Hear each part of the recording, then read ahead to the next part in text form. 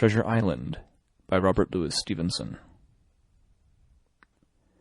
To S.L.O., an American gentleman in accordance with whose classic taste the following narrative has been designed, it is now, in return for numerous delightful hours, and with the kindest wishes, dedicated by his affectionate friend, the author.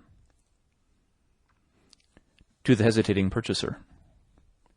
If sailor tales to sailor tunes, storm and adventure, heat and cold, if schooners, islands, and maroons, and buccaneers, and buried gold, and all the old romance retold exactly in the ancient way, can please as me they pleased of old the wiser youngsters of today, so be it, and fall on. If not, if studious youth no longer crave, his ancient appetites forgot, Kingston or Ballantyne the brave, or Cooper of the wood and wave, so be it also, and may I, and all my pirates, share the grave where these and their creations lie.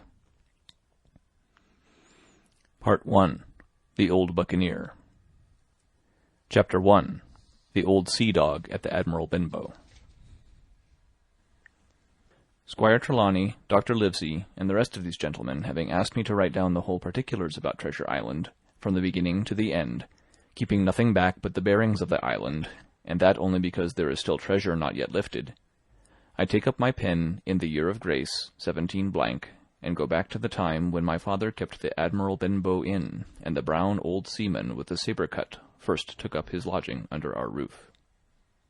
I remember him as if it were yesterday, as he came plodding to the inn door, his sea-chest following behind him in a hand-barrow, a tall, strong, heavy, nut-brown man, his tarry pigtail falling over the shoulder of his soiled blue coat, his hands ragged and scarred, with black, broken nails, and the sabre cut across one cheek, a dirty, livid white. I remember him looking around the cove, and whistling to himself as he did so, and then breaking out in that old sea-song that he sang so often afterwards. 15 men on the dead man's chest, yo-ho-ho, and a bottle of rum, in the high, old, tottering voice that seemed to have been tuned and broken at the capstan bars. Then he rapped on the door with a bit of stick, like a handspike that he carried, and when my father appeared, called roughly for a glass of rum. This, when it was brought to him, he drank slowly, like a connoisseur, lingering on the taste, and still looking about him at the cliffs and up at our signboard. "This is a handy cove," says he at length, "and a pleasant situated grog-shop. Much company, mate?" My father told him no, very little company, the more was the pity. "Well, then," said he, "this is the berth for me. Here, you, matey," he cried to the man who trundled the barrow. "Bring up alongside and help up my chest. I'll stay here a bit," he continued. "I'm a plain man. Rum and bacon and eggs is what I want, and that head up there for to watch ships off. What you might call me? You might call me captain. Oh, I see what you're at. There." And he threw down 3 or 4 gold pieces on the threshold. "You can tell me when I've worked through that," says he, looking as fierce as a commander.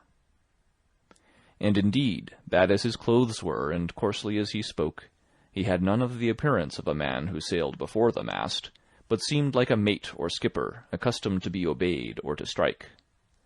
The man who came with the barrow told us the mail had set him down the morning before at the Royal George, that he had inquired what inns there were along the coast, and hearing ours well spoken of, I suppose, and described as lonely, had chosen it from the others for his place of residence. And that was all we could learn of our guest. He was a very silent man by custom. All day he hung round the cove or upon the cliffs with a brass telescope. All evening he sat in a corner of the parlour, next the fire, and drank rum and water very strong. Mostly he would not speak when spoken to, only look up sudden and fierce and blow through his nose like a foghorn, and we and the people who came about our house soon learned to let him be. Every day when he came back from his stroll, he would ask if any seafaring men had gone by along the road. At first we thought it was the want of company of his own kind that made him ask this question, but at last we began to see that he was desirous to avoid them. When a seaman did put up at the Admiral Benbow, as now and then some did, making by the coast road for Bristol, he would look in at him through the curtained door before he entered the parlour, and he was always sure to be as silent as a mouse when any such was present.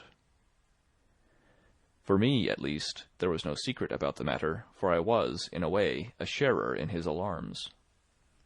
He had taken me aside one day, and promised me a silver fourpenny on the 1st of every month, if I would only keep my weather eye open for a seafaring man with one leg, and let him know the moment he appeared. Often enough, when the 1st of the month came round, and I applied to him for my wage, he would only blow through his nose at me, and stare me down. But before the week was out, he was sure to think better of it, bring me my fourpenny piece, and repeat his orders to look out for the seafaring man with one leg. How that personage haunted my dreams I need scarcely tell you. On stormy nights, when the wind shook the four corners of the house, and the surf roared along the cove and up the cliffs, I would see him in 1,000 forms, and with 1,000 diabolical expressions. Now the leg would be cut off at the knee, now at the hip. Now he was a monstrous kind of creature who never had but the one leg, and that in the middle of his body. To see him leap and run and pursue me over hedge and ditch was the worst of nightmares. And altogether I paid pretty dear for my monthly fourpenny piece in the shape of these abominable fancies. But though I was so terrified by the idea of the seafaring man with one leg, I was far less afraid of the captain himself than anybody else who knew him. There were nights when he took a deal more rum and water than his head would carry, and then he would sometimes sit and sing his wicked old wild sea-songs, minding nobody. But sometimes he would call for glasses round, and force all the trembling company to listen to his stories, or bear a chorus to his singing. Often I have heard the house shaking with yo-ho-ho and a bottle of rum, all the neighbours joining in for dear life, with the fear of death upon them, and each singing louder than the other to avoid remark. For in these fits he was the most overriding companion ever known. He would slap his hand on the table for silence all round. He would fly up in a passion of anger at a question, or sometimes because none was put, and so he judged the company was not following his story. Nor would he allow anyone to leave the inn till he had drunk himself sleepy, and reeled off to bed. His stories were what frightened people worst of all. Dreadful stories they were, about hanging and walking the plank, and storms at sea, and the dry Tortugas, and wild deeds in places on the Spanish Main. By his own account he must have lived his life among some of the wickedest men that God ever allowed upon the sea, and the language in which he told these stories shocked our plain country people almost as much as the crimes that he described. My father was always saying the inn would be ruined, for people would soon cease coming there to be tyrannized over and put down, and sent shivering to their beds, but I really believe his presence did us good. People were frightened at the time, but on looking back they rather liked it.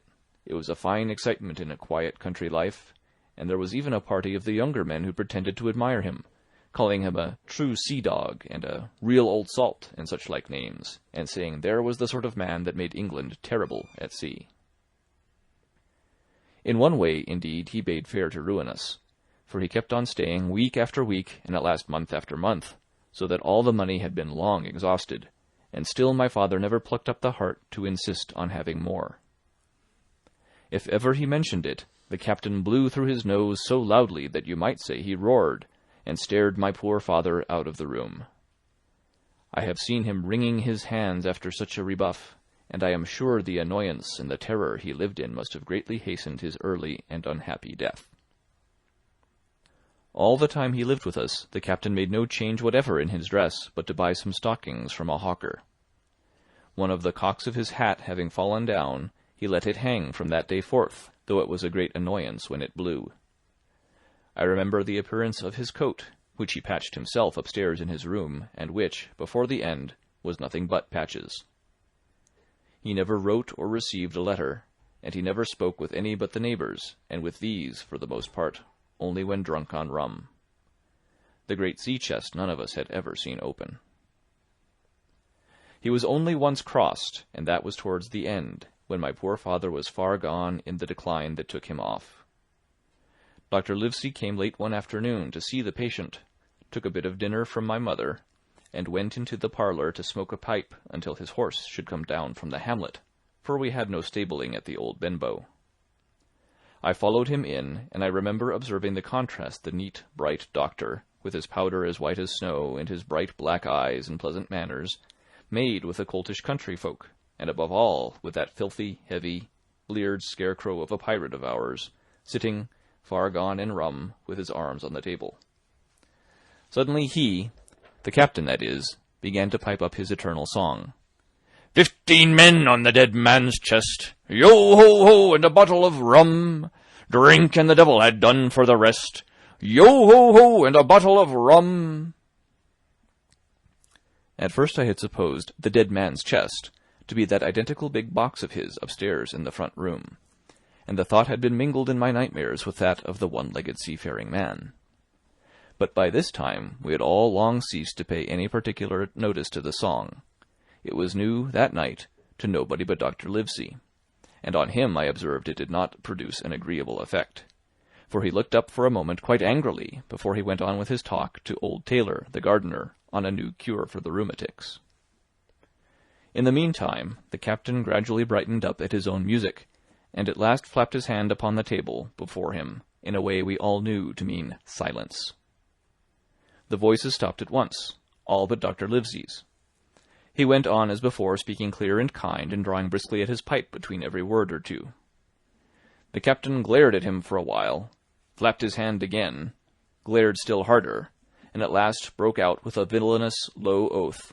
"Silence there between decks!" "Were you addressing me, sir?" says the doctor. And when the ruffian had told him, with another oath, that this was so, "I have only one thing to say to you, sir," replies the doctor, "that if you keep on drinking rum, the world will soon be quit of a very dirty scoundrel." The old fellow's fury was awful. He sprang to his feet, drew and opened a sailor's clasp knife, and balancing it open on the palm of his hand, threatened to pin the doctor to the wall. The doctor never so much as moved. He spoke to him, as before, over his shoulder, and in the same tone of voice, rather high, so that all the room might hear, but perfectly calm and steady. "If you do not put that knife this instant in your pocket, I promise upon my honor you shall hang at the next assizes." Then followed a battle of looks between them, but the captain soon knuckled under, put up his weapon, and resumed his seat, grumbling like a beaten dog. "And now, sir," continued the doctor, "since I now know there's such a fellow in my district, you may count I'll have an eye upon you day and night. I'm not a doctor only, I'm a magistrate, and if I catch a breath of complaint against you, if it's only for a piece of incivility like tonight's, I'll take effectual means to have you hunted down and routed out of this. Let that suffice." Soon after, Dr. Livesey's horse came to the door, and he rode away, but the captain held his peace that evening, and for many evenings to come. Chapter 2. Black Dog Appears and Disappears. It was not very long after this that there occurred the first of the mysterious events that rid us at last of the captain, though not, as you will see, of his affairs. It was a bitter cold winter, with long hard frosts and heavy gales, and it was plain from the first that my poor father was little likely to see the spring. He sank daily, and my mother and I had all the inn upon our hands, and were kept busy enough without paying much regard to our unpleasant guest. It was one January morning, very early, a pinching, frosty morning, the cove all grey with hoar-frost, the ripple lapping softly on the stones, the sun still low and only touching the hilltops and shining far to seaward. The captain had risen earlier than usual and set out down the beach, his cutlass swinging under the broad skirts of the old blue coat, his brass telescope under his arm, his hat tilted back upon his head.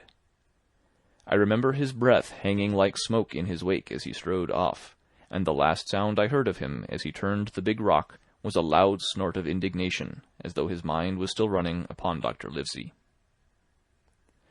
Well, mother was upstairs with father, and I was laying the breakfast table against the captain's return, when the parlour door opened, and a man stepped in on whom I had never set my eyes before. He was a pale, tallowy creature, wanting 2 fingers of the left hand, and though he wore a cutlass, he did not look much like a fighter. I had always my eye open for seafaring men, with 1 leg or 2, and I remember this one puzzled me. He was not sailorly, and yet he had a smack of the sea about him too. I asked him what was for his service, and he said he would take rum. But as I was going out of the room to fetch it, he sat down upon a table and motioned me to draw near. I paused where I was, with my napkin in my hand. "Come here, sonny," says he. Come nearer here. I took a step nearer. Is this here table for my mate Bill? He asked with a kind of leer. I told him I did not know his mate Bill, and this was for a person who stayed in our house, whom we called the captain. Well, said he, my mate Bill would be called the captain as like as not. He has a cut on one cheek, and a mighty pleasant way with him, particularly in drink, has my mate Bill. We'll put it, for argument like, that your captain has a cut on one cheek, and we'll put it, if you like, that that cheek's the right one. Ah, well, I told you. Now, is my mate Bill in this here house?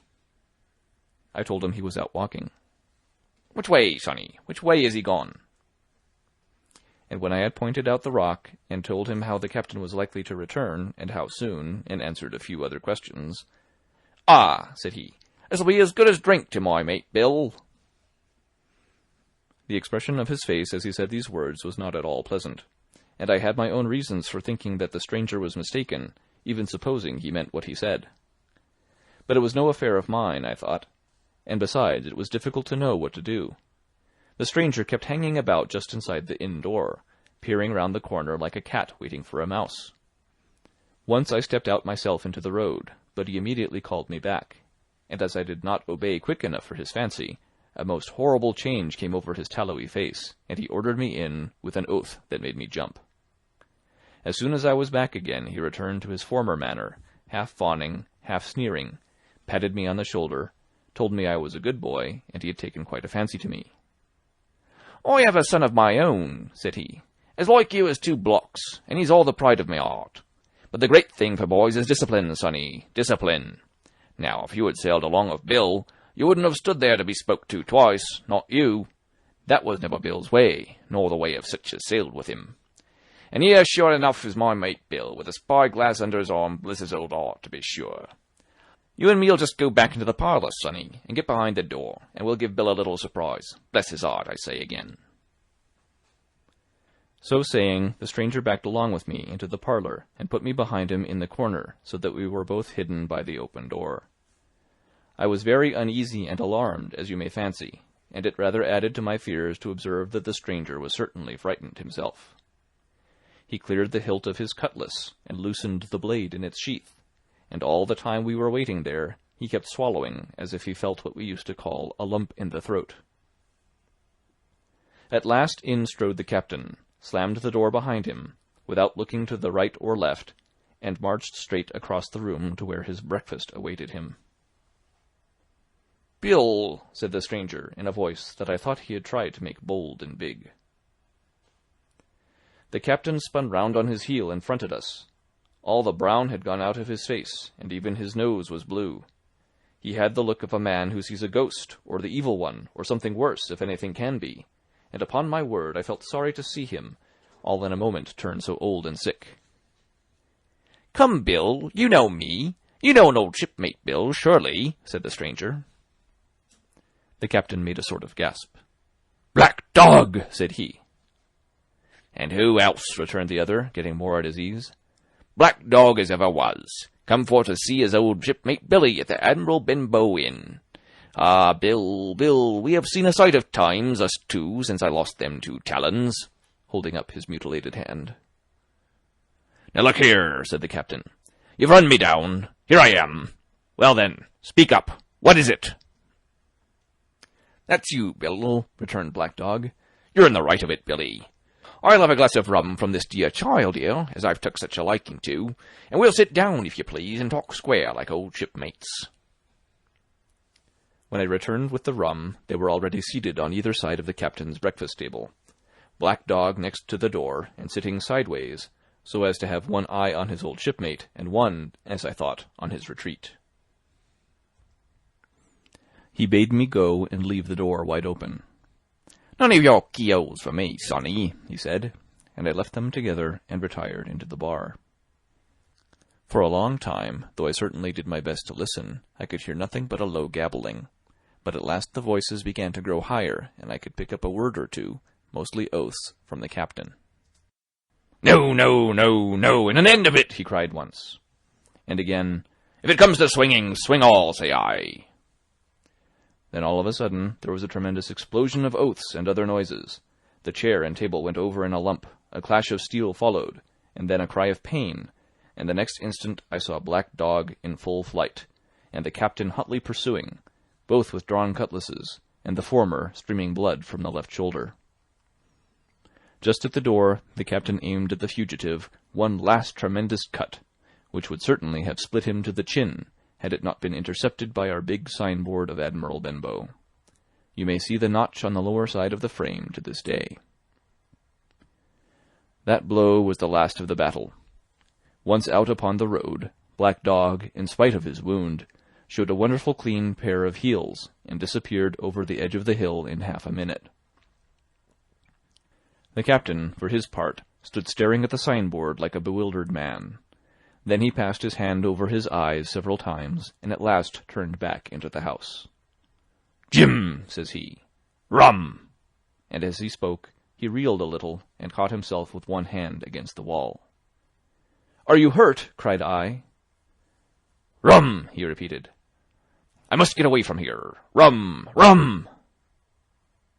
I ran to fetch it, but I was quite unsteadied by all that had fallen out, and I broke one glass and fouled the tap, and while I was still getting in my own way, I heard a loud fall in the parlour, and running in, beheld the captain lying full length upon the floor.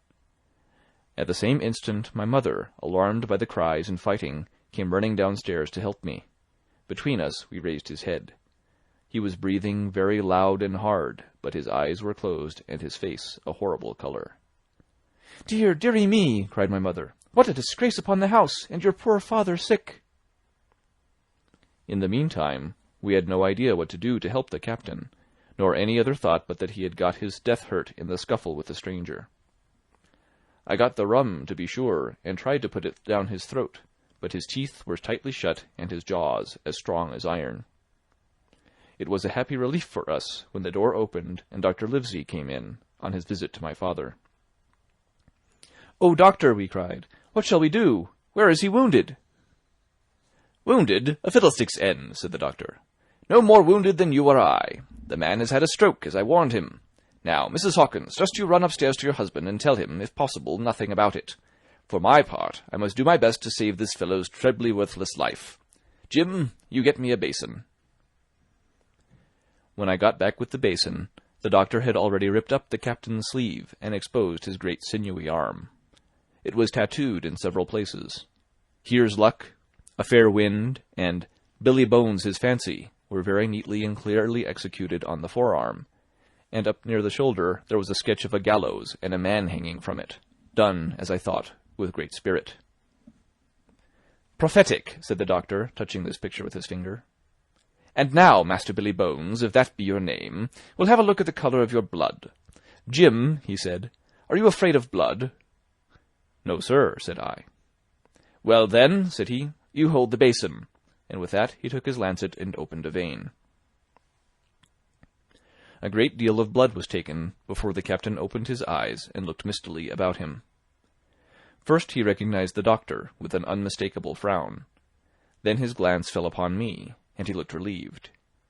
But suddenly his colour changed, and he tried to raise himself, crying, "Where's Black Dog?" "There is no black dog here," said the doctor, "except what you have on your own back. You have been drinking rum.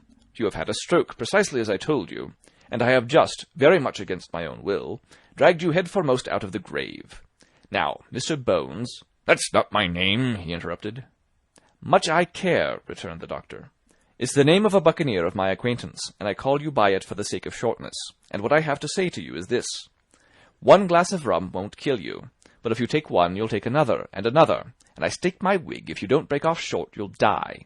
Do you understand that? Die, and go to your own place, like the man in the Bible. Come now, make an effort. I'll help you to your bed for once." Between us, with much trouble, we managed to hoist him upstairs, and laid him on his bed, where his head fell back on the pillow as if he were almost fainting. "Now, mind you," said the doctor, "I clear my conscience. The name of rum for you is death."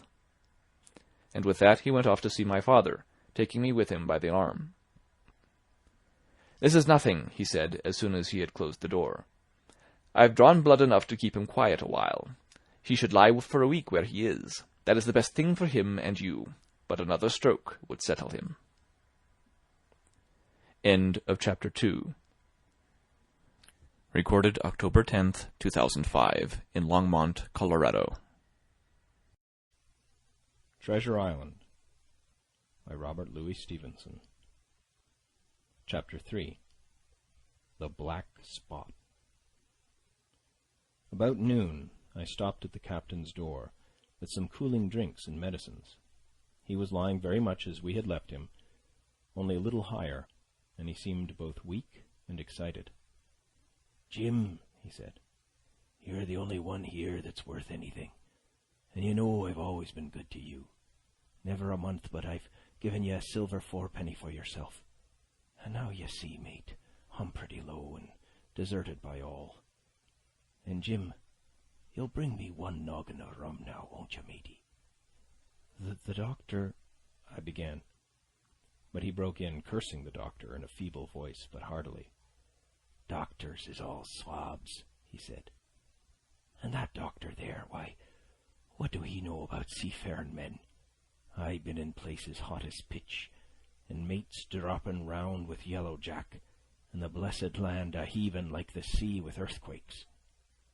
What do the doctor know of lands like that? And I lived on rum, I tell you.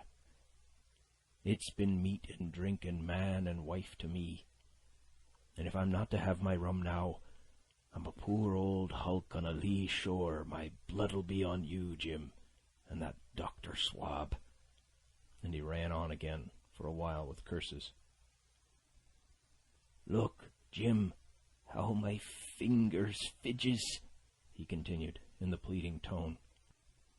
"I can't keep 'em still, not I. I haven't had a drop this blessed day. That doctor's a fool, I tell you. If I don't have a drain of rum, Jim, I'll have the horrors. I seen some on 'em already. I seen old Flint in the corner there behind you. As plain as print I seen him. And if I get the horrors, I'm a man that has lived rough, and I'll raise Cain. Your doctor hisself said one glass wouldn't hurt me. I'll give you a golden guinea for a noggin, Jim." He was growing more and more excited, and this alarmed me, for my father, who was very low that day and needed quiet. Besides, I was reassured by the doctor's words, now quoted to me, and rather offended by the offer of a bribe. "I want none of your money," said I, "but what you owe my father. I'll get you one glass and no more." When I brought it to him, he seized it greedily and drank it out. Aye, said he, "that's some better, sure enough. And now, matey, did that doctor say how long I was to lie here in this old berth?" "A week at least," said I. "Thunder!" he cried. "A week? I can't do that. They'd have the black spot on me by then. The lubbers is going about to get the wind of me this blessed moment. Lubbers as couldn't keep what they got, and want to nail what is another's. Is that seamanly behaviour now, I want to know? But I'm a saving soul. I never wasted good money of mine, nor lost it neither, and I'll trick 'em again. I'm not afraid on them. I'll shake out another reef, matey, and daddle 'em again." As he was thus speaking, he had risen from bed with great difficulty, holding to my shoulder with a grip that almost made me cry out, and moving his legs like so much dead weight. His words, spirited as they were in meaning, contrasted sadly with the weakness of the voice in which they were uttered. He paused when he had got into a sitting position on the edge. "The doctor's done me," he murmured. "My ears is singing. Lay me back." Before I could do much to help him, he had fallen back again to his former place, where he lay for a while silent. "Jim," he said at length, "you saw that seafaring man today?" "Black Dog?" I asked. "Ah, Black Dog," says he. "He's a bad un. but there's worse that put him on. Now, if I can't get away nohow, and they tip me the black spot, mind you, it's my old sea chest they're after. You get on a horse. You can, can't you? Well then, you get on a horse and go to... Well, yes, I will. To that eternal Dr. Swab, and tell him to pipe all hands, magistrates and sich, and he'll lay 'em aboard at the Admiral Benbow, all old Flint's crew, man and boy, all on 'em that's left. I was first mate, I was. Old Flint's first mate, and I'm the only one as knows the place. He gave it me at Savannah, when he lay a-dying, like as if I was to now, you see. But you won't peach unless they get the black spot on me, or unless you see that black dog again, or a seafaring man with one leg. Jim, him above all. But what is the black spot, Captain? I asked. That's a summons, mate. I'll tell you if they get that. But you keep your weather eye open, Jim, and I'll share with you equals, upon my honor. He wandered a little longer, his voice growing weaker. But soon after I had given him his medicine, which he took like a child, with the remark, "If ever a seaman wanted drugs, it's me," he fell at last into a heavy, swoon-like sleep, in which I left him. What I should have done had all gone well, I do not know. Probably I should have told the whole story to the doctor, for I was in mortal fear lest the captain should repent of his confessions and make an end of me. But as things fell out, my poor father died quite suddenly that evening, which put all other matters on one side. Our natural distress, the visits of the neighbours, the arranging of the funeral, and all the work of the inn to be carried on in the meanwhile, kept me so busy that I had scarcely time to think of the captain, far less to be afraid of him. On the night before the funeral he was as drunk as ever, and it was shocking, in that house of mourning, to hear him singing away at his ugly old sea-song. But weak as he was, we were all in the fear of death for him, and the doctor was suddenly taken up with a case many miles away and was never near the house after my father's death. I have said the captain was weak, and indeed he seemed rather to grow weaker than regain his strength. He clambered up and down stairs, and went from the parlour to the bar and back again, and sometimes put his nose out of doors to smell the sea, holding on to the walls as he went for support, and breathing hard and fast, like a man on a steep mountain. He never particularly addressed me, and it is my belief he had as good as forgotten his confidences. But his temper was more flighty, and allowing for his bodily weakness, more violent than ever. He had an alarming way now, when he was drunk, of drawing his cutlass and laying it bare before him on the table. But with all that, he minded people less, and seemed shut up in his own thoughts, and rather wandering. Once, for instance, to our extreme wonder, he piped up to a different air, kind of country love song that he must have learned in his youth before he had begun to follow the sea. So things passed until the day after the funeral, at about 3 o'clock of a bitter, foggy, frosty afternoon, I was standing at the door for a moment, full of sad thoughts about my father, when I saw someone drawing slowly near along the road. He was plainly blind, for he tapped before him with a stick, and wore a great green shade over his eyes and nose, and he was hunched, as if with age or weakness, and wore a huge old tattered sea-cloak, with a hood that made him appear positively deformed. I never saw in my life a more dreadful-looking figure. He stopped a little from the inn, and, raising his voice in an odd sing-song, addressed the air in front of him. Will any kind friend inform a poor blind man who has lost the precious sight of his eyes in the gracious defence of his native country, England, and God bless King George, where or in what part of this country he may now be?" "You are at the Admiral Benbow, Black Hill Cove, my good man," said I. "I hear a voice," said he, "a young voice. Will you give me your hand, my kind young friend, and lead me in?" I held out my hand, and the horrible, soft-spoken, eyeless creature gripped it in a moment like a vice. I was so startled that I struggled to withdraw, but the blind man pulled me close up to him with a single action of his arm. "Now, boy," he said, "take me in to the captain." "Sir," said I, "upon my word I dare not." "Oh," he sneered, "that's it. Take me in straight or I'll break your arm." And he gave it as he spoke a wrench that made me cry out. "Sir," said I, "it is for yourself, I mean. The captain is not what he used to be. He sits with a drawn cutlass, another gentleman."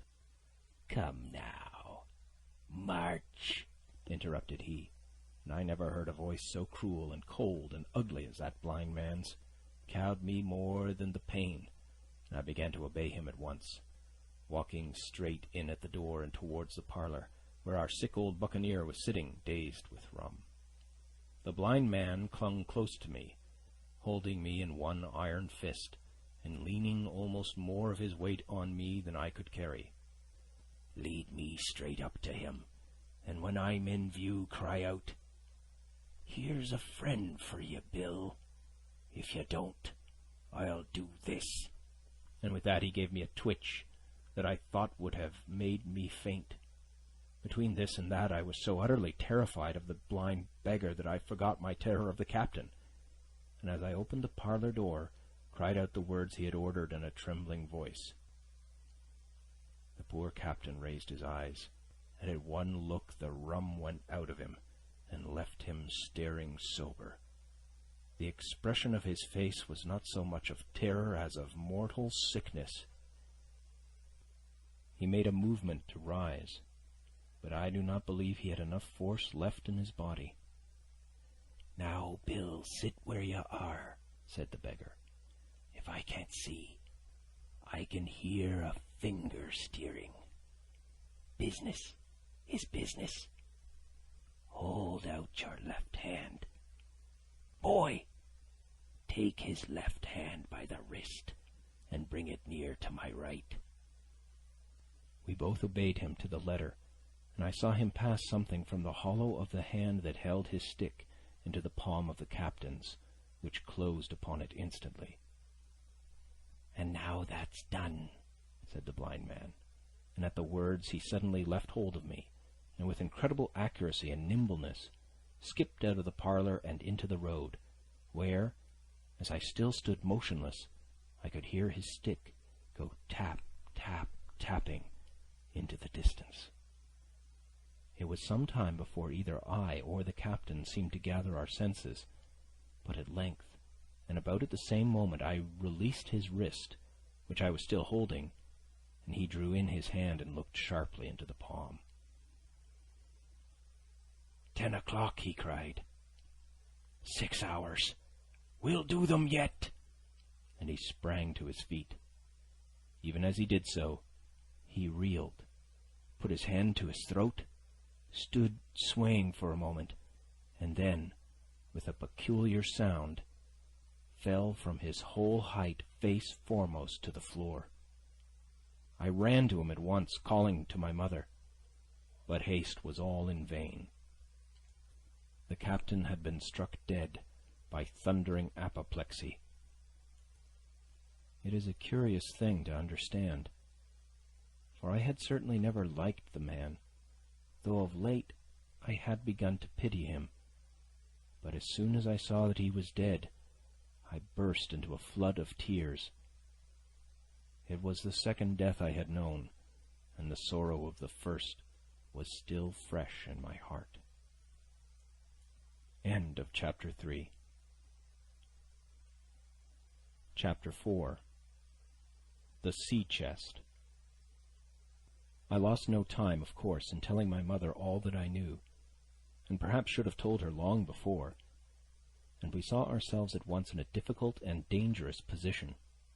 Some of the man's money, if he had any, was certainly due to us, but it was not likely that our captain's shipmates, above all the two specimens seen by me, Black Dog and the blind beggar, would be inclined to give up their booty in payment of the dead man's debts. The captain's order to mount at once and ride for Dr. Livesey would have left my mother alone and unprotected, which was not to be thought of. Indeed, it seemed impossible for either of us to remain much longer in the house.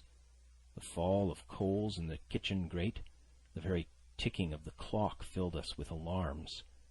The neighborhood, to our ears, seemed haunted by approaching footsteps, and what between the dead body of the captain on the parlor floor and the thought of that detestable blind beggar hovering near at hand and ready to return, there were moments when, as the saying goes, I jumped in my skin for terror. Something must speedily be resolved upon, and it occurred to us at last to go forth together and seek help in the neighboring hamlet. No sooner said than done. Bareheaded as we were, we ran out at once in the gathering evening and the frosty fog. The hamlet lay not many 100 yards away, though out of view, on the other side of the next cove, and what greatly encouraged me, it was in an opposite direction from that whence the blind man had made his appearance, and whither he had presumably returned. We were not many minutes on the road, though we sometimes stopped to lay hold of each other and hearken. But there was no unusual sound, nothing but the low wash of the ripple and the croaking of the inmates of the woods. It was already candlelight when we reached the hamlet, and I shall never forget how much I was cheered to see the yellow shine in doors and windows. But that, as it proved, was the best of the help we were likely to get in that quarter, for you would have thought men have been ashamed of themselves. No soul would consent to return with us to the Admiral Benbow. The more we told of our troubles, the more, man, woman, and child, they clung to the shelter of their houses. The name of Captain Flint, though it was strange to me, was well enough known to some there, and carried a great weight of terror. Some of the men who had been to field work on the far side of the Admiral Benbow remembered, besides, to have seen several strangers on the road, and taking them to be smugglers, to have bolted away, and one at least had seen a little lugger in what we called Kit's Hole. For that matter, anyone who was a comrade of the captain's was enough to frighten them to death. And the short and the long of the matter was, that while we could get several who were willing enough to ride to Dr. Livesey's, which lay in another direction, not one would help us to defend the inn. They say cowardice is infectious, but then argument is, on the other hand, a great emboldener. And so, when each had said his say, my mother made them a speech. She would not, she declared, lose money that belonged to her fatherless boy. "If none of the rest of you dare," she said, "Jim and I dare. Back we will go, the way we came, and small thanks to you big, hulking, chicken-hearted men. We'll have that chest open, if we die for it. And I'll thank you for that bag, Mrs. Crossley, to bring back our lawful money in." Of course I said I would go with my mother, and of course they all cried out at our foolhardiness. But even then, not a man would go along with us.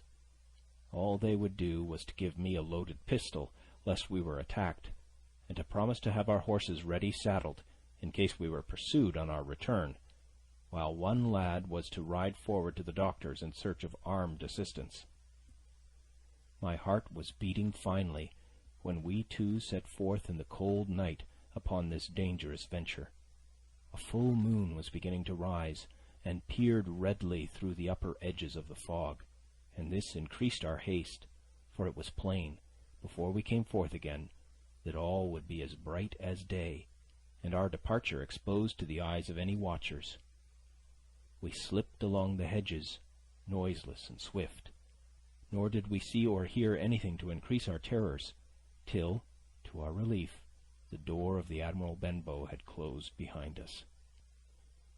I slipped the bolt at once, and we stood and panted for a moment in the dark, alone in the house with the dead captain's body. Then my mother got a candle in the bar, and holding each other's hands, we advanced into the parlour. He lay as we had left him, on his back, with his eyes open and one arm stretched out. "Draw down the blind, Jim," whispered my mother. "They might come and watch outside. And now," said she when I had done so, "we have to get the key off that. And who's to touch it, I should like to know." And she gave a kind of sob as she said the words. I went down on my knees at once. On the floor, close to his hand, there was a little round of paper, blackened on the one side. I could not doubt that this was the black spot, and taking it up, I found written on the other side, in a very good, clear hand, this short message: "You have till 10 tonight." "He had till 10, Mother," said I, and just as I said it, our old clock began striking. This sudden noise startled us shockingly, but the news was good, for it was only 6. "Now, Jim," she said, "that key." I felt in his pockets, one after another, a few small coins, a thimble, and some thread and big needles, a piece of pigtail tobacco bitten away at the end, his gully with the crooked handle, a pocket compass, and a tinder box were all that they contained, and I began to despair. "Perhaps it's round his neck," suggested my mother. Overcoming a strong repugnance, I tore open his shirt at the neck, and there, sure enough, hanging to a bit of tarry string, which I cut with his own gully, we found the key. At this triumph we were filled with hope, and hurried upstairs without delay to the little room where he had slept so long, and where his box had stood since the day of his arrival. It was like any other seaman's chest on the outside, the initial B burned on the top of it with a hot iron, and the corner somewhat smashed and broken as by long, rough usage. "Give me the key," said my mother, and though the lock was very stiff, she had turned it and thrown back the lid in a twinkling. A strong smell of tobacco and tar rose from the interior, but nothing was to be seen on the top except a suit of very good clothes, carefully brushed and folded. They had never been worn, my mother said.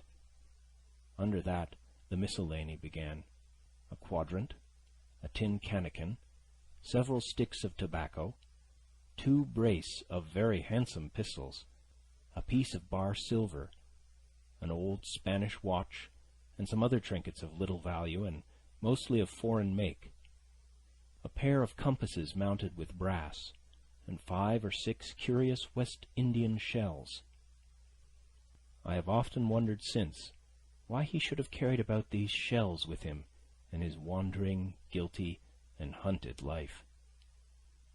In the meantime, we had found nothing of any value but the silver and the trinkets, and neither of these were in our way. Underneath there was an old boat cloak, whitened with sea salt on many a harbour bar. My mother pulled it up with impatience, and there lay before us the last things in the chest: a bundle tied up in oilcloth and looking like papers, and a canvas bag that gave forth, at a touch, the jingle of gold. "I'll show these rogues that I'm an honest woman," said my mother. "I'll have my dues, and not a farthing over. Hold Mr. Crossley's bag." And she began to count over the amount of the captain's score from the sailor's bag into the one that I was holding. It was a long, difficult business, for the coins were of all countries and sizes, doubloons and louis d'ors, and guineas, and pieces of 8, and I know not what besides, all shaken together at random. The guineas, too, were about the scarcest, and it was with these only that my mother knew how to make her count. When we were about halfway through, I suddenly put my hand upon her arm, for I had heard in the silent frosty air a sound that brought my heart into my mouth, the tap, tap, tapping of the blind man's stick upon the frozen road.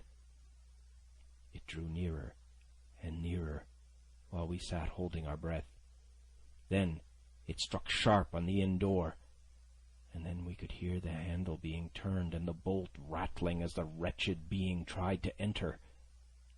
And then there was a long time of silence, both within and without.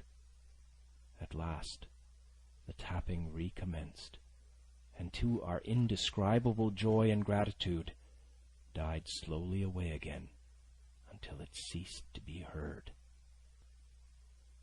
"Mother," said I, "take the hold and let's be going," for I was sure the bolted door must have seemed suspicious and would bring the whole hornet's nest about our ears. Though how thankful I was that I had bolted it, none could tell who had never met that terrible blind man. But my mother, frightened as she was, would not consent to take a fraction more than was due to her, and was obstinately unwilling to be content with less. It was not yet 7, she said, by a long way. She knew her rights, and she would have them. And she was still arguing with me when a little low whistle sounded a good way off upon the hill. That was enough, and more than enough for both of us. "I'll take what I have," she said, jumping to her feet. "And I'll take this to square the count," said I, picking up the oilskin packet. Next moment we were both groping downstairs, leaving the candle by the empty chest. And the next we had opened the door and were in full retreat. We had not started a moment too soon. The fog was rapidly dispersing. Already the moon shone quite clear on the high ground on either side, and it was only in the exact bottom of the dell and round the tavern door that a thin veil still hung unbroken to conceal the first steps of our escape. Far less than halfway to the hamlet, very little beyond the bottom of the hill, we must come forth into the moonlight. Nor was this all, for the sound of several footsteps running came already to our ears, and as we looked back in their direction, a light, tossing to and fro and still rapidly advancing, showed that one of the newcomers carried a lantern. "My dear," said my mother suddenly, "take the money and run on. I'm going to faint." This was certainly the end for both of us, I thought. How I cursed the cowardice of the neighbors! How I blamed my poor mother for her honesty and her greed, for her past foolhardiness and present weakness. We were just at the little bridge, by good fortune, and I helped her, tottering as she was, to the edge of the bank, where, sure enough, she gave a sigh and fell on my shoulder. I do not know how I found the strength to do it at all, and I'm afraid it was roughly done, but I managed to drag her down the bank and a little way under the arch. Farther I could not move her, for the bridge was too low to let me do more than crawl below it. So there we had to stay, my mother almost entirely exposed, and both of us within earshot of the inn. End of Chapter 4. Treasure Island by Robert Louis Stevenson. Chapters 5 and 6. Chapter 5. The Last of the Blind Man. My curiosity, in a sense, was stronger than my fear, for I could not remain where I was, but crept back to the bank again, whence, sheltering my head behind a bush of broom, I might command the road before our door. I was scarcely in position ere my enemies began to arrive, 7 or 8 of them, running hard, their feet beating out of time along the road, and the man with the lantern some paces in front. 3 men ran together, hand in hand, and I made out, even through the mist, that the middle man of this trio was the blind beggar. The next moment his voice showed me that I was right. "Down with the door!" he cried. "Aye, aye, sir," answered 2 or 3, and a rush was made upon the Admiral Benbow, the lantern-bearer following, and then I could see them pause, and hear speeches passed in a lower key, as if they were surprised to find the door open. But the pause was brief, for the blind man again issued his command. His voice sounded louder and higher, as if he were afire with eagerness and rage. "In! In! In!" he shouted, and cursed them for their delay. 4 or 5 of them obeyed at once, 2 remaining on the road with the formidable beggar. There was a pause, then a cry of surprise, and then a voice shouting from the house, "Bill's dead!" But the blind man swore at them again for their delay. "Search him, some of you shirking lubbers, and the rest of you aloft, and get the chest!" he cried. I could hear their feet rattling up our old stairs, so that the house must have shook with it. Promptly afterwards, fresh sounds of astonishment arose. The window of the captain's room was thrown open with a slam and a jingle of broken glass, and a man leaned out into the moonlight, head and shoulders, and addressed the blind beggar on the road below him. "Pew!" he cried. "They've been before us. Someone's turned the chest out alow and aloft." "Is it there?" roared Pew. "The money's there." The blind man cursed the money. "Flint's fist, I mean!" he cried. "We don't see it here nohow," returned the man. "Here, you below there! Is it on Bill?" cried the blind man again. At that, another fellow, probably he who had remained below to search the captain's body, came to the door of the inn. "Bill's been overhauled already," said he. "Nothing left." "It's these people of the inn! It's that boy! I wish I had put his eyes out!" cried the blind man, Pew. "They were here no time ago. They had the door bolted when I tried it. Scatter, lads, and find 'em." "Sure enough, they left their glim here," said the fellow from the window. "Scatter and find 'em! Rout the house out!" reiterated Pew, striking with his stick upon the road. Then there followed a great to-do through all our old inn, heavy feet pounding to and fro, furniture thrown over, doors kicked in, until the very rocks re-echoed, and the men came out again, one after another, on the road, and declared that we were nowhere to be found. And just then the same whistle that had alarmed my mother and myself over the dead captain's money was once more clearly audible through the night, but this time twice repeated. I had thought it to be the blind man's trumpet, so to speak, summoning his crew to the assault, but I now found that it was a signal from the hillside towards the hamlet, and, from its effect upon the buccaneers, a signal to warn them of approaching danger. "There's Dirk again," said one. "Twice. We'll have to budge, mates." "Budge, you skulk!" cried Pew. "Dirk was a fool and a coward from the first. You wouldn't mind him. They must be close by. They can't be far. You have your hands on it. Scatter and look for them, dogs. Oh, shiver my soul!" he cried. "If I had eyes!" This appeal seemed to produce some effect, for 2 of the fellows began to look here and there among the lumber, but half-heartedly, I thought, and with half an eye to their own danger all the time, while the rest stood irresolute on the road.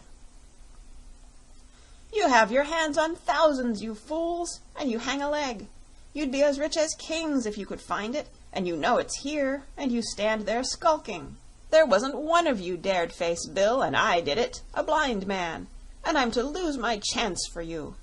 I'm to be a poor, crawling beggar, sponging for rum, when I might be rolling in a coach. If you had the pluck of a weevil in a biscuit, you would catch them still." "Hang it, Pew, we've got the doubloons," grumbled one. "They might have hid the blessed thing," said another. "Take the Georges, Pew, and don't stand here squalling." Squalling was the word for it.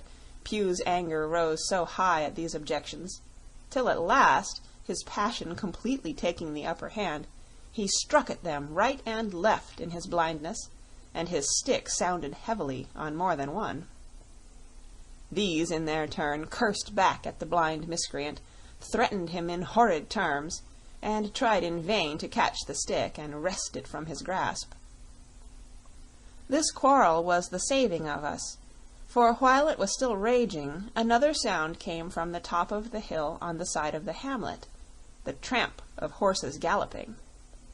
Almost at the same time, a pistol shot, flash and report, came from the hedge side. And that was plainly the last signal of danger, for the buccaneers turned at once and ran, separating in every direction, one seaward along the cove, one slant across the hill, and so on, so that in half a minute not a sign of them remained but Pew. Him they had deserted, whether in sheer panic or out of revenge for his ill words and blows, I know not, but there he remained behind, tapping up and down the road in a frenzy, and groping and calling for his comrades. Finally he took the wrong turn, and ran a few steps past me towards the hamlet, crying, "Johnny! Black Dog! Dirk!" and other names. "You won't leave old Pew, mates! Not old Pew!"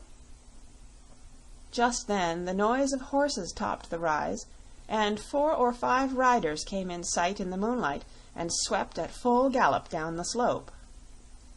At this Pew saw his error, turned with a scream, and ran straight for the ditch, into which he rolled. But he was on his feet again in a second, and made another dash, now utterly bewildered, right under the nearest of the coming horses. The rider tried to save him, but in vain. Down went Pew with a cry that rang high into the night, and the 4 hoofs trampled and spurned him, and passed by. He fell on his side, then gently collapsed upon his face, and moved no more. I leaped to my feet and hailed the riders. They were pulling up, at any rate, horrified at the accident, and I soon saw what they were. One, tailing out behind the rest, was a lad that had gone from the hamlet to Dr. Livesey's. The rest were revenue officers, whom he had met by the way, and with whom he had had the intelligence to return at once. Some news of the lugger in Kit's Hole had found its way to Supervisor Dance, and set him forth that night in our direction, and to that circumstance my mother and I owed our preservation from death. Pew was dead, stone dead. As for my mother, when we had carried her up to the hamlet, a little cold water and salts and that soon brought her back again, and she was none the worse for her terror, though she still continued to deplore the balance of the money. In the meantime, the supervisor rode on, as fast as he could, to Kit's Hole, but his men had to dismount and grope down the dingle, leading and sometimes supporting their horses, and in continual fear of ambushes, so it was no great matter for surprise that when they got down to the hole, the lugger was already under way, though still close in. He hailed her.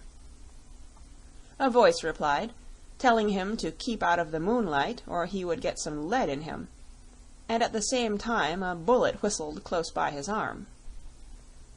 Soon after, the lugger doubled the point and disappeared.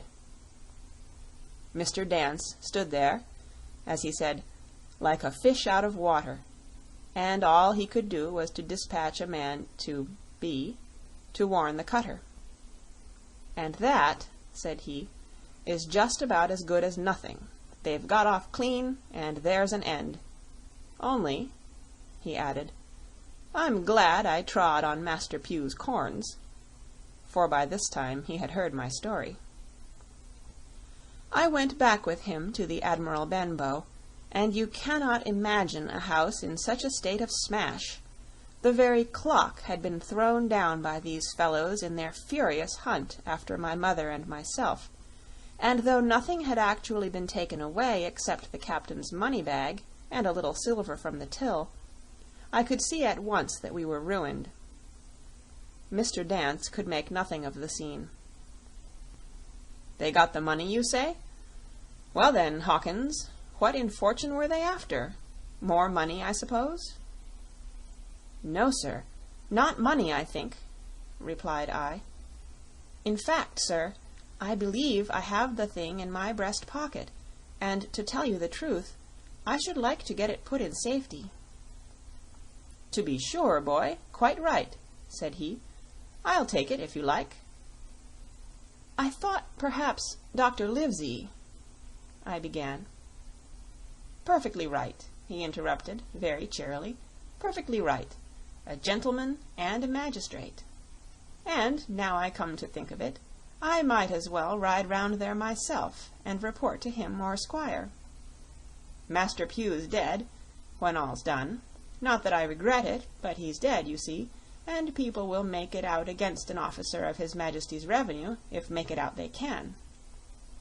Now I'll tell you, Hawkins, if you like, I'll take you along." I thanked him heartily for the offer, and we walked back to the hamlet where the horses were. By the time I had told Mother of my purpose, they were all in the saddle. "Dogger," said Mr. Dance, "you have a good horse. Take up this lad behind you." As soon as I was mounted, holding on to Dogger's belt, the supervisor gave the word, and the party struck out at a bouncing trot on the road to Dr. Livesey's house. End of Chapter 5. Chapter 6. The Captain's Papers. We rode hard all the way, till we drew up before Dr. Livesey's door. The house was all dark to the front. Mr. Dance told me to jump down and knock, and Dogger gave me a stirrup to descend by. The door was opened almost at once by the maid. "Is Dr. Livesey in?" I asked. "No," she said. "He had come home in the afternoon, but had gone up to the hall to dine and pass the evening with the Squire." "So, there we go, boys," said Mr. Dance. This time, as the distance was short, I did not mount, but ran with Dogger's stirrup leather to the lodge gates, and up the long, leafless, moonlit avenue to where the white line of the hall buildings looked on either hand on great old gardens. Here Mr. Dance dismounted, and, taking me along with him, was admitted at a word into the house. The servant led us down a matted passage, and showed us at the end into a great library, all lined with bookcases and busts upon the top of them, where the Squire and Dr. Livesey sat, pipe in hand, on either side of a bright fire. I had never seen the Squire so near at hand. He was a tall man, over 6 feet high, and broad in proportion, and he had a bluff, rough-and-ready face, all roughened and reddened and lined in his long travels. His eyebrows were very black, and moved readily, and this gave him a look of some temper, not bad, you would say, but quick and high. "Come in, Mr. Dance," says he, very stately and condescending. "Good evening, Dance," says the doctor with a nod, "and good evening to you, friend Jim. What good wind brings you here?" The supervisor stood up straight and stiff, and told his story like a lesson, and you should have seen how the two gentlemen leaned forward and looked at each other, and forgot to smoke in their surprise and interest. When they heard how my mother went back to the inn, Dr. Livesey fairly slapped his thigh, and the Squire cried, "Bravo!" and broke his long pipe against the grate. Long before it was done, Mr. Trelawney, that, you will remember, was the Squire's name, had got up from his seat and was striding about the room, and the doctor, as if to hear the better, had taken off his powdered wig and sat there looking very strange indeed with his own close-cropped black poll. At last Mr. Dance finished the story. "Mr. Dance," said the squire, "you are a very noble fellow, and as for riding down that black, atrocious miscreant, I regard it as an act of virtue, sir, like stamping on a cockroach. This lad Hawkins is a trump, I perceive. Hawkins, will you ring that bell? Mr. Dance must have some ale." "And so, Jim," said the doctor, "you have the thing that they were after, have you?" "Here it is, sir," said I, and gave him the oilskin packet. The doctor looked it all over, as if his fingers were itching to open it, but instead of doing that, he put it quietly in the pocket of his coat. "Squire," said he, "when Dance has had his ale, he must, of course, be off on his Majesty's service. But I mean to keep Jim Hawkins here to sleep at my house, and, with your permission, I propose we should have up the cold pie and let him sup."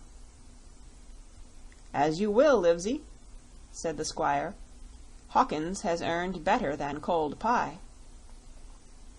So a big pigeon pie was brought in and put on a side table, and I made a hearty supper, for I was as hungry as a hawk, while Mr. Dance was further complimented, and at last dismissed.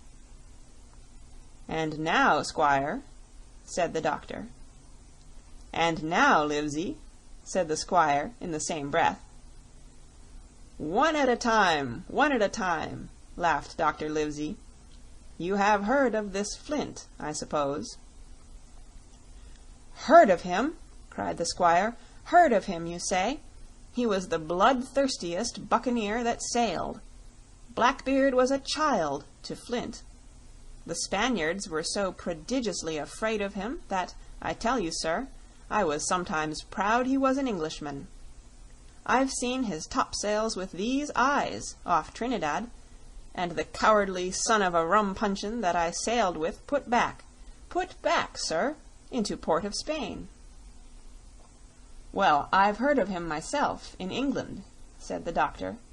"But the point is, had he money?" "Money?" cried the squire. "Have you heard the story? What were these villains after but money? What do they care for but money? For what would they risk their rascal carcasses but money?" "That we shall soon know," replied the doctor. "But you are so confoundedly hot-headed and exclamatory that I cannot get a word in. What I want to know is this. Supposing that I have here in my pocket some clue to where Flint buried his treasure, will that treasure amount to much?" "Amount, sir!" cried the squire. "It will amount to this. If we have the clue you talk about, I fit out a ship in Bristol dock, and take you and Hawkins here along, and I'll have that treasure if I search a year." "Very well," said the doctor. "Now then, if Jim is agreeable, we'll open the packet." And he laid it before him on the table. The bundle was sewn together, and the doctor had to get out his instrument case and cut the stitches with his medical scissors. It contained two things, a book and a sealed paper. "First of all, we'll try the book," observed the doctor. The squire and I were both peering over his shoulder as he opened it, for Dr. Livesey had kindly motioned me to come round from the side table, where I had been eating, to enjoy the sport of the search. On the first page there were only some scraps of writing, such as a man with a pen in his hand might make for idleness or practice. One was the same as the tattoo mark, "Billy Bones his fancy." Then there was "Mr. W. Bones, mate," "No more rum," "Off Palm Key he got it," and some other snatches, mostly single words and unintelligible. I could not help wondering who it was that had got it, and what it was that he got. A knife in his back, as like as not. "Not much instruction there," said Dr. Livesey, as he passed on. The next 10 or 12 pages were filled with a curious series of entries.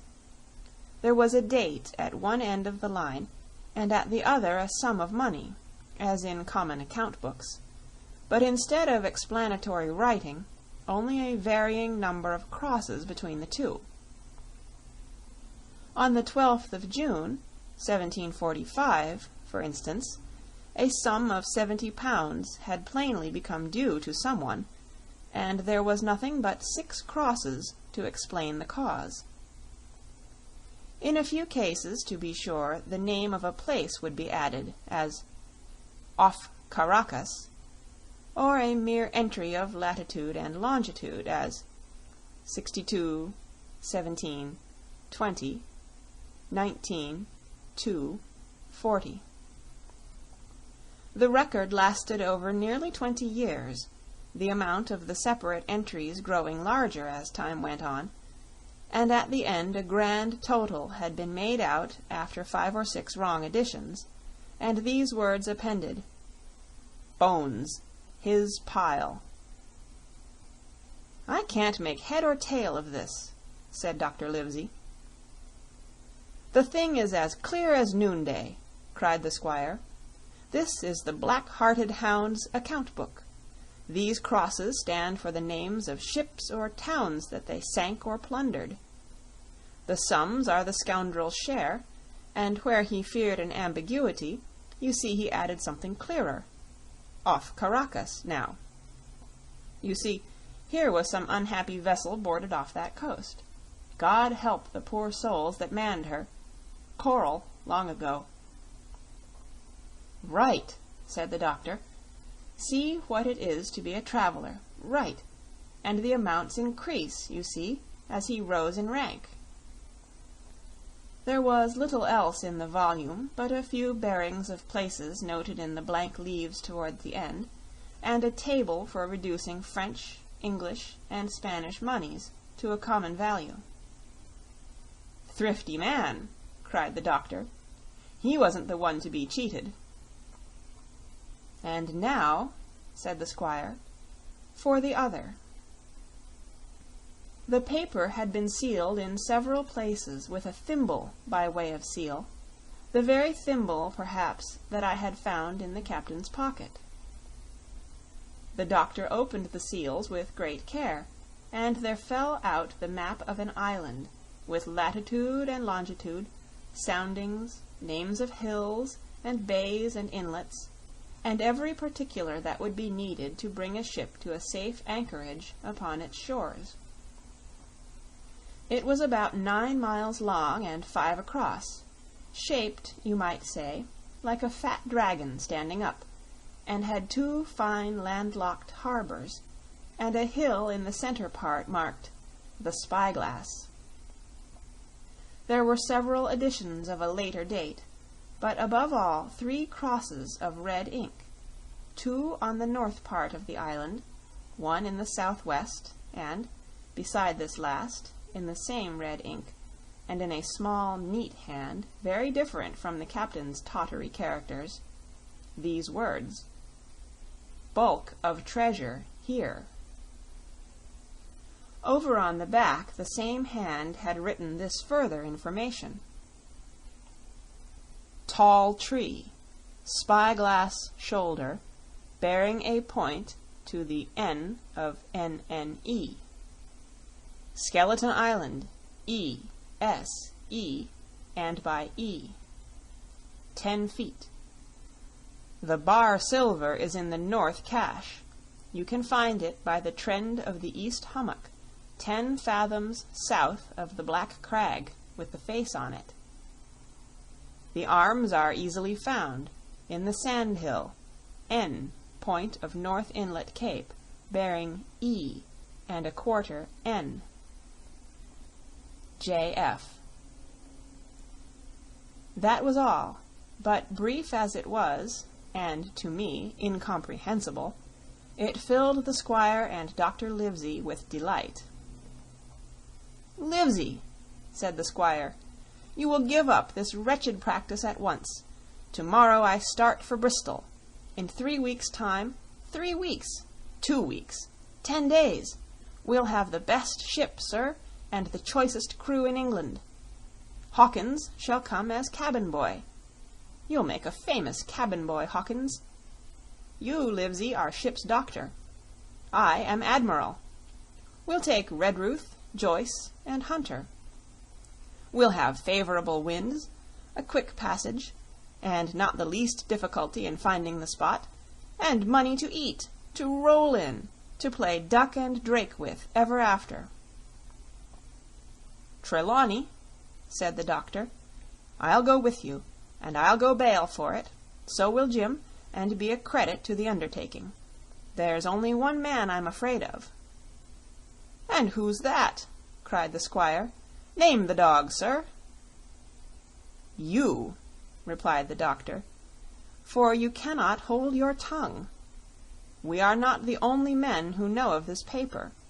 These fellows who attacked the inn tonight, bold, desperate blades, for sure, and the rest who stayed aboard that lugger, and more, I dare say, not far off, are, one and all, through thick and thin, bound that they'll get that money. We must none of us go alone till we get to sea. Jim and I shall stick together in the meanwhile. You'll take Joyce and Hunter when you ride to Bristol, and from first to last not one of us must breathe a word of what we've found." "Livesey," returned the squire, "you are always in the right of it. I'll be as silent as the grave." End of Chapter 6. Recorded October 14th, 2005, in Oceanside, California. Treasure Island by Robert Louis Stevenson, Chapters 7 and 8. Part 2, The Sea Cook. Chapter 7, I Go to Bristol. It was longer than the squire imagined ere we were ready for the sea, and none of our first plans, not even Dr. Livesey's of keeping me beside him, could be carried out as we intended. The doctor had to go to London for a physician to take charge of his practice. The squire was hard at work at Bristol, and I lived on at the Hall under the charge of old Redruth, the gamekeeper, almost a prisoner, but full of sea dreams and the most charming anticipations of strange islands and adventures. I brooded by the hour together over the map, all the details which I well remembered. Sitting by the fire in the housekeeper's room, I approached that island in my fancy from every possible direction. I explored every acre of its surface. I climbed 1,000 times to that tall hill they call the Spyglass, and from the top enjoyed the most wonderful and changing prospects. Sometimes the isle was thick with savages, with whom we fought, sometimes full of dangerous animals that hunted us. But in all my fancies, nothing occurred to me so strange and tragic as our actual adventures. So the weeks passed on, till one fine day there came a letter addressed to Dr. Livesey, with this addition, to be opened in the case of his absence by Tom Redruth or young Hawkins. Obeying this order, we found, or rather I found, for the gamekeeper was a poor hand at reading anything but print, the following important news. Old Anchor Inn, Bristol, March 1, 17-something. Dear Livesey, as I do not know whether you are at the Hall or still in London, I send this in double to both places. The ship is bought and fitted. She lies at anchor, ready for sea. You never imagined a sweeter schooner. A child might sail her. 200 tons, name Hispaniola. I got her through my old friend Blandly, who has proved himself throughout the most surprising trump. The admirable fellow literally slaved in my interest, and so, I may say, did everyone in Bristol, as soon as they got wind of the port we sailed for, Treasure, I mean. Red Ruth, said I, interrupting the letter, Dr. Livesey will not like that. The squire has been talking after all. Well, who's a better right, growled the gamekeeper. A pretty rum go if squire ain't to talk for Dr. Livesey, I should think. At that I gave up all attempts at commentary and read straight on. Blandly himself found the Hispaniola, and by the most admirable management got her for the merest trifle. There is a class of men in Bristol monstrously prejudiced against Blandly. They go the length of declaring that this honest creature would do anything for money, that the Hispaniola belonged to him, and that he sold it me absurdly high. The most transparent calumnies. None of them dare, however, to deny the merits of the ship. So far there was not a hitch. The work-people, to be sure, riggers and what not, were most annoyingly slow, but time cured that. It was the crew that troubled me. I wished a round score of men, in case of natives, buccaneers, or the odious French, and I had the worry of the deuce itself to find so much as half a dozen, till the most remarkable stroke of fortune brought me the very man that I required. I was standing on the dock when, by the merest accident, I fell in talk with him. I found he was an old sailor, kept a public-house, knew all the seafaring men in Bristol, had lost his health ashore, and wanted a good berth as cook to get to sea again. He had hobbled down there that morning, he said, to get a smell of the salt. I was monstrously touched. So would you have been. And out of pure pity I engaged him on the spot to be the ship's cook. Long John Silver he is called, and has lost a leg. But that I regarded as a recommendation, since he lost it in his country's service under the immortal Hawk. He has no pension, Livesey. Imagine the abominable age we live in. Well, sir, I thought I had only found a cook, but it was a crew I had discovered. Between Silver and myself, we got together in a few days a company of the toughest old salts imaginable. Not pretty to look at, but fellows by their faces of the most indomitable spirit.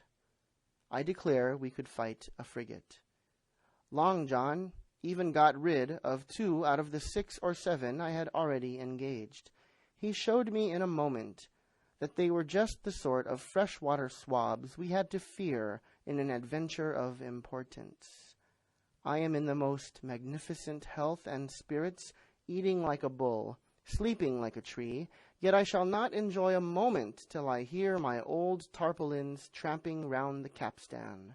Seaward ho! Hang the treasure! It's the glory of the sea that has turned my head, so now, Livesey, come post. Do not lose an hour if you respect me. Let young Hawkins go at once to see his mother, with Red Ruth for a guard, and then both come full speed to Bristol. John Trelawney. Postscript. I did not tell you that Blandly, who, by the way, is to send a consort after us if we don't turn up by the end of August, had found an admirable fellow for sailing master, a stiff man, which I regret, but in all other respects a treasure. Long John Silver unearthed a very competent man for a mate, a man named Arrow. I have a boatswain who pipes, Livesey, so things shall go man-o'-war fashion on board the good ship Hispaniola.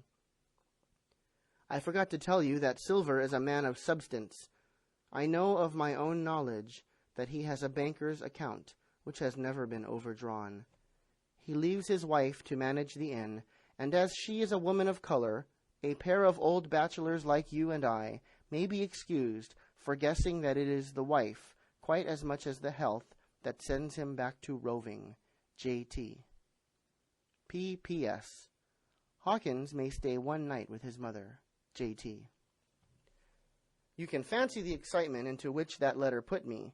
I was half beside myself with glee, and if ever I despised a man, it was old Tom Redruth, who could do nothing but grumble and lament. Any of the under gamekeepers would gladly have changed places with him, but such was not the squire's pleasure, and the squire's pleasure was like law among them all. Nobody but old Redruth would have dared so much as even to grumble.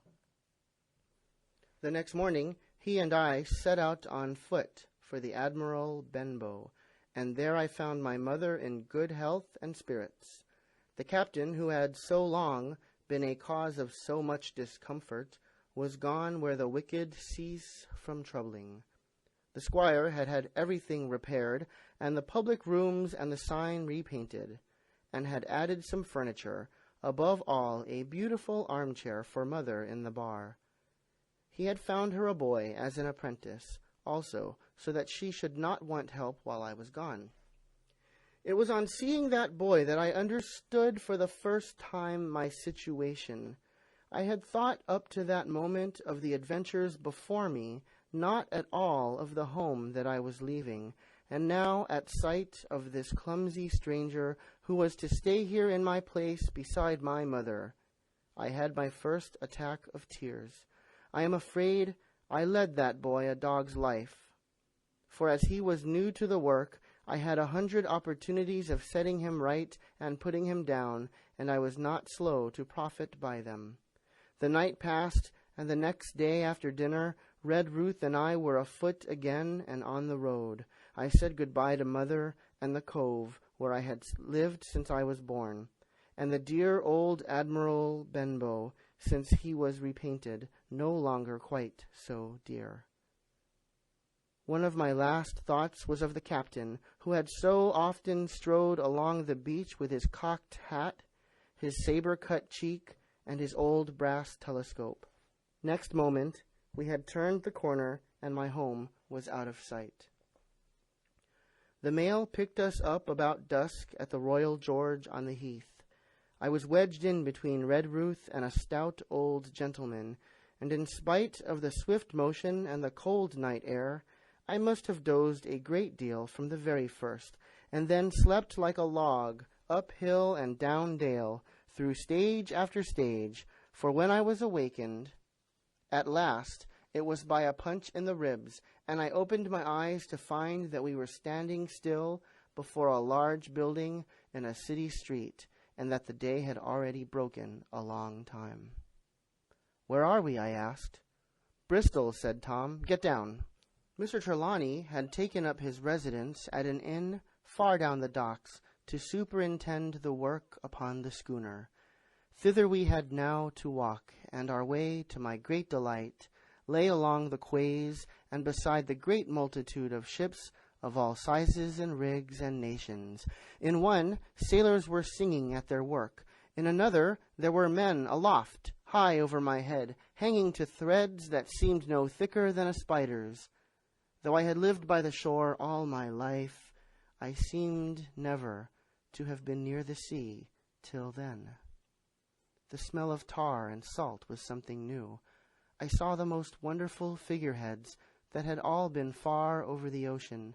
I saw besides many old sailors with rings in their ears and whiskers curled in ringlets and tarry pigtails and their swaggering, clumsy sea walk. And if I had seen as many kings or archbishops, I could not have been more delighted. And I was going to see myself, to sea in a schooner with a piping boatswain and pigtailed singing seamen, to sea, bound for an unknown island and to seek for buried treasure. While I was still in this delightful dream, we came suddenly in front of a large inn and met Squire Trelawney, all dressed out like a sea officer in stout blue cloth, coming out of the door with a smile on his face and a capital imitation of a sailor's walk. "Here you are," he cried, "and the doctor came last night from London. Bravo! The ship's company complete." "Oh, sir," cried I, "when do we sail?" "Sail," says he, "we sail tomorrow." Chapter 8. At the Sign of the Spyglass. When I had done breakfasting, the squire gave me a note addressed to John Silver, at the Sign of the Spyglass, and told me I should easily find the place by following the line of the docks and keeping a bright lookout for a little tavern with a large brass telescope for sign.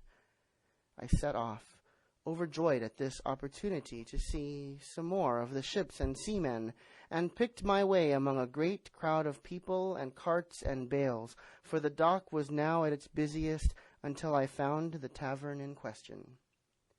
It was a bright enough little place of entertainment.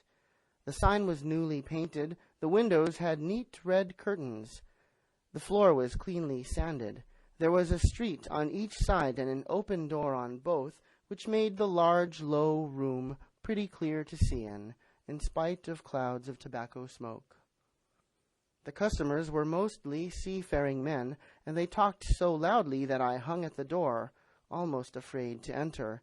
As I was waiting, a man came out of a side room, and at a glance I was sure he must be Long John. His left leg was cut off close by the hip, and under the left shoulder he carried a crutch, which he managed with wonderful dexterity, hopping about upon it like a bird. He was very tall and strong, with a face as big as a ham, plain and pale, but intelligent and smiling.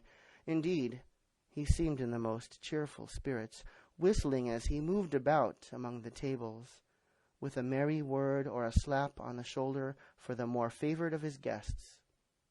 Now, to tell you the truth, from the very first mention of Long John in Squire Trelawney's letter, I had taken a fear in my mind that he might prove to be the very one-legged sailor whom I had watched for so long at the old Benbow. But one look at the man before me was enough. I had seen the captain and Black Dog and the blind man, Pew, and I thought I knew what a buccaneer was like, a very different creature, according to me, from this clean and pleasant-tempered landlord. I plucked up courage at once, crossed the threshold, and walked right up to the man where he stood, propped on his crutch, talking to a customer. "Mr. Silver, sir?" I asked, holding out the note. "Yes, my lad," said he. "Such is my name, to be sure. And who may you be?" And then, as he saw the squire's letter, he seemed to me to give something almost like a start. "Oh," said he, quite loud, and offering his hand, "I see. You are our new cabin boy. Pleased I am to see you." And he took my hand in his large, firm grasp. Just then, one of the customers at the far side rose suddenly and made for the door. It was close by him, and he was out in the street in a moment. But his hurry had attracted my notice, and I recognized him at glance. It was the tallow-faced man wanting 2 fingers, who had come first to the Admiral Benbow. "Oh," I cried, "stop him! It's Black Dog!" "I don't care 2 coppers who he is," cried Silver, "but he hasn't paid his score. Harry, run and catch him." One of the others, who was nearest the door, leaped up and started in pursuit. "If he were Admiral Hawke, he shall pay his score," cried Silver, and then, relinquishing my hand, "Who did you say he was?" he asked. "Black what?" "Dog, sir," said I. "Has Mr. Trelawney not told you of the buccaneers? He was one of them." "So," cried Silver, "in my house. Ben, run and help Harry. One of those swabs, was he? Was that you drinking with him, Morgan? Step up here." The man, whom he called Morgan, an old gray-haired, mahogany-faced sailor, came forward pretty sheepishly, rolling his quid. "Now, Morgan," said Long John very sternly, "you never clapped your eyes on that black dog before, did you now?" "Not I, sir," said Morgan with a salute. "You didn't know his name, did you?" "No, sir." "By the powers, Tom Morgan, it's as good for you," exclaimed the landlord. "If you had been mixed up with the like of that, you would never have put another foot in my house, you may lay to that. And what was he saying to you?" "I don't rightly know, sir," answered Morgan. "Do you call that a head on your shoulders or a blessed dead-eye?" cried Long John. "Don't rightly know, don't you? Perhaps you don't happen to rightly know who you was speaking to, perhaps. Come now, what was he jawing? Voyages, captains, ships? Pipe up, what was it?" "We was a-talking of keel-hauling," answered Morgan. "Keel-hauling, was you? And a mighty suitable thing, too, and you may lay to that. Get back to your place for a lubber, Tom." And then, as Morgan rolled back to his seat, Silver added to me in a confidential whisper that was very flattering, as I thought, "He's quite an honest man, Tom Morgan, only stupid. And now," he ran on again aloud, "let's see, Black Dog. No, I don't know the name, not I. Yet I kind of think I've seen the swab. He used to come here with a blind beggar, he used. That he did, you may be sure, said I. I knew that blind man, too. His name was Pew. It was, cried Silver, now quite excited. Pew! That were his name for certain. Ah, he looked a shark, he did. If we run down this black dog now, there'll be news for Captain Trelawney. Ben's a good runner. Few seamen run better than Ben. He should run him down, hand over hand, by the powers. He talked a keel-hauling, did he? I'll keel-haul him. All the time he was jerking out these phrases, he was stumping up and down the tavern on his crutch, slapping tables with his hand, and giving such a show of excitement as would have convinced an Old Bailey judge or a Bow Street runner. My suspicions had been thoroughly reawakened on finding Black Dog at the spyglass, and I watched the cook narrowly. But he was too deep and too ready and too clever for me, and by the time the two men had come back out of breath and confessed that they had lost the track in a crowd and been scolded like thieves, I would have gone bail for the innocence of Long John Silver. See here now, Hawkins, said he, here's a blessed hard thing on a man like me, now ain't it? There's Captain Trelawney. What's he to think? Here I have this confounded son of a Dutchman sitting in my own house drinking of my own rum. Here you comes and tells me of it plain, and here I let him give us all the slip before my blessed deadlights. Now, Hawkins, you do me justice with the captain. You're a lad, you are, but you're as smart as paint. I see that when you first come in. Now here it is. What could I do with this old timber I hobble on? When I was an A.B. master mariner, I'd have come up alongside of him hand over hand, and broached him to in a brace of old shakes, I would, but now. And then, all of a sudden, he stopped, and his jaw dropped as though he had remembered something. The score, he burst out. 3 goes a rum. Why, shiver my timbers if I hadn't forgotten my score. And falling on a bench, he laughed until the tears ran down his cheeks. I could not help joining, and we laughed together, peal after peal, until the tavern rang again.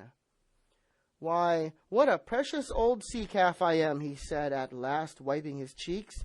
You and me should get on well, Hawkins, for I'll take my davy I should be rated ship's boy. But come now, stand by to go about. This won't do. Duty is duty, messmates. I'll put on my old cockerel hat and step along of you to Captain Trelawney and report this here affair. For mind you, it's serious, young Hawkins, and neither you nor me's come out of it with what I should make so bold as to call credit. Nor you neither, says you, not smart. None of the pair of us smart, but dash my buttons, that was a good un about my score.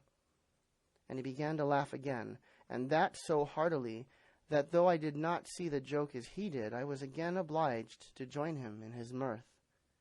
On our little walk along the quays, he made himself the most interesting companion, telling me about the different ships that we passed by, their rig, tonnage, and nationality, explaining the work that was going forward, how one was discharging, another taking in cargo, and a third making ready for sea, and every now and then telling me some little anecdote of ships or seamen, or repeating a nautical phrase till I had learned it perfectly. I began to see that here was one of the best of possible shipmates. When we got to the inn, the squire and Dr. Livesey were seated together, finishing a quart of ale with a toast in it, before they could go aboard the schooner on a visit of inspection. Long John told the story from first to last, with a great deal of spirit and the most perfect truth. That was how it were now, weren't it, Hawkins, he would say now and again, and I could always bear him entirely out. The two gentlemen regretted that Black Dog had got away, but we all agreed there was nothing to be done, and after he had been complimented, Long John took up his crutch and departed. All hands aboard by 4 this afternoon, shouted the squire after him. Aye, aye, sir, cried the cook in the passage. Well, squire, said Livesey, I don't put much faith in your discoveries as a general thing, but I will say this. John Silver suits me. The man's a perfect trump, declared the squire. And now, added the doctor, Jim may come on board with us, may he not? To be sure he may, says Squire. Take your hat, Hawkins, and will see the ship. End of chapter 8. Treasure Island by Robert Louis Stevenson. Chapter 9. Powder and Arms. The Hispaniola lay some way out, and we went under the figureheads and round the sterns of many other ships, and their cables sometimes grated underneath our keel, and sometimes swung above us. At last, however, we got alongside, and were met and saluted as we stepped aboard by the mate, Mr. Arrow, a brown old sailor with earrings in his ears and a squint. He and the squire were very thick and friendly, but I soon observed that things were not the same between Mr. Trelawney and the captain. This last was a sharp-looking man who seemed angry with everything on board, and was soon to tell us why, for we had hardly got down into the cabin when a sailor followed us. "Captain Smollett, sir, axing to speak with you," said he. "I am always at the captain's orders." "Show him in," said the squire. "Well, Captain Smollett, what have you to say? All well, I hope? All shipshape and seaworthy?" "Well, sir," said the captain, "better speak plain, I believe, even at the risk of offence. I don't like this cruise. I don't like the men, and I don't like my officer. That's short and sweet." "Perhaps, sir, you don't like the ship?" inquired the squire, very angry, as I could see. "I can't speak to that, sir, not having seen her tried," said the captain. "She seems a clever craft. More I can't say." "Possibly, sir, you may not like your employer either," says the squire. But here Dr. Livesey cut in. "Stay a bit," said he. "Stay a bit. No use of such questions as that, but to produce ill feeling.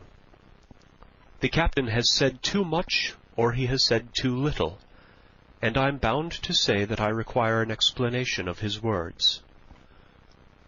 You don't, you say, like this cruise. Now why?" "I was engaged, sir, on what we call sealed orders, to sail this ship for that gentleman where he should bid me," said the captain. "So far, so good. But now I find that every man before the mast knows more than I do. I don't call that fair, now do you?" "No," said Dr. Livesey, "I don't." "Next," said the captain, "I learn we are going after treasure. Hear it from my own hands, mind you. Now treasure is ticklish work. I don't like treasure voyages on any account, and I don't like them, above all, when they are secret, and when, begging your pardon, Mr. Trelawney, the secret has been told to the parrot." "Silver's parrot?" asked the squire. "It's a way of speaking," said the captain. "Blabbed, I mean. It's my belief neither of you gentlemen know what you are about, but I'll tell you my way of it. Life or death, and a close run." "That is all clear, and, I dare say, true enough," replied Dr. Livesey. "We take the risk, but we are not so ignorant as you believe us. Next, you say you don't like the crew. Are they not good seamen?" "I don't like them, sir," returned Captain Smollett, "and I think I should have had the choosing of my own hands, if you go to that." "Perhaps you should," replied the doctor. "My friend should, perhaps, have taken you along with him, but the slight, if there be one, was unintentional." "And you don't like Mr. Arrow?" "I don't, sir." I believe he's a good seaman, but he's too free with the crew to be a good officer. A mate should keep himself to himself, shouldn't drink with the men before the mast." "Do you mean he drinks?" cried the squire. "No, sir," replied the captain, "only that he's too familiar." "Well now, and the short and long of it, captain?" asked the doctor. "Tell us what you want." "Well, gentlemen, are you determined to go on this cruise?" "Like iron," answered the squire. "Very good," said the captain. "Then, as you've heard me very patiently, saying things that I could not prove, hear me a few words more. They are putting the powder and the arms in the fore hold. Now, you have a good place under the cabin. Why not put them there? First point. Then, you are bringing 4 of your own people with you, and they tell me some of them are to be berthed forward. Why not give them the berths here beside the cabin? Second point. Any more? Asked Mr. Trelawney. One more, said the captain. There's been too much blabbing already. Far too much, agreed the doctor.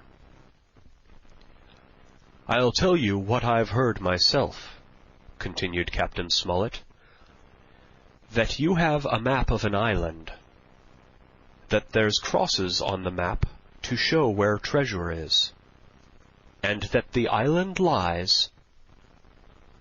And then he named the latitude and longitude exactly. I never told that, cried the squire, to a soul.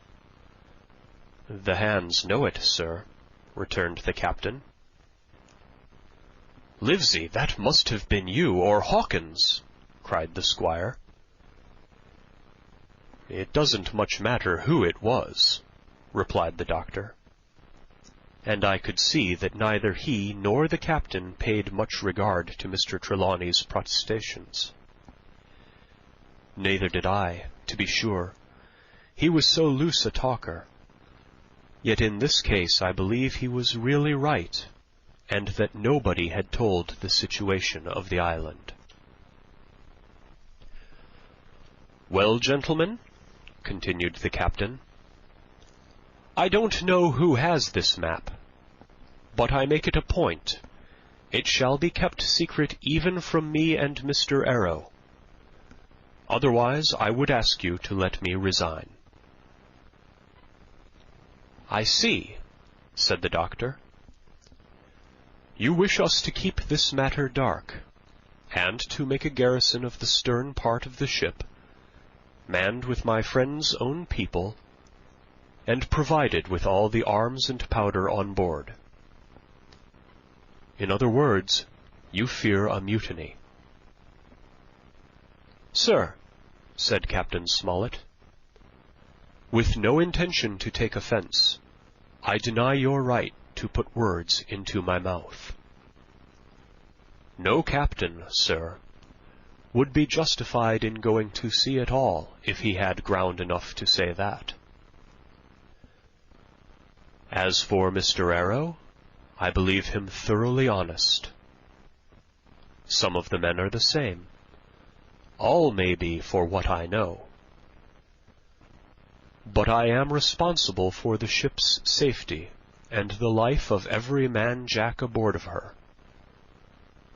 I see things going, as I think, not quite right. And I ask you to take certain precautions, or let me resign my berth. And that's all. Captain Smollett, began the doctor with a smile, did ever you hear the fable of the mountain and the mouse? You'll excuse me, I dare say, but you remind me of that fable. When you came in here, I'll stake my wig, you meant more than this." "Doctor," said the captain, "you are smart. When I came in here, I meant to get discharged. I had no thought that Mr. Trelawney would hear a word." "No more I would," cried the squire. "Had Livesey not been here, I should have seen you to the deuce. As it is, I have heard you. I will do as you desire, but I think the worse of you." "That's as you please, sir," said the captain. "You'll find I do my duty." And with that he took his leave. "Trelawney," said the doctor, "contrary to all my notions, I believe you have managed to get 2 honest men on board with you. That man and John Silver." "Silver, if you like," cried the squire. "But as for that intolerable humbug, I declare I think his conduct unmanly, unsailorly, and downright un-English."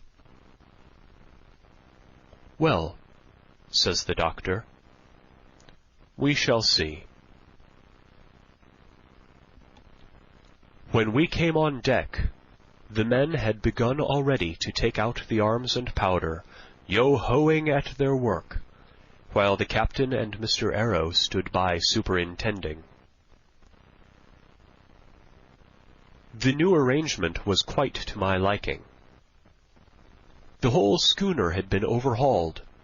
6 berths had been made astern out of what had been the after part of the main hold, and this set of cabins was only joined to the galley and forecastle by a sparred passage on the port side. It had been originally meant that the captain, Mr. Arrow, Hunter, Joyce, the doctor, and the squire were to occupy these 6 berths. Now Redruth and I were to get 2 of them, and Mr. Arrow and the captain were to sleep on deck in the companion, which had been enlarged on each side till you might have almost called it a roundhouse. Very low it was still, of course, but there was room to swing 2 hammocks, and even the mate seemed pleased with the arrangement. Even he, perhaps, had been doubtful as to the crew, but that is only guess, for as you shall hear, we had not long the benefit of his opinion. We were all hard at work, changing the powder and the berths, when the last man or 2, and Long John along with them, came off in a shore-boat. The cook came up the side like a monkey for cleverness, and as soon as he saw what was doing, "So ho, mates," says he, "what's this?" "We're a-changing of the powder, Jack," answers one. "Why, by the powers," cried Long John, "if we do, we'll miss the morning tide." "My orders," said the captain shortly. "You may go below, my man. Hands will want supper." "Aye, aye, sir," answered the cook, and, touching his forelock, he disappeared at once in the direction of his galley. "That's a good man, captain," said the doctor. "Very likely, sir," replied Captain Smollett. "Easy with that, men, easy." He ran on to the fellows who were shifting the powder, and then, suddenly observing me examining the swivel we carried amidships, a long brass 9, "Here you, ship's boy," he cried, "out of that! Off with you to the cook, and get some work." And then, as I was hurrying off, I heard him say quite loudly to the doctor, "I'll have no favourites on my ship." I assure you, I was quite of the squire's way of thinking. and hated the captain deeply. End of chapter 9. Treasure Island by Robert Louis Stevenson. Chapter 10. The Voyage. All that night we were in a great bustle, getting things stowed in their place, and boatfuls of the squire's friends, Mr. Blandly and the like, coming off to wish him a good voyage and a safe return. We never had a night at the Admiral Benbow when I had half the work,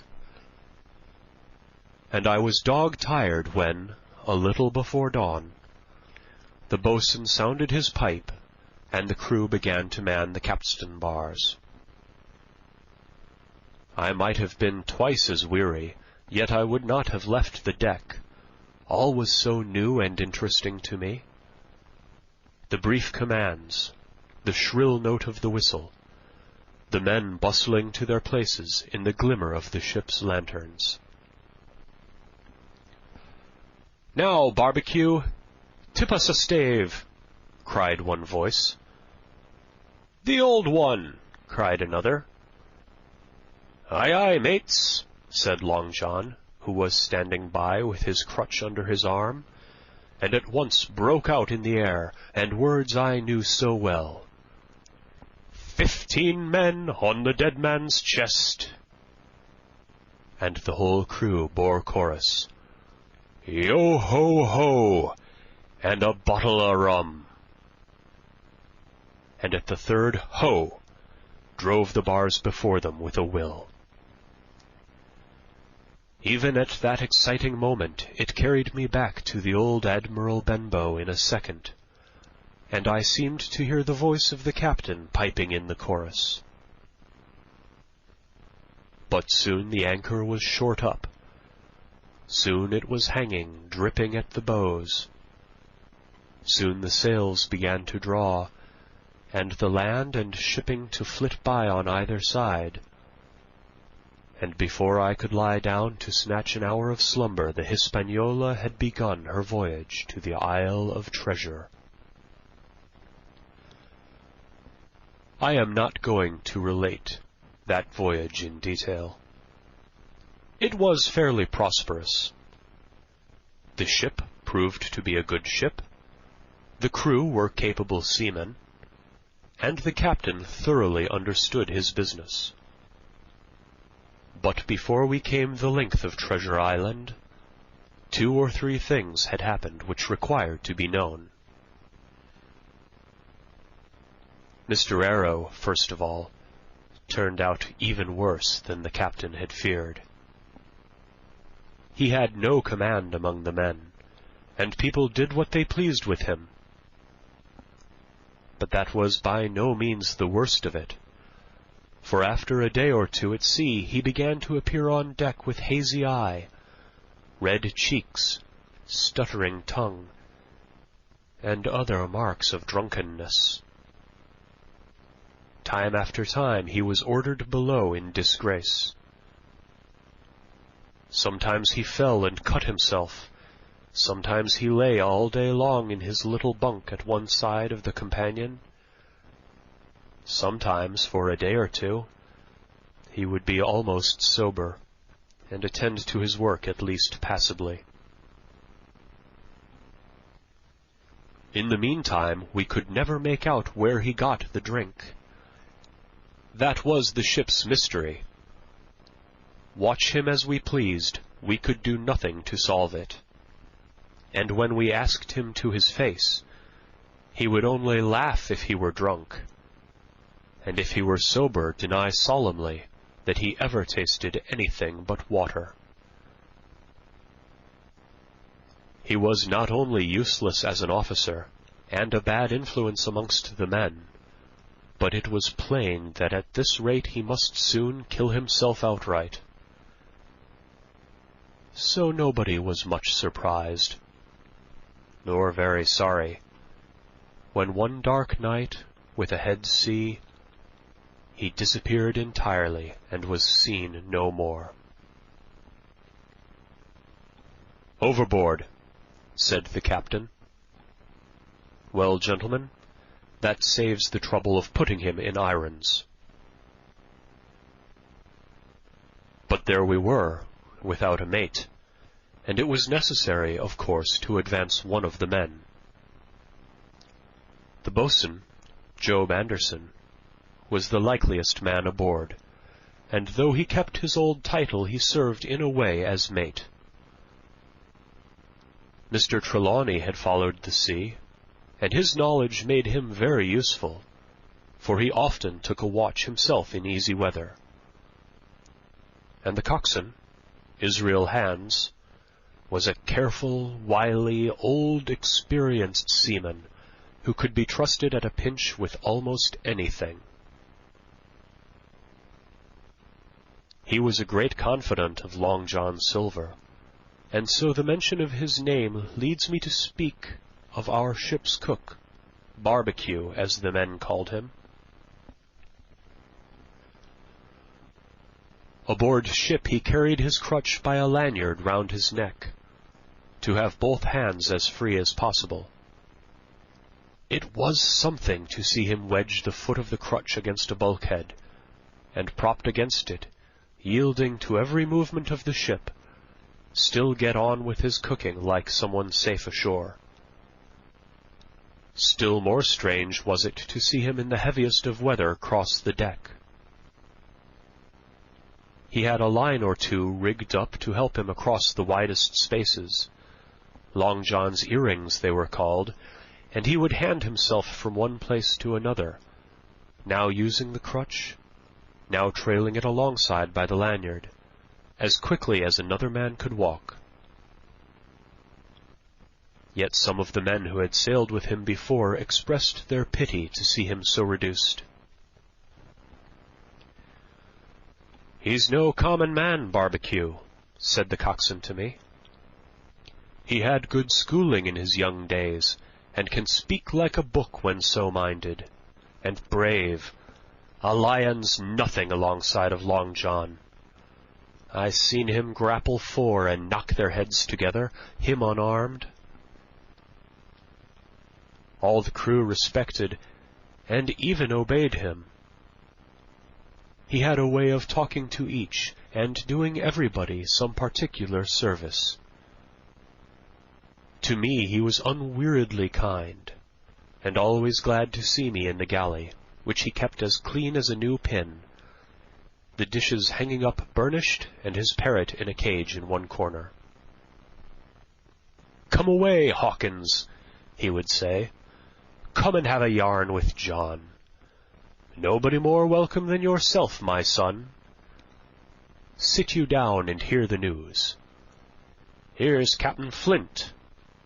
I calls my parrot Captain Flint after the famous buccaneer. Here's Captain Flint predicting success to our voyage. Wasn't you, Captain?"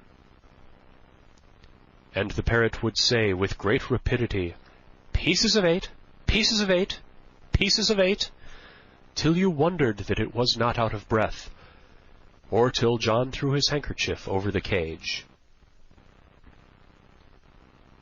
"Now that bird," he would say, "is maybe 200 years old, Hawkins. They live forever mostly, and if anybody's seen more wickedness, it must be the devil himself. She's sailed with England, the great Captain England, the pirate. She's been at Madagascar, and Malabar, and Suriname, and Providence, and Portobello. She was at the fishing up of the wrecked plate ships. It's there she learned pieces of 8, and little wonder. 350,000 of 'em, Hawkins. She was at the boarding of the Viceroy of the Indies out of Goa, she was, and to look at her you would think she was a baby. But you smelt powder, didn't you, Captain? Stand by to go about, the parrot would scream. Ah, she's a handsome craft, she is, the cook would say, and give her sugar from his pocket. and then the bird would peck at the bars and swear straight on, passing belief for wickedness. "There," John would add, "you can't touch pitch and not be mucked, lad. Here's this poor old innocent bird o' mine swearing blue fire, and none the wiser, you may lay to that. She would swear the same, in a manner of speaking, before chaplain." And John would touch his forelock with a solemn way he had that made me think he was the best of men. In the meantime, the squire and Captain Smollett were still on pretty distant terms with one another. The squire made no bones about the matter. He despised the captain. The captain, on his part, never spoke but when he was spoken to, and then sharp and short and dry, and not a word wasted.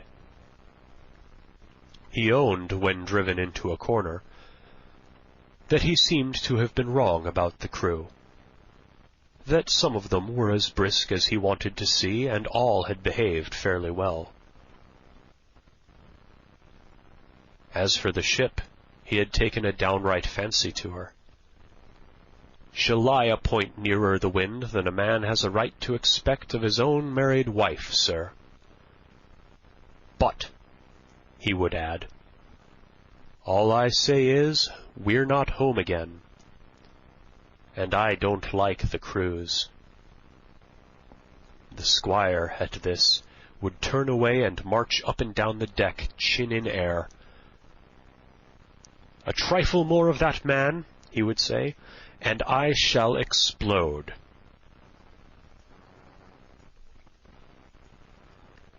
We had some heavy weather, which only proved the qualities of the Hispaniola. Every man on board seemed well content, and they must have been hard to please if they had been otherwise, for it is my belief there never was a ship's company so spoiled since Noah put to sea. Double grog was going on the least excuse. There was duff on odd days, as, for instance, if the squire heard it was any man's birthday. And always a barrel of apples standing broached in the waist, for anyone to help himself that had a fancy. "Never knew good come of it yet," the captain said to Dr. Livesey. "Spoil forecastle hands, make devils. That's my belief." But good did come of the apple barrel, as you shall hear. For if it had not been for that, we should have had no note of warning, and might all have perished by the hand of treachery. This was how it came about. We had run up the trades to get the wind of the island we were after. I am not allowed to be more plain. And now we were running down for it with a bright lookout day and night. It was about the last day of our outward voyage by the largest computation. Sometime that night, or at latest before noon of the morrow, we should sight the treasure island.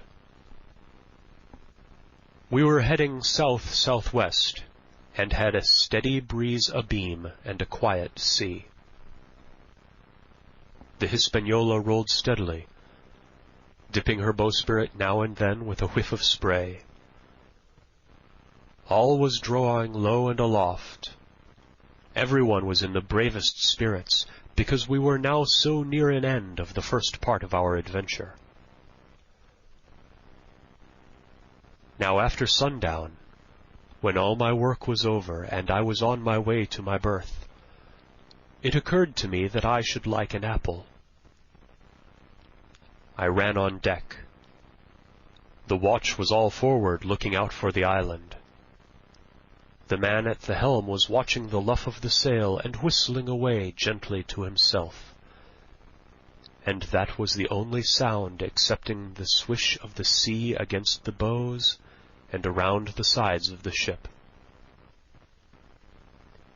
In I got bodily to the apple barrel, and found there was scarce an apple left.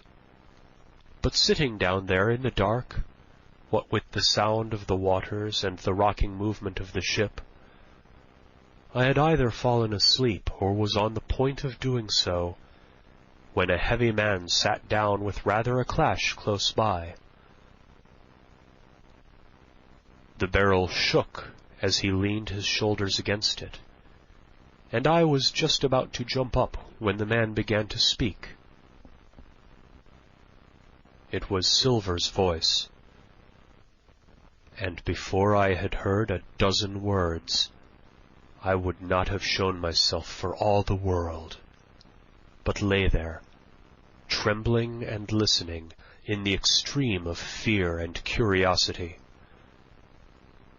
For from these dozen words I understood that the lives of all the honest men aboard depended upon me alone. End of chapter 10.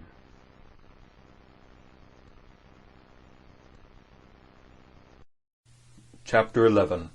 What I Heard in the Apple Barrel. No, not I, said Silver. Flint was captain. I was quartermaster, along of my timber leg. The same broadside I lost my leg, old Pew lost his deadlights. It was a master surgeon, him that amputated me, out of college and all, Latin by the bucket, and what not. But he was hanged like a dog, and sun-dried like the rest at Corso Castle. That was Robert's men, that was, and combed of changing names to their ships, Royal, Fortune, and so on. Now what a ship was christened, so let her stay, I says. So it was the Cassandra, as I brought us all safe home from Malabar after England took the Viceroy of the Indies. So it was with the old Walrus, Flint's old ship, as I've seen a muck with the red blood, and fit to ink with the gold. Ah! Cried another voice, that of the youngest hand on the board, and evidently full of admiration. He was the flower of the flock, was Flint. Davis was a man too, by all accounts, said Silver. I never sailed along of him, first with England, then with Flint, that's my story, and now here on my own account, in a manner of speaking. I laid by 900 safe from England, and 2,000 after Flint. That ain't bad for a man before the mast, all safe in the bank.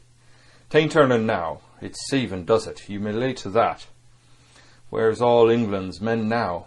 I don't know, where's Flint? Why, most of 'em aboard here, and glad to get the duff. Been begging before that, some of 'em. Old Pew has had lost his sight, might have thought shame, spends £1,200 a year, like a lord in Parliament. Where is he now? Well, he's dead now and under hatches. But for 2 years before that, shiver me timbers, the man was starving. He begged and he stole and he cut throats and he starved at death by the powers.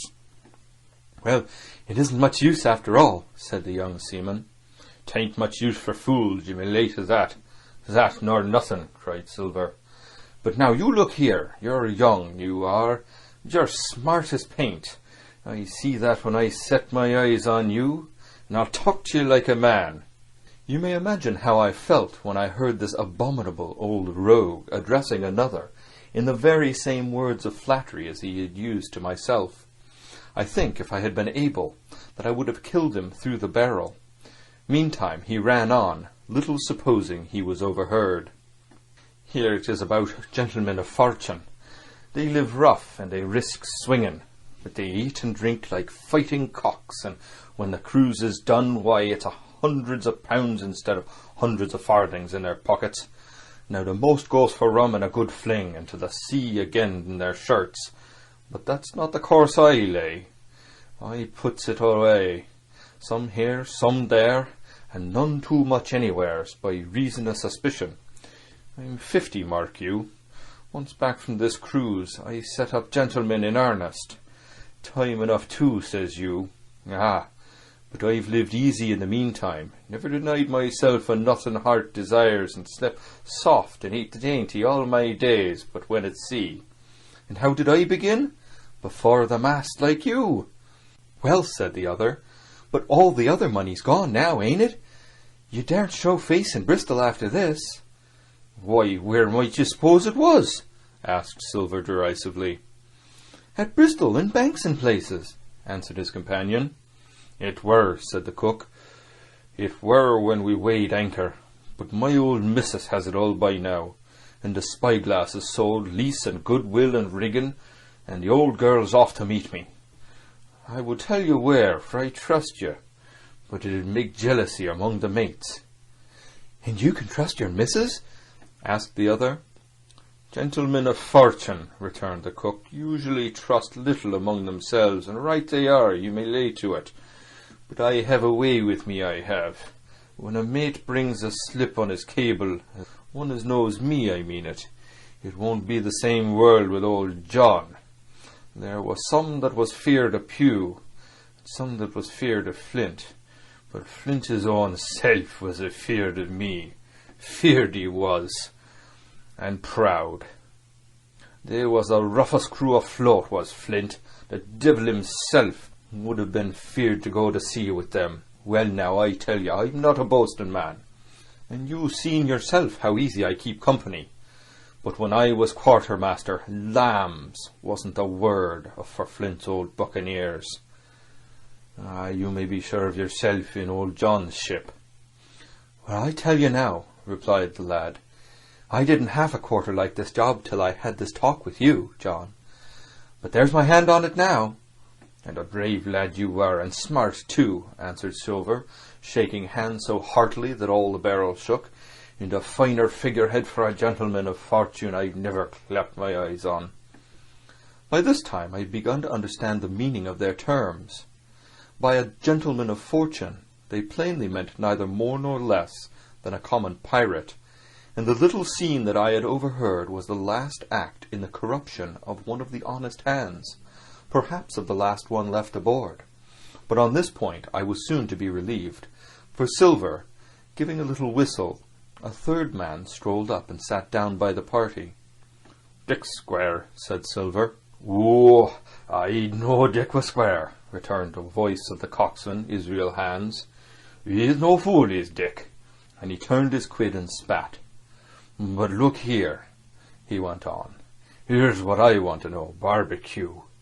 How long are we going to stand off and on like a blessed bumboat? I've almost had enough of old Captain Smollett. He's hazed me long enough, by thunder. I want to go into that cabin, I do. I want their pickles and wine and that." "Israel," said Silver, "your head ain't much account, or never was. But you are able to hear, I reckon, lestways your ears is big enough. Now here's what I say. You'll berth forward, and you'll live hard, and you'll speak soft, and you'll keep sober till I give the word. And you may lay to that, my son." "Well, I don't say no, do I?" growled the coxswain. "What I say is when, that's what I say." "When? By the powers!" cried Silver. "Well now, if you want to know, I'll tell you when. The last moment I can manage, and that's when. Here's a first-rate seaman, Captain Smollett, sails the best ship for us. Here's the squire and the doctor with a map and such. I don't know where it is, do I? No more do you, says you.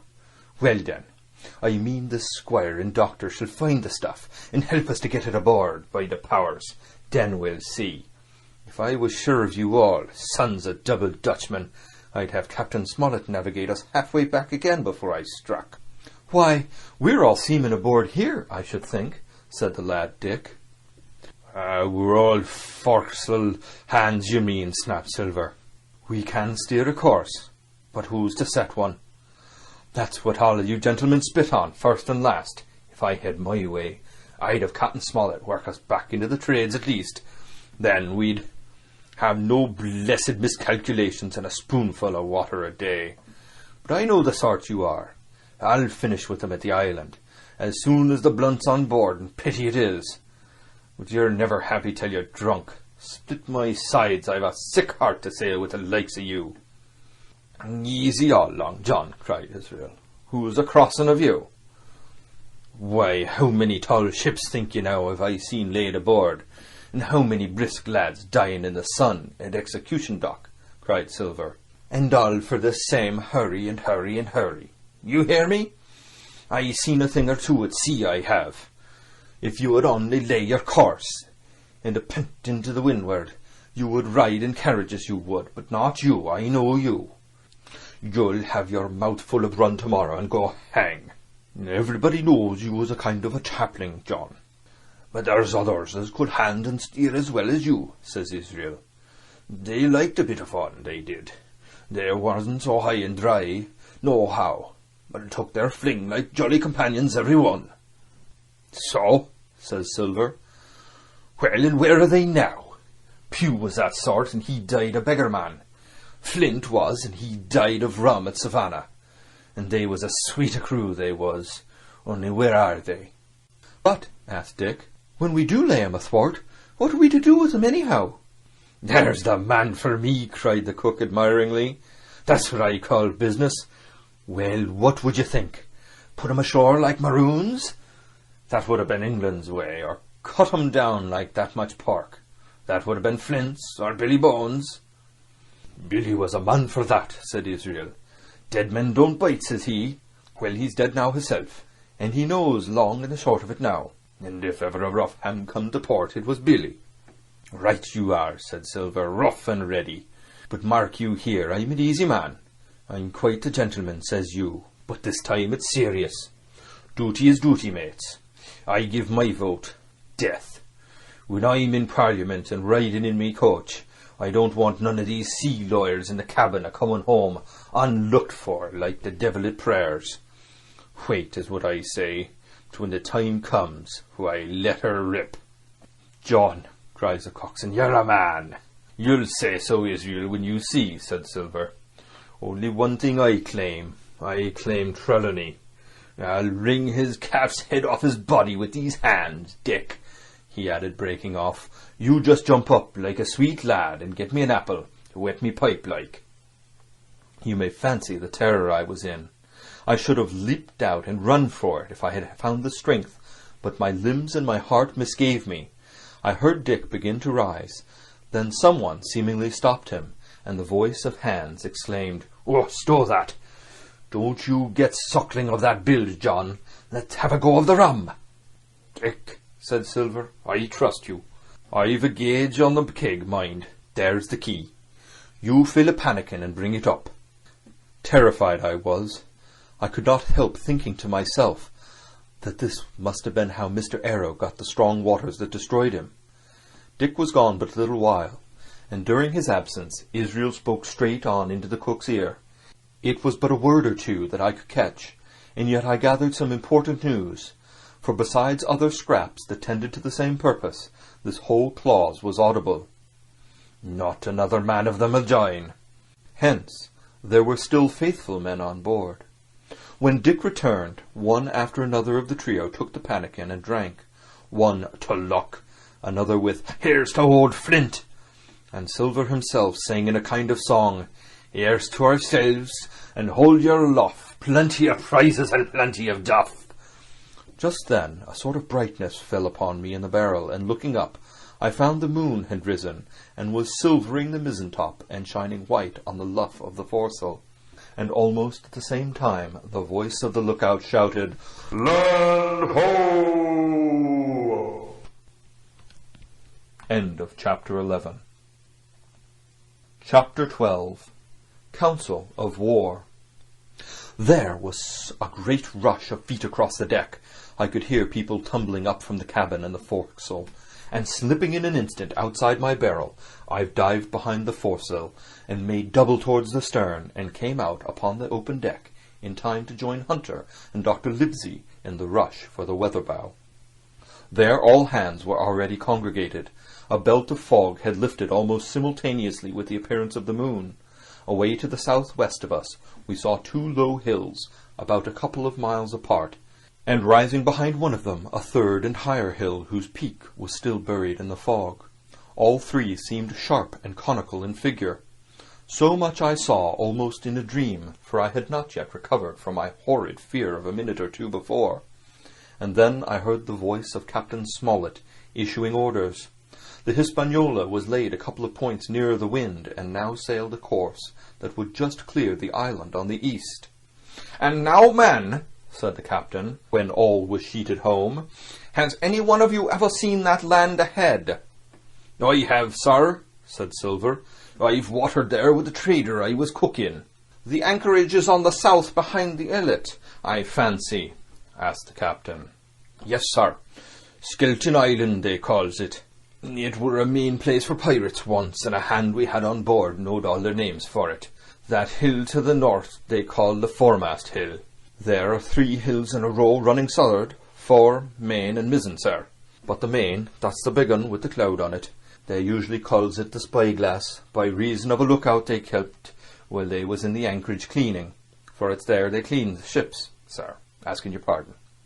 "I've a chart here," said Captain Smollett. "See if that's the place."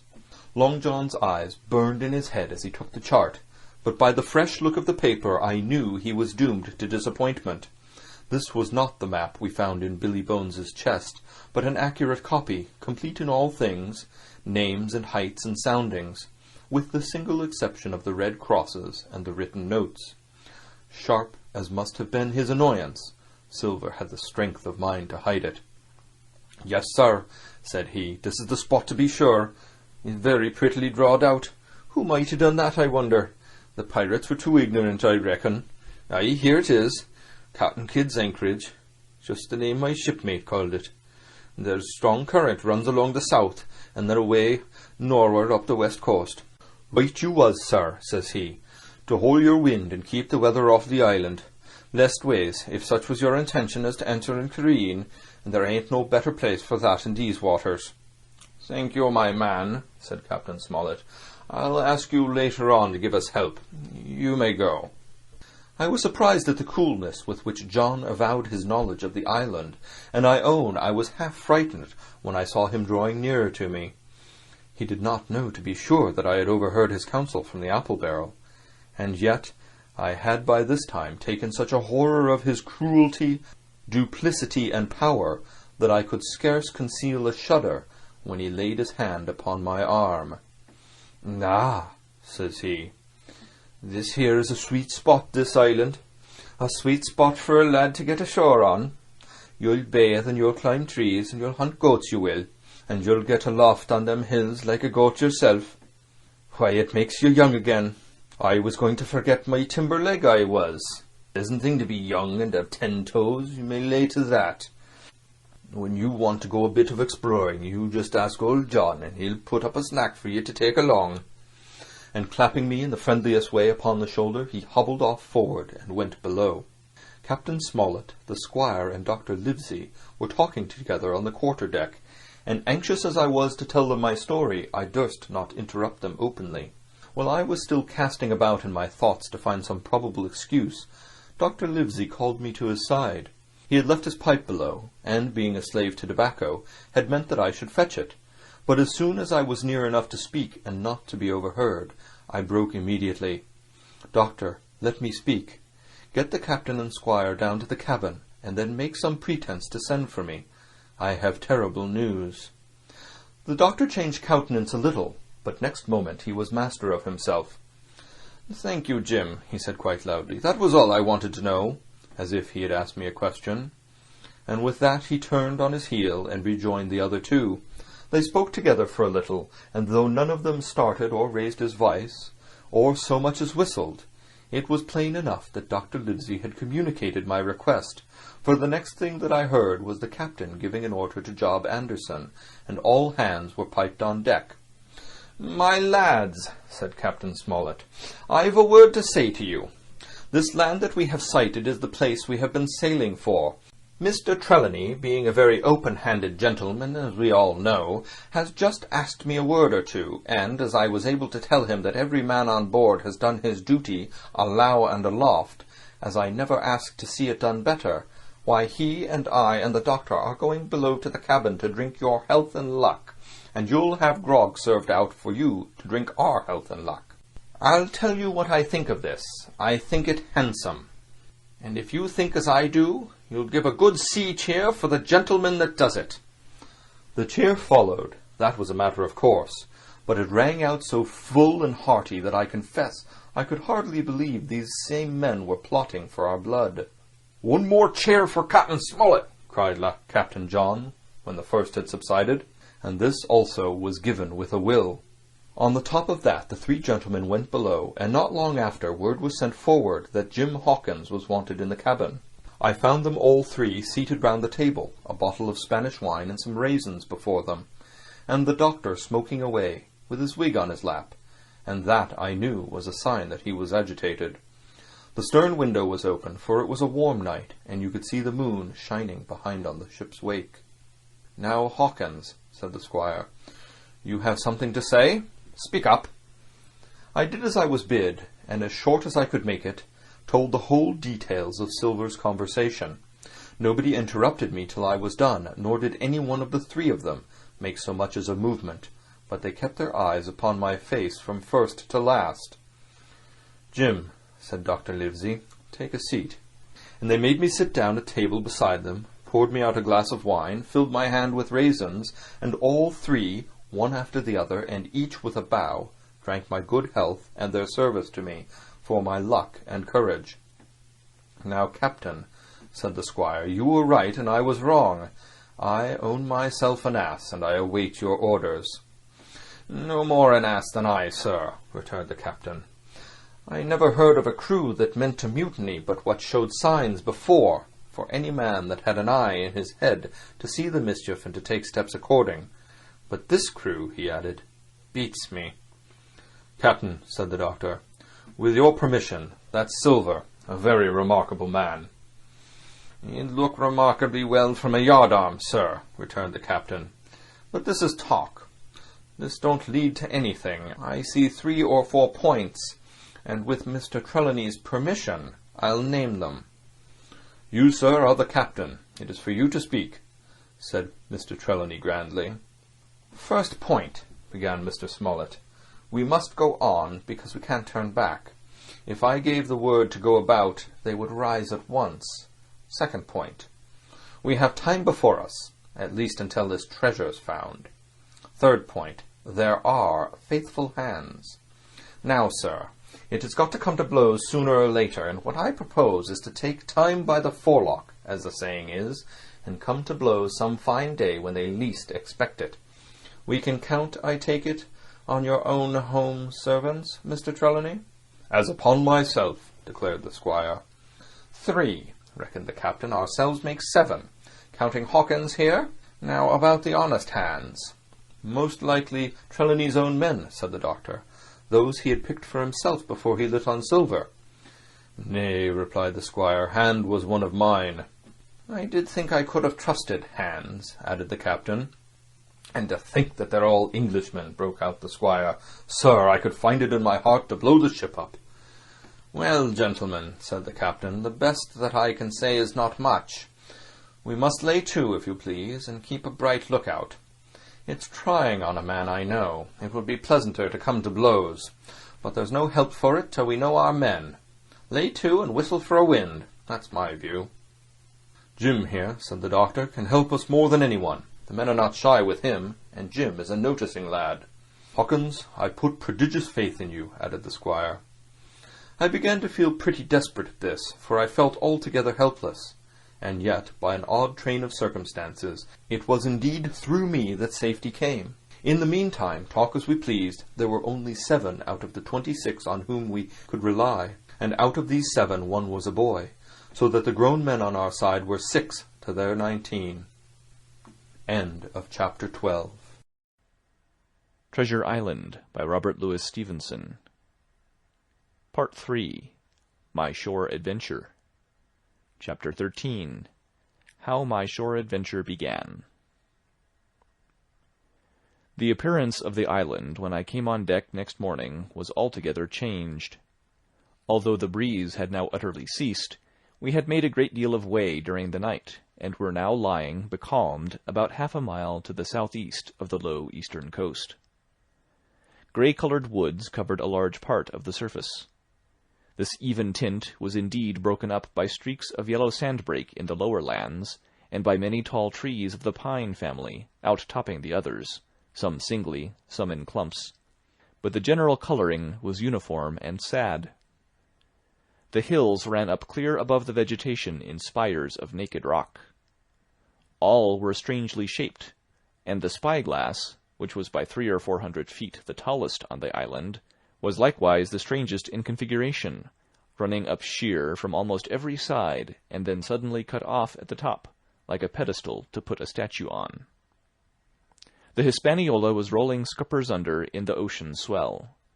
The booms were tearing at the blocks, the rudder was banging to and fro, and the whole ship creaking, groaning, and jumping like a manufactory. I had to cling tight to the backstay, and the world turned giddily before my eyes, for though I was a good enough sailor when there was way on, this standing still and being rolled about like a bottle was a thing I never learned to stand without a qualm or so, above all in the morning on an empty stomach. Perhaps it was this. Perhaps it was the look of the island, with its grey, melancholy woods, and wild stone spires, and the surf that we could both see and hear foaming and thundering on the steep beach. At least, although the sun shone bright and hot, and the shore birds were fishing and crying all around us, and you would have thought anyone would have been glad to get to land after being so long at sea, my heart sank, as the saying is, into my boots, and from the first look onward I hated the very thought of Treasure Island. We had a dreary morning's work before us, for there was no wind of any kind, and the boats had to be got out and manned, and the ship warped 3 or 4 miles round the corner of the island and up the narrow passage to the haven behind Skeleton Island. I volunteered for one of the boats, where I had, of course, no business. The heat was sweltering, and the men grumbled fiercely over their work. Anderson was in command of my boat, and instead of keeping the crew in order, he grumbled as loud as the worst. "Well," he said with an oath, "it's not forever." I thought this was a very bad sign, for up to that day the men had gone briskly and willingly about their business, but the very sight of the island had relaxed the cords of discipline. All the way in, Long John stood by the steersman and conned the ship. He knew the passage like the palm of his hand, and though the man in the chains got everywhere more water than was down in the chart, John never hesitated once. "There's a strong scour with the ebb," he said, "and this here passage has been dug out, in a manner of speaking, with a spade." We brought up just where the anchor was in the chart, about 1/3 of a mile from each shore, the mainland on one side and Skeleton Island on the other. The bottom was clean sand.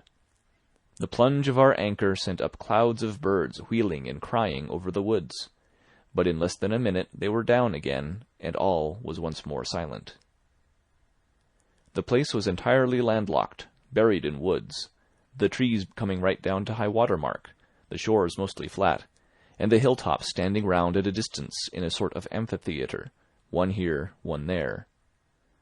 2 little rivers, or rather 2 swamps, emptied out into this pond, as you might call it, and the foliage round that part of the shore had a kind of poisonous brightness. From the ship we could see nothing of the house or stockade, for they were quite buried among trees, and if it had not been for the chart on the companion, we might have been the first that had ever anchored there since the island arose out of the seas.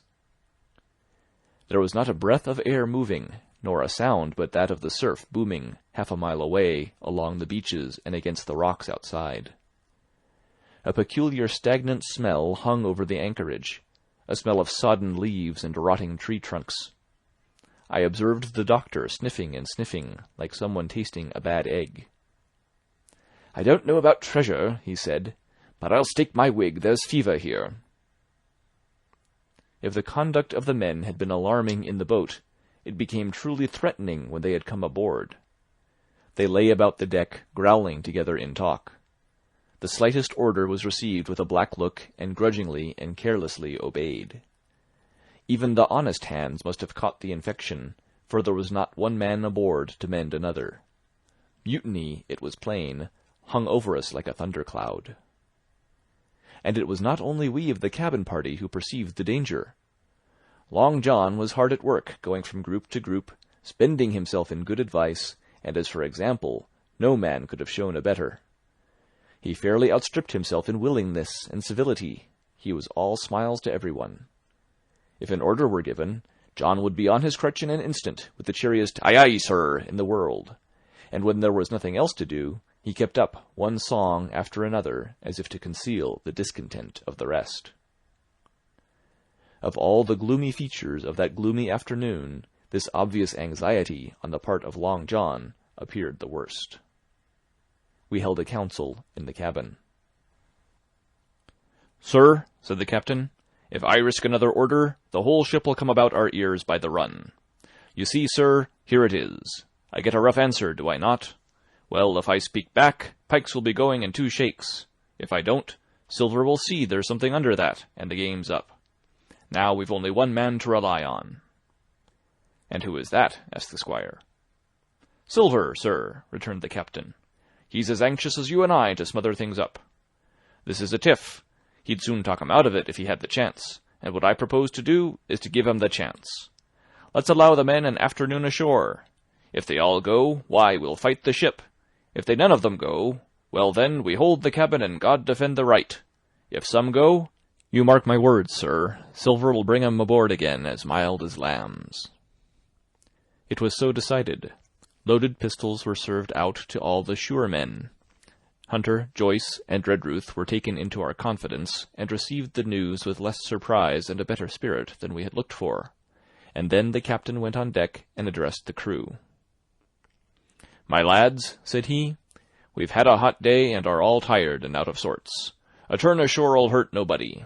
The boats are still in the water. You can take the gigs, and as many as please may go ashore for the afternoon. I'll fire a gun half an hour before sundown." I believe the silly fellows must have thought they would break their shins over treasure as soon as they were landed, for they all came out of their sulks in a moment, and gave a cheer that started the echo in a far-away hill, and sent the birds once more flying and squalling round the anchorage. The captain was too bright to be in the way. He whipped out of sight in a moment, leaving Silver to arrange the party, and I fancy it was as well he did so. Had he been on deck, he could no longer so much as have pretended not to understand the situation. It was as plain as day. Silver was the captain, and a mighty rebellious crew he had of it. The honest hands, and I was soon to see it proved that there were such on board, must have been very stupid fellows. Or rather, I suppose the truth was this, that all hands were disaffected by the example of the ringleaders, only some more, some less, and a few, being good fellows in the main, could neither be led nor driven any further. It is one thing to be idle and skulk, and quite another to take a ship and murder a number of innocent men. At last, however, the party was made up. 6 fellows were to stay on board, and the remaining 13, including Silver, began to embark. Then it was that there came into my head the first of the mad notions that contributed so much to save our lives. If 6 men were left by Silver, it was plain our party could not take and fight the ship, and since only 6 were left, it was equally plain that the cabin party had no present need of my assistance. It occurred to me at once to go ashore. In a jiffy I had slipped over the side and curled up in the foresheets of the nearest boat, and almost at the same moment she shoved off. No one took notice of me, only the bow oar saying, "Is that you, Jim? Keep your head down." But Silver, from the other boat, looked sharply over and called out to know if that were me, and from that moment I began to regret what I had done. The crews raced for the beach, but the boat I was in, having some start, and being at once the lighter and the better manned, shot far ahead of her consort, and the bow had struck among the shoreside trees, and I had caught a branch and swung myself out, and plunged into the nearest thicket, while Silver and the rest were still 100 yards behind. "Jim! Jim!" I heard him shouting. But you may suppose I paid no heed. Jumping, ducking, and breaking through, I ran straight before my nose till I could run no longer. End of Chapter 13. Recorded November 9th, 2005, in Longmont, Colorado. Treasure Island by Robert Louis Stevenson. Chapter 14. The First Blow. I was so pleased at having given the slip to Long John that I began to enjoy myself and look around me with some interest on the strange land that I was in. I had crossed a marshy tract full of willows, bulrushes, and odd, outlandish, swampy trees, and I had now come out upon the skirts of an open piece of undulating sandy country, about a mile long, dotted with a few pines and a great number of contorted trees, not unlike the oak in growth, but pale in the foliage like willows. On the far side of the open stood one of the hills, with two quaint craggy peaks shining vividly in the sun. I now felt for the first time the joy of exploration. The isle was uninhabited. My shipmates I had left behind, and nothing lived in front of me but dumb brutes and fowls. I turned hither and thither among the trees. Here and there were flowering plants, unknown to me. Here and there I saw snakes, and one raised his head from a ledge of rock and hissed at me with a noise not unlike the spinning of a top. Little did I suppose that he was a deadly enemy, and that the noise was the famous rattle. Then I came to a long thicket of these oak-like trees, live or evergreen oaks I heard afterwards they should be called, which grew low along the sand like brambles, the boughs curiously twisted, the foliage compact like thatch. The thicket stretched down from the top of one of the sandy knolls, spreading and growing taller as it went, until it reached the margin of the broad, reedy fen, through which the nearest of the little rivers soaked its way into the anchorage. The marsh was steaming in the strong sun, and the outline of the spyglass trembled through the haze. All at once there began to go a sort of bustle among the bulrushes. A wild duck flew up with a quack, another followed, and soon over the whole surface of the marsh a great cloud of birds hung screaming and circling in the air. I judged at once that some of my shipmates must be drawing near along the borders of the fen. Nor was I deceived, for soon I heard the very distant and low tones of a human voice, which, as I continued to give ear, grew steadily louder and nearer. This put me in a great fear, and I crawled under cover of the nearest live oak and squatted there, hearkening, as silent as a mouse. Another voice answered, and then the first voice, which I now recognized to be Silver's, once more took up the story, and ran on for a long while in a stream, only now and again interrupted by the other. By the sound they must have been talking earnestly and almost fiercely, but no distinct word came to my hearing. At last the speakers seemed to have paused, and perhaps to have sat down, for not only did they cease to draw any nearer, but the birds themselves began to grow more quiet and to settle again to their places in the swamp. And now I began to feel that I was neglecting my business, that since I had been so foolhardy as to come ashore with these desperadoes, the least I could do was to overhear them at their councils, and that my plain and obvious duty was to draw as close as I could manage under the favourable ambush of the crouching trees. I could tell the direction of the speakers pretty exactly, not only by the sound of their voices, but by the behaviour of the few birds that still hung in alarm above the heads of the intruders. Crawling on all fours, I made steadily but slowly towards them, till at last, raising my head to an aperture among the leaves, I could see clear down into a little green dell beside the marsh, and closely set about with trees, where Long John Silver and another of the crew stood face to face in conversation. The sun beat full upon them. Silver had thrown his hat beside him on the ground, and his great, smooth, blond face, all shining with heat, was lifted to the other man's in a kind of appeal. "Mate," he was saying, "it's because I thinks gold dust of you. Gold dust, and you may lay to that. If I hadn't took to you like pitch, do you think I'd have been here a warning of you? All's up. You can't make nor mend. It's to save your neck that I'm a-speaking, and if one of the wild uns knew it, where'd I be, Tom? Now tell me, where'd I be?" "Silver," said the other man, and I observed he was not only red in the face, but spoke as hoarse as a crow, and his voice shook, too, like a taut rope. "Silver," says he, "you're old, and you're honest, or has the name for it, and you've money, too, which lots of poor sailors hasn't, and you're brave, or I'm mistook. And will you tell me you'll let yourself be led away with that kind of a mess of swabs? Not you. As sure as God sees me, I'd sooner lose my hand. If I turn agin my duty—" And then, all of a sudden, he was interrupted by a noise. I had found one of the honest hands. Well, here, at that same moment, came news of another. Far away, out in the marsh, there arose, all of a sudden, a sound like the cry of anger, then another on the back of it, and then one horrid, long-drawn scream. The rocks of the spyglass re-echoed it a score of times.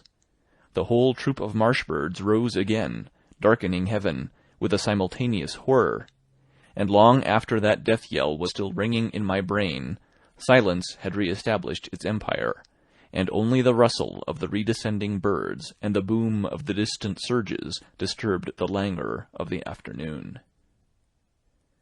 Tom had leaped at the sound, like a horse at the spur, but Silver had not winked an eye. He stood where he was, resting lightly on his crutch, watching his companion like a snake about to spring. "John!" said the sailor, stretching out his hand.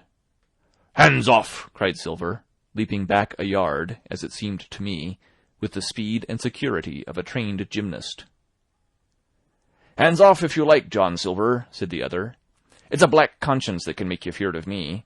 But in heaven's name, tell me, what was that?" "That," returned Silver, smiling away, but warier than ever, his eye a mere pinpoint in his big face, but gleaming like a crumb of glass. "That? Oh, I reckon that'll be Allen." And at this point Tom flashed out like a hero. "Allen!" he cried. "Then rest his soul for a true seaman. And as for you, John Silver, long you've been a mate of mine, but you're mate of mine no more. If I die like a dog, I'll die in my duty. You've killed Allen, have you? Kill me too if you can, but I defies you." And with that, this brave fellow turned his back directly on the cook and set off walking for the beach. But he was not destined to go far. With a cry, John seized the branch of a tree, whipped the crutch out of his armpit, and sent that uncouth missile hurtling through the air. It struck poor Tom, point foremost, and with stunning violence, right between the shoulders in the middle of his back. His hands flew up, he gave a sort of gasp, and fell. Whether he were injured much or little, none could ever tell. Like enough, to judge from the sound, his back was broken on the spot. But he had no time given him to recover. Silver, agile as a monkey, even without leg or crutch, was on the top of him next moment, and had twice buried his knife up to the hilt in that defenseless body. From my place of ambush, I could hear him pant aloud as he struck the blows. I do not know what it rightly is to faint, but I do know that for the next little while the whole world swam away from before me in a whirling mist.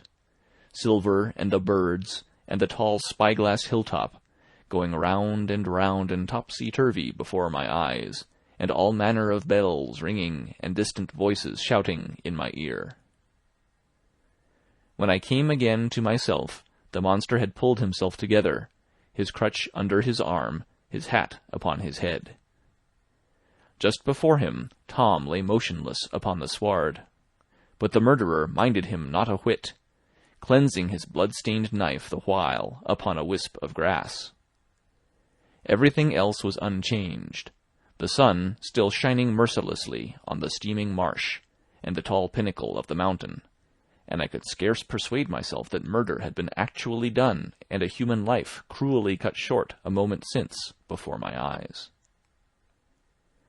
But now John put his hand into his pocket, brought out a whistle, and blew upon it several modulated blasts that rang far across the heated air. I could not tell, of course, the meaning of the signal, but it instantly awoke my fears. More men would be coming. I might be discovered. They had already slain 2 of the honest people. After Tom and Allen, might not I come next? Instantly I began to extricate myself, and crawl back again, with what speed and silence I could manage, to the more open portion of the wood. As I did so, I could hear hails coming and going between the old buccaneer and his comrades, and this sound of danger lent me wings. As soon as I was clear of the thicket, I ran as I never ran before, scarce minding the direction of my flight, so long as it led me from the murderers. And as I ran, fear grew and grew upon me, until it turned into a kind of frenzy. Indeed, could anyone be more entirely lost than I? When the gun fired, how should I dare to go down to the boats among those fiends, still smoking from their crime? Would not the first of them who saw me wring my neck like a snipe's? Would not my absence itself be an evidence to them of my alarm, and therefore of my fatal knowledge? It was all over, I thought. Goodbye to the Hispaniola, goodbye to the squire, the doctor, and the captain. There was nothing left for me but death by starvation, or death by the hands of the mutineers. All this while, as I say, I was still running, and without taking any notice, I had drawn near to the foot of the little hill with the 2 peaks, and had got into a part of the island where the live oaks grew more widely apart, and seemed more like forest trees in their bearing and dimensions.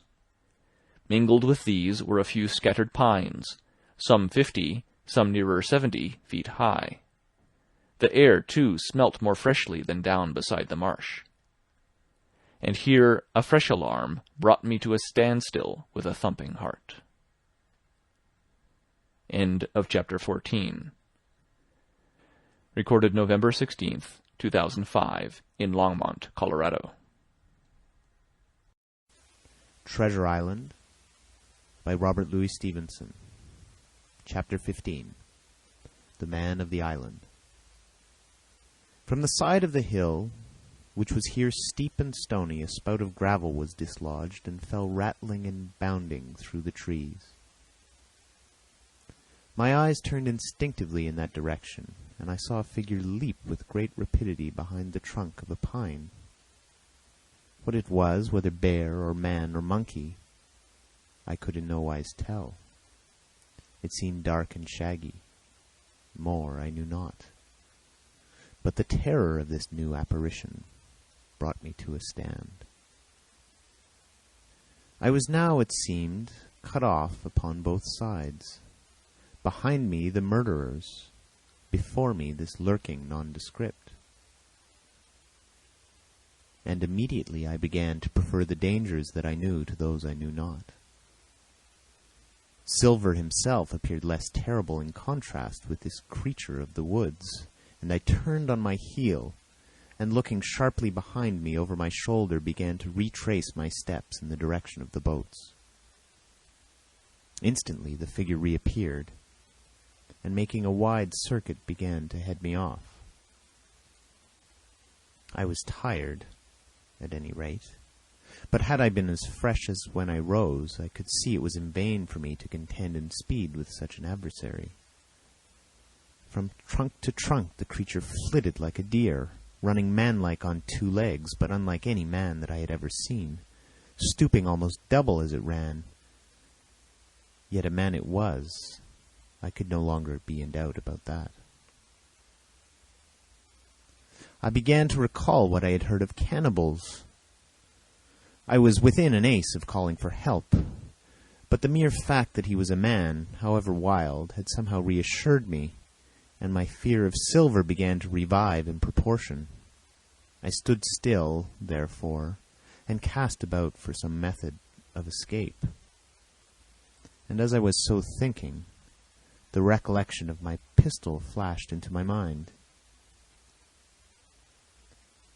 As soon as I remembered I was not defenseless, courage glowed again in my heart, and I set my face resolutely for this man of the island, and walked briskly towards him. He was concealed by this time behind another tree trunk, but he must have been watching me closely, for as soon as I began to move in his direction, he reappeared and took a step to meet me. Then he hesitated, drew back, came forward again, and at last, to my wonder and confusion, he threw himself on his knees and held out his clasped hands in supplication. At that I once more stopped. "Who are you?" I asked. Ben Gunn, he answered, and his voice sounded hoarse and awkward like a rusty lock. I'm poor Ben Gunn, I am, and I haven't spoken with a Christian these 3 years. I could now see that he was a white man like myself, and that his features were even pleasing. His skin, wherever it was exposed, was burnt by the sun. Even his lips were black, and his fair eyes looked quite startling in so dark a face. Of all the beggar men that I had seen or fancied, he was the chief for raggedness. He was clothed with tatters of old ship's canvas and old sea cloth, and this extraordinary patchwork was all held together by a system of the most various and incongruous fastenings, brass buttons, bits of stick, and loops of tarry gaskin. About his waist he wore an old brass-buckled leather belt, which was one thing solid in his whole accoutrement. 3 years, I cried. Were you shipwrecked? Nay, mate, said he, marooned. I had heard the word, and I knew it stood for a horrible kind of punishment common enough among the buccaneers, in which the offender is put ashore with a little powder and shot, and left behind on some desolate and distant island. Marooned 3 years agone, he continued, and lived on goats since then, and berries, and oysters. Wherever a man is, says I, a man can do for himself. But, mate, my heart is sore for Christian diet. You mightn't happen to have a piece of cheese about you now. No? Well, many's the long night I've dreamed of cheese, toasted mostly, and woke up again, and here I were. If ever I can get aboard again, said I, you shall have cheese by the stone. All this time he had been feeling the stuff of my jacket, smoothing my hands, looking at my boots, and generally, in the intervals of his speech, showing a childish pleasure in the presence of a fellow creature. But at my last words he perked up into a kind of startled slyness. If ever you can get on aboard again, says you, he repeated. Why, now, who's to hinder you? Not you, I know, was my reply. And right you was, he cried. Now you, what do you call yourself, mate? Jim, I told him. Jim, says he, quite pleased apparently. Well now, Jim, I've lived that rough as you'd be ashamed to hear of. Now, for instance, you wouldn't think I had a pious mother to look at me, he asked. Why, no, not in particular, I answered. Ah, well, said he, but I had remarkable pious, and I was a civil pious boy, and could rattle off my catechism that fast as you couldn't tell one word from another. And here's what it come to, Jim. And it begun with Chuck Farthen on the blessed gravestones. That's what it begun with, but it went further than that. And so my mother told me, and predicted the whole thing. She did, the pious woman. But it were Providence that put me here. I've thought it all out in this here lonely island, and I'm back on piety. You don't catch me tasting rum so much, but just a thimbleful for luck, of course, the first chance I have. I'm bound I'll be good, and I see the way too. And Jim, looking all round him and lowering his voice to a whisper, I'm rich. I now felt sure that the poor fellow had gone crazy in his solitude, and I suppose I must have shown the feeling on my face, for he repeated the statement hotly. Rich, I says, and I'll tell you what, I'll make a man of you, Jim. Ah, Jim, you'll bless your stars, you will. You was the first that found me. And at this there came suddenly a lowering shadow over his face, and he tightened his grasp upon my hand and raised a forefinger threateningly before my eyes. Now, Jim, you tell me true. That ain't Flint's ship, he asked. At this I had a happy inspiration. I began to believe that I had found an ally, and I answered him at once. "It's not Flint's ship, and Flint is dead. But I'll tell you true, as you ask me. There are some of Flint's hands aboard. Worse luck for the rest of us." "Not a man with one leg," he gasped. "Silver?" I asked. "Ah, Silver," says he. "That were his name." He's the cook and the ringleader, too. He was still holding me by the wrist, and at that he gave it quite a wring.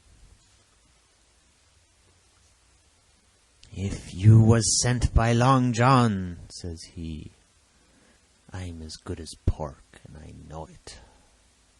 But where was you, do you suppose?" I had made my mind up in a moment, and by way of answer told him the whole story of our voyage and the predicament in which we found ourselves. He heard me with the keenest interest, and when I had done, he patted me on the head. "You're a good lad, Jim," said he. "And you're all in a clove hitch, ain't you? Well, you just put your trust in Ben Gunn. Ben Gunn's the man to do it. Would you think it likely now that your squire would prove a liberal-minded one in case of help? Him being in a clove hitch, as you remark." I told him the squire was the most liberal of men. "Aye, but you see," returned Ben Gunn, "I didn't mean giving me a gate to keep and a suit of livery clothes and such. That's not my mark, Jim. What I mean is, would he be likely to come down to the tune of, say, £1,000 out of money that's as good as a man's own already?" "I'm sure he would," said I. As it was, all hands were to share. "And passage home," he added with a look of great shrewdness. "Why," I cried, "the squire's a gentleman, and besides, if we got rid of the others, we should want you to help work the vessel home." "Ah," said he, "so you would," and he seemed very much relieved. "Now I'll tell you what," he went on. "So much I'll tell you, no more. I were in Flint's ship when he buried the treasure, he and 6 along, 6 strong seamen. They was ashore nigh a week, and us standing off in the old Walrus. One fine day up went the signal, and here come Flint by himself in a little boat, and his head done up in a blue scarf. The sun was getting up, and mortal white he looked about the cutwater. But there he was, you mind, and not the 6 all dead and buried. How he done it, not a man aboard us could make out. It was a battle, murder, and sudden death, leastways him against 6. Billy Bones was the mate, Long John, he was the quartermaster, and they asked him where the treasure was. 'Ah,' says he, 'you can go ashore if you like and stay,' he says, 'but as for the ship, she'll beat up for more.' By thunder, that's what he said. Well, I was in another ship 3 years back, and we sighted this island. 'Boys,' said I, 'here's Flint's treasure. Let's land and find it.' But the captain was displeased at that. But my messmates were all of a mind and landed. 12 days they looked for it, and every day they had worse word of me. Until one fine morning all hands went aboard. 'As for you, Benjamin Gunn,' says they, 'here's a musket,' they says, 'and a spade and a pickaxe. You can stay here and find Flint's money for yourself,' they says. Well, Jim, 3 years have I been here, and not a bite of Christian diet from that day to this. But now you look here, look at me. Do I look like a man before the mast? No, says you. No, I weren't neither, I says. And with that he winked and pinched me hard. Just you mention them words to your squire, Jim, he went on. Nor he weren't neither, that's the words. 3 years he were the man of this island, light and dark, fair and rain. And sometimes he would maybe think upon a prayer, says you, and sometimes he would maybe think of his old mother. So be as she's alive, you'll say. But the most part of Gun's time, this is what you'll say, the most part of his time was took up with another matter. And then you'll give him a nip like I do. And he pinched me again in the most confidential manner. Then, he continued, then you'll up when you'll say this. Gun is a good man, you'll say, and he puts a precious sight more confidence. Precious sight, mind that, in a gentleman born than in these gentlemen, of fortune having been one himself.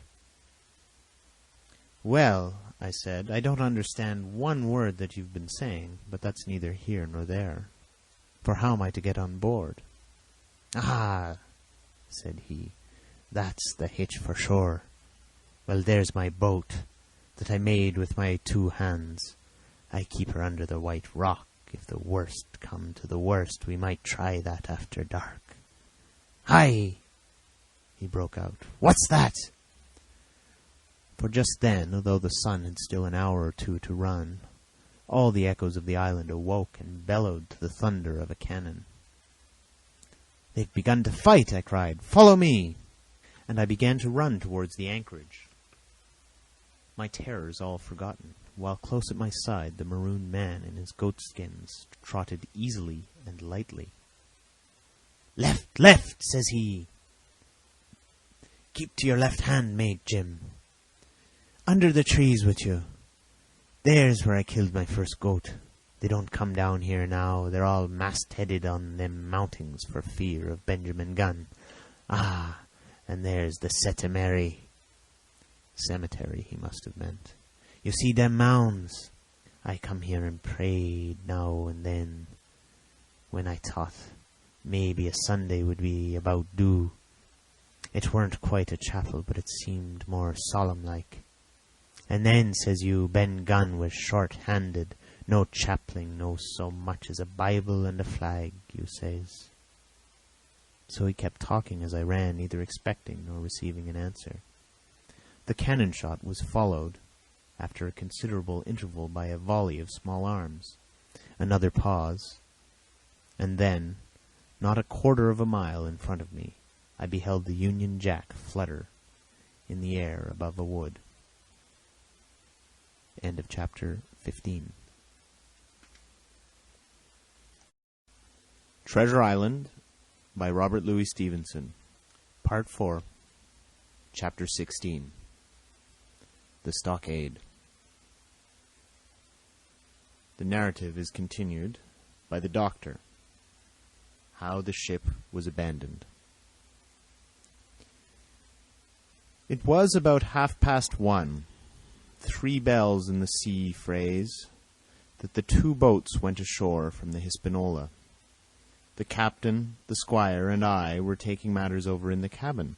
Had there been a breath of wind, we should have fallen on the 6 mutineers who were left aboard with us, slipped our cable, and away to sea. But the wind was wanting, and to complete our helplessness, down came Hunter with the news that Jim Hawkins had slipped into a boat and was gone ashore with the rest. It never occurred to us to doubt Jim Hawkins, but we were alarmed for his safety. With the men in the temper they were in, it seemed an even chance if we should see the lad again. We ran on deck. The pitch was bubbling in the seams. The nasty stench of the place turned me sick. If ever a man smelt fever and dysentery, it was in that abominable anchorage. The 6 scoundrels were sitting grumbling under a sail in the forecastle. Ashore we could see the gigs made fast, and a man sitting in each, hard by where the river runs in. One of them was whistling Lily Bolero. Waiting was a strain, and it was decided that Hunter and I should go ashore with the jolly boat in quest of information. The gigs had leaned to their right, but Hunter and I pulled straight in the direction of the stockade upon the chart. The two who were left guarding their boats seemed in a bustle at our appearance. Lily Bolero stopped off, and I could see the pair discussing what they ought to do. Had they gone and told Silver, all might have turned out differently. But they had their orders, I suppose, and decided to sit quietly where they were and hark back again to Lily Bolero. There was a slight bend in the coast, and I steered so as to put it between us. Even before we landed, we had thus lost sight of the gigs. I jumped out and came as near running as I durst, with a big silk handkerchief under my hat for coolness' sake, and a brace of pistols ready primed for safety. I had not gone 100 yards when I reached the stockade. This was how it was. A spring of clear water rose almost at the top of a knoll.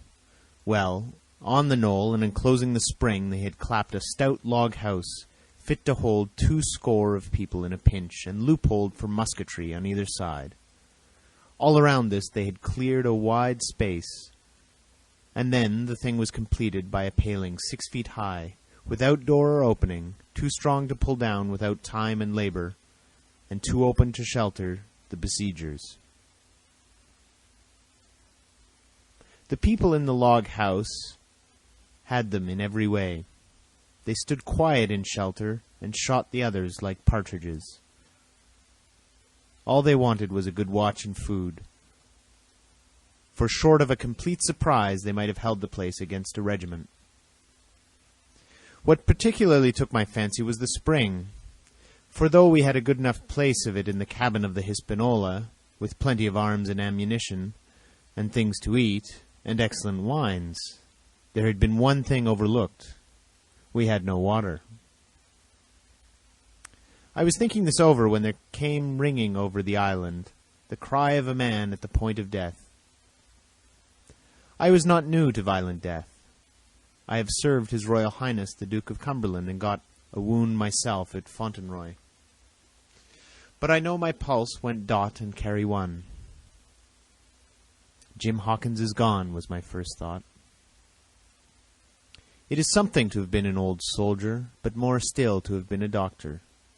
There is no time to dilly-dally in our work, and so now I made up my mind instantly, and with no time lost returned to shore and jumped on board the jolly boat. By good fortune Hunter pulled a good oar. We made the water fly, and the boat was soon alongside, and I aboard the schooner. I found them all shaken, as was natural. The squire was sitting down as white as a sheet, thinking of the harm he had led us to, the good soul, and one of the 6 forecastle hands was a little better. "There's a man," says Captain Smollett, nodding towards him, "new to his work. He came nigh hand, fainting, Doctor, when he heard the cry. Another touch of the rudder and that man would join us." I told my plan to the captain, and between us we settled on the details of its accomplishment. We put old Redruth in the gallery between the cabin and the forecastle, with 3 or 4 loaded muskets and a mattress for protection. Hunter brought the boat round under the stern port, and Joyce and I set to work loading her with powder tins, muskets, bags of biscuits, kegs of pork, a cask of cognac, and my invaluable medicine chest. In the meantime, the squire and the captain stayed on deck, and the latter hailed the coxswain, who was the principal man aboard. "Mr. Hands," he said, "here are 2 of us with a brace of pistols each. If any one of you 6 make a signal of any description, that man's dead." They were a good deal taken aback, and after a little consultation, one and all tumbled down the fore companion, thinking no doubt to take us on the rear. But when they saw Redruth waiting for them in the sparred galley, they went about ship at once, and head popped out again on deck. "Down, dog!" cries the captain, and the head popped back again, and we heard no more for the time of these 6 very faint-hearted seamen. By this time, tumbling things in as they came. We had the jolly boat loaded, as much as we dared. Joyce and I got out through the stern port, and we made for shore again as fast as oars could take us. This second trip fairly aroused the watchers along shore. Lily Bolero was dropped again, and just before we lost sight of them behind the little point, one of them whipped ashore and disappeared. I had half a mind to change my plan and destroy their boats, but I feared that Silver and the others might be close at hand, and all might very well be lost by trying for too much. We had soon touched land in the same place as before, and set to provision the blockhouse. All three made the first journey, heavily laden, and tossed our stores over the palisade. Then, leaving Joyce to guard them, one man to be sure, but with half a dozen muskets, Hunter and I returned to the jolly boat and loaded ourselves once more. So we proceeded without pausing to take breath, till the whole cargo was bestowed, and the two servants took up their position in the blockhouse, and I, with all my power, sculled back to the Hispaniola. That we should have risked a second boatload seems more daring than it really was. They had the advantage of numbers, of course, but we had the advantage of arms.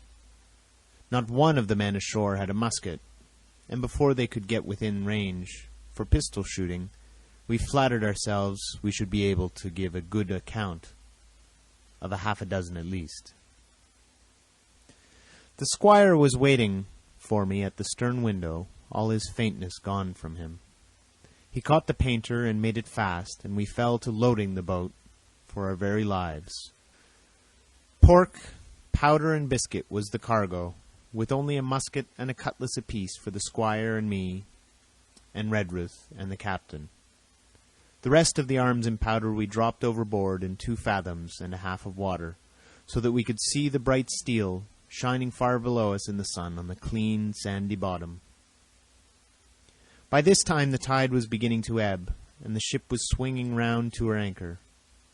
Voices were heard faintly hallooing in the direction of the 2 gigs, and though this reassured us for Joyce and Hunter, who were well to the eastward, it warned our party to be off.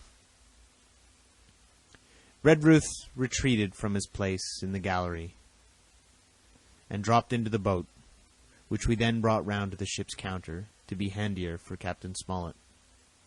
"Now, men," said he, "do you hear me?" There was no answer from the forecastle. "It's to you, Abraham Gray. It's to you I am speaking." Still no reply. "Gray," resumed Mr. Smollett a little louder, "I'm leaving this ship, and I order you to follow your captain. I know you are a good man at bottom, and I dare say not one of the lot of you's as bad as he makes out. I have my watch here in my hand. I give you 30 seconds to join me in." There was a pause. "Come, my fine fellow," continued the captain. "Don't have so long in stays. I'm risking my life and the lives of these good gentlemen every second." There was a sudden scuffle, a sound of blows, and out burst Abraham Gray with a knife cut on the side of his cheek, and came running to the captain like a dog to the whistle. "I'm with you, sir," said he, and the next moment he and the captain had dropped aboard of us, and we shoved off and given way. We were clear out of the ship, but not yet ashore in our stockade. End of chapter 16. Treasure Island by Robert Louis Stevenson. Chapter 17. Narrative continued by the Doctor. The Jolly Boat's last trip. This 5th trip was quite different from any of the others. In the first place, the little gallipot of a boat that we were in was gravely overloaded. 5 grown men, and 3 of them, Trelawney, Redruth, and the captain, over 6 feet high, was already more than she was meant to carry. Add to that the powder, pork, and bread bags. The gunwale was lipping astern. Several times we shipped a little water, and my breeches and the tails of my coat were all soaking wet before we had gone 100 yards.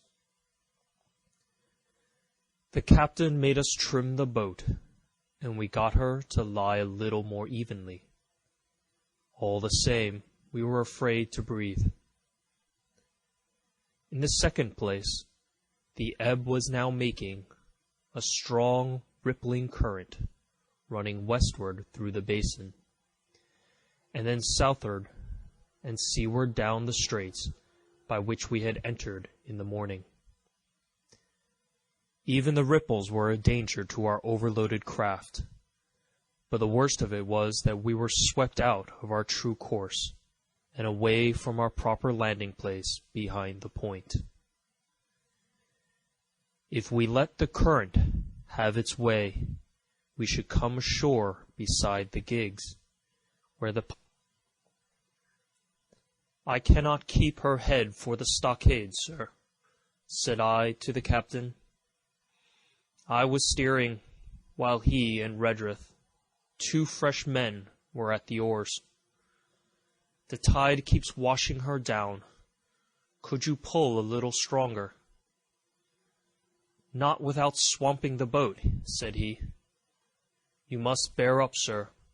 If you please, bear up until you see you're gaining.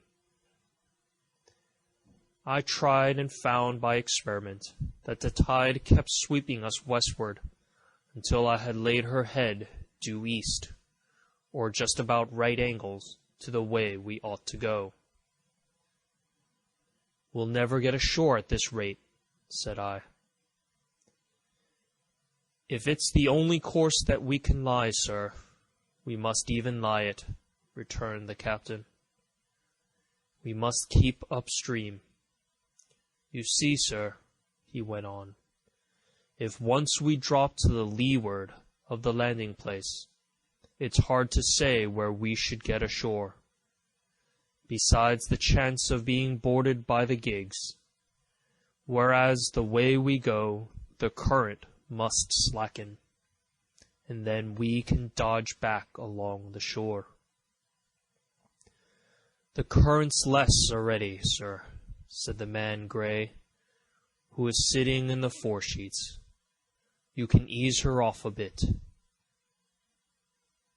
Thank you, my man, said I, quite as if nothing had happened, for we had all quietly made up our minds to treat him like one of ourselves. Suddenly the captain spoke up again, and I thought his voice was a little changed. The gun, said he. I have thought of that, said I, for I made sure he was thinking of a bombardment of the fort. They could never get the gun ashore, and if they did, they could never haul it through the woods. Look astern, Doctor, replied the captain. We had entirely forgotten the long nine, and there, to our horror, were the 5 rogues busy about her, getting off her jacket, as they called the stout tarpaulin cover under which she sailed. Not only that, but it flashed into my mind at the same moment that the round shot and the powder for the gun had been left behind, and a stroke with an axe could put it all into the possession of the evil ones aboard. Israel was Flint's gunner, said Gray hoarsely. At any risk, we put the boat's head direct for the landing place. By this time, we had got so far out of the run of the current that we kept steerage way even at our necessarily gentle rate of rowing, and I could keep her steady for the goal. But the worst of it was that with the course I now held, we turned our broadside, instead of our stern, to the Hispaniola and offered a target like a barn door. I could hear as well as see that brandy-faced rascal, Israel, hands plumping down a round shot on the deck. "Who's the best shot?" asked the captain.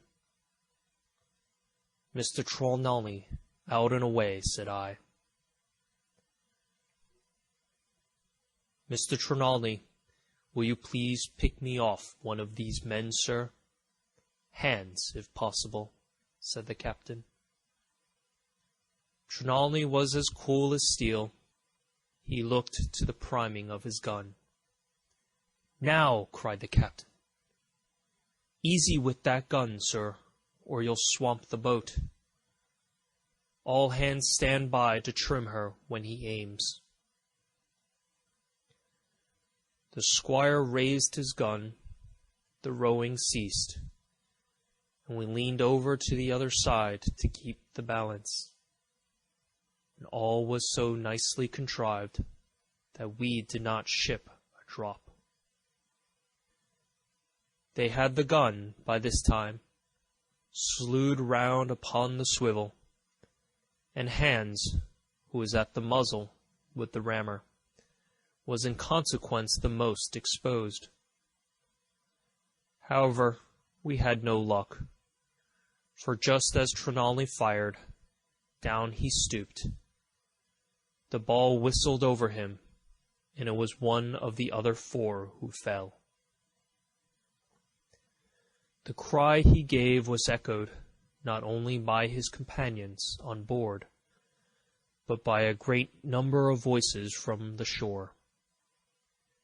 And looking in that direction, I saw the other pirates trooping out from among the trees and tumbling into their places in the boats. "Here comes the gig, sir," said I. "Give way, then," cried the captain. "We mustn't mind if we swamp her now. If we can't get ashore, all's up."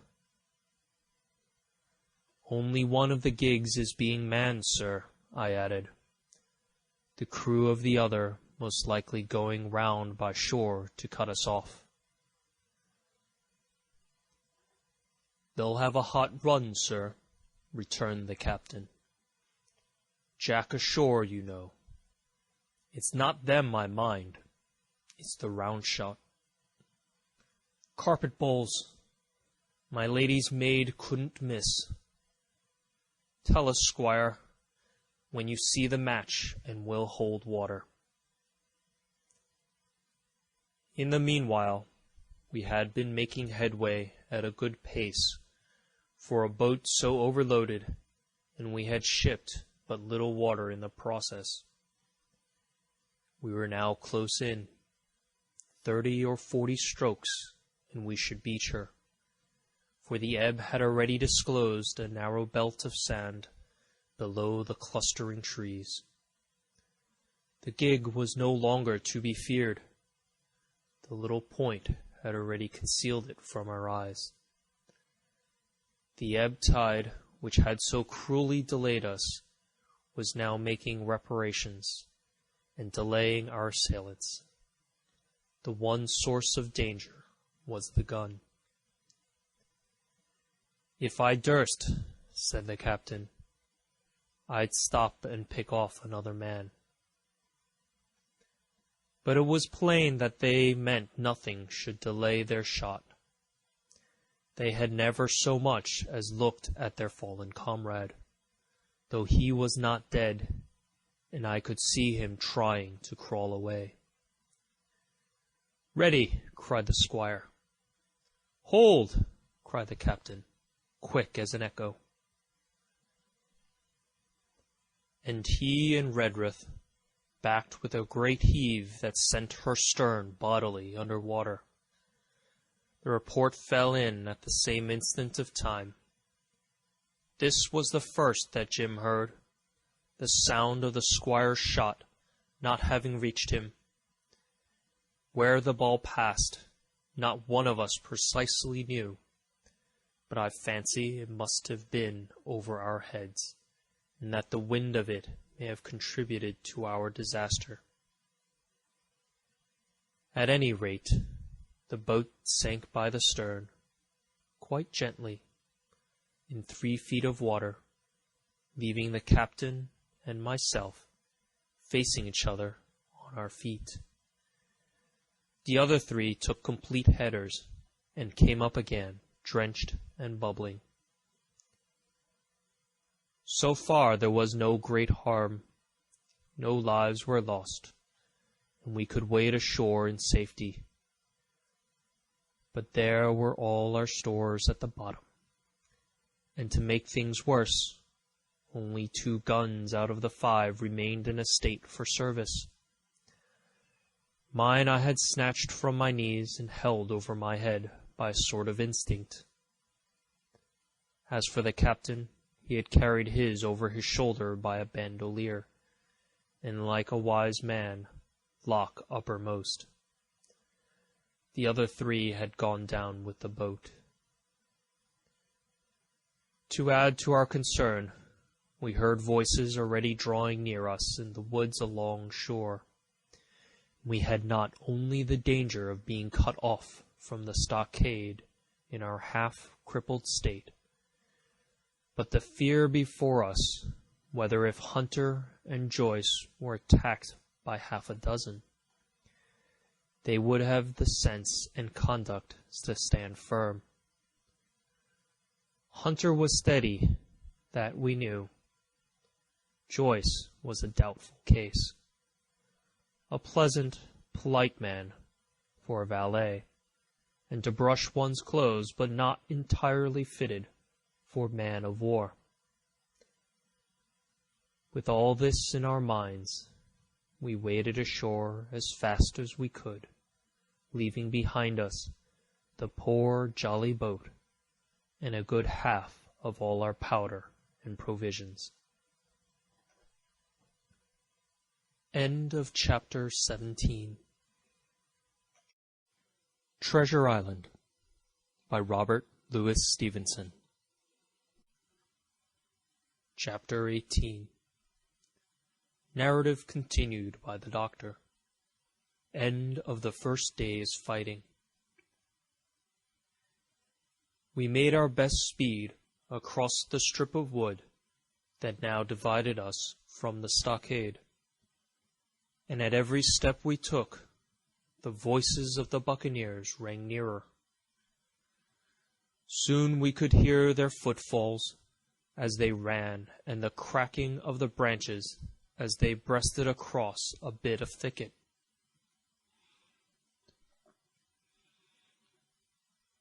I began to see we should have a brush for it in earnest, and looked to my priming.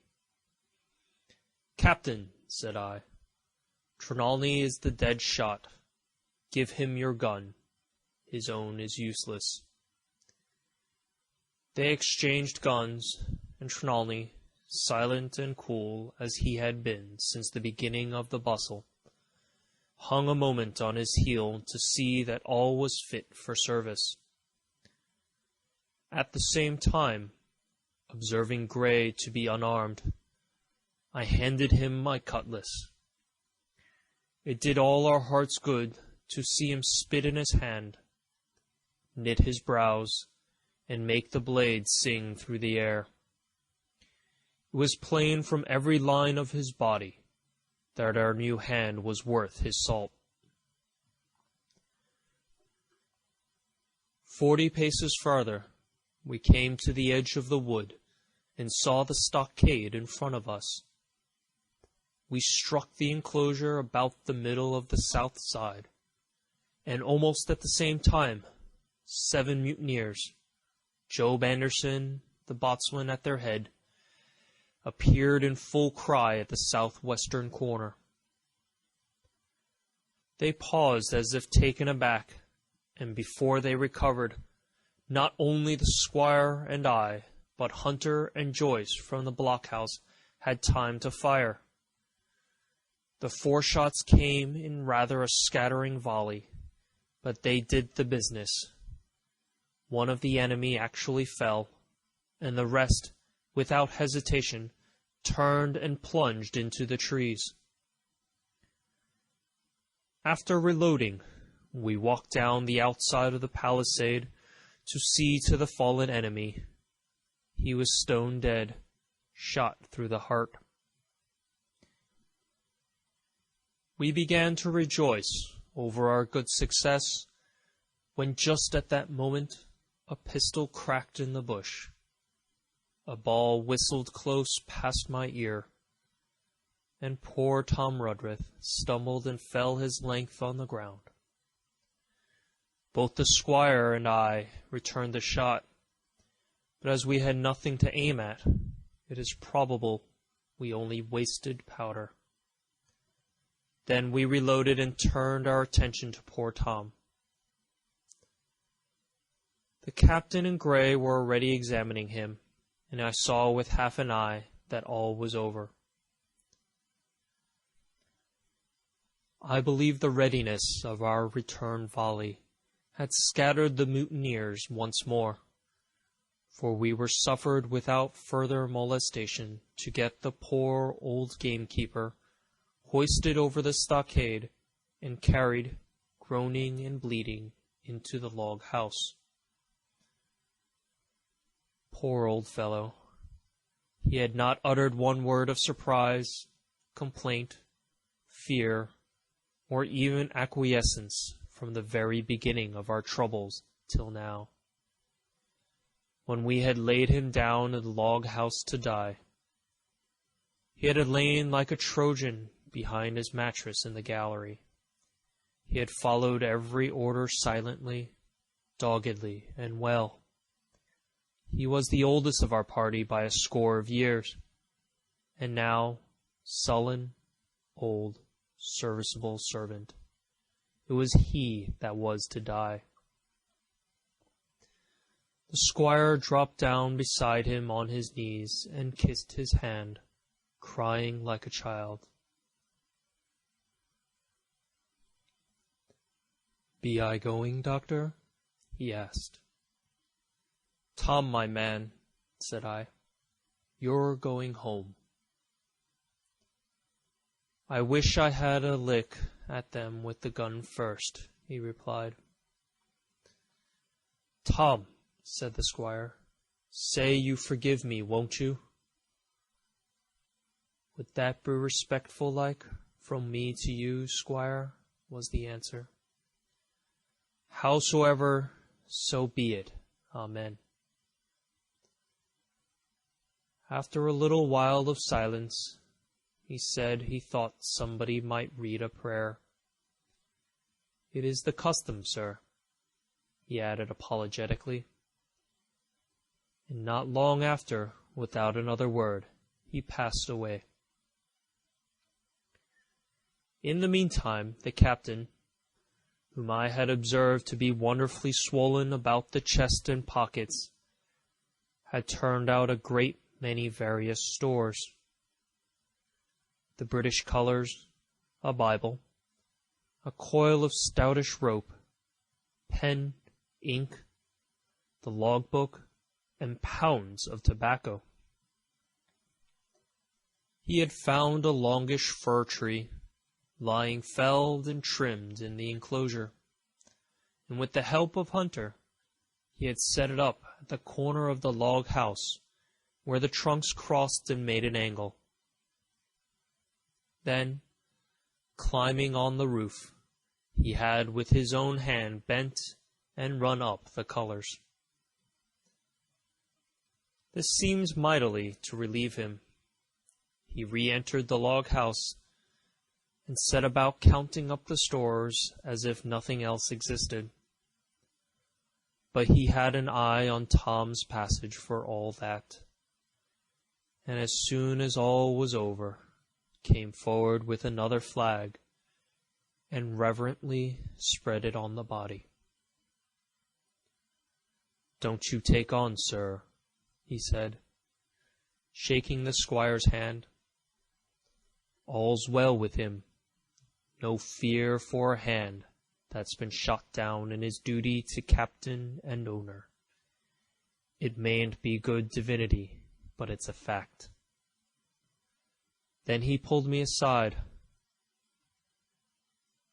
Dr. Livesey, he said, in how many weeks do you and Squire expect the consort? I told him it was a question not of weeks, but of months. That if we were not back by the end of August, Blandley was to send to find us. But neither sooner nor later. You can calculate for yourself, I said. Why, yes, returned the captain, scratching his head, and making a large allowance, sir, for all the gifts of Providence.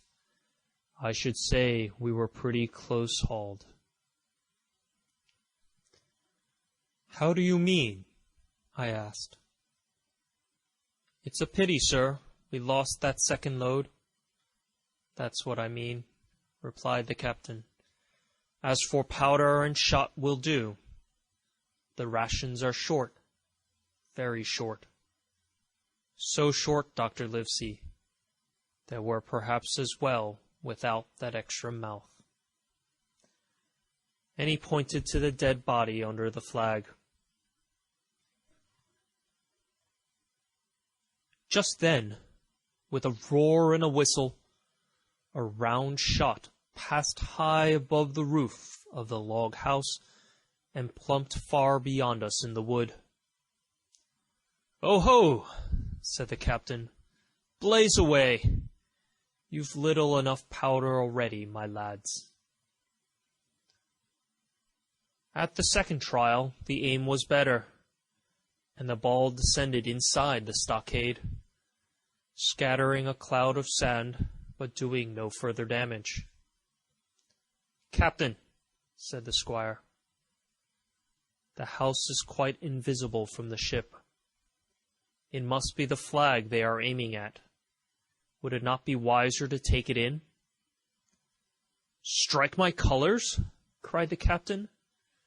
"No, sir, not I." And as soon as he had said the words, I think we all agreed with him, for it was not only a piece of stout, seemingly good feeling, it was good policy besides, and showed our enemies that we despised their cannonade. All through the evening they kept thundering away. Ball after ball flew over or fell short, or kicked up the sand in the enclosure. But they had to fire so high that the shot fell dead and buried itself in the soft sand. We had no ricochet to fear, and though one popped in through the roof of the log house and out again through the floor, we soon got used to that sort of horseplay, and minded it no more than cricket. "There is one good thing about all of this," observed the captain. "The wood in front of us is likely clear. The ebb has made a good while. Our stores should be uncovered. Volunteers to go and bring in pork?" Gray and Hunter were the first to come forward. Well armed, they stole out of the stockade, but it proved a useless mission. The mutineers were bolder than we fancied, or they put more trust in Israel's gunnery. For 4 or 5 of them were busy carrying off our stores and wading out with them to one of the gigs that lay close by, pulling an oar so to hold her steady against the current. Silver was in the stern, sheets in command, and every man of them was now provided with a musket from some secret magazine of their own. The captain sat down to his log, and here is the beginning of the entry. Alexander Smollett, Master. David Livesey, Ship's Doctor. Abraham Gray, carpenter's mate. John Trelawney, owner.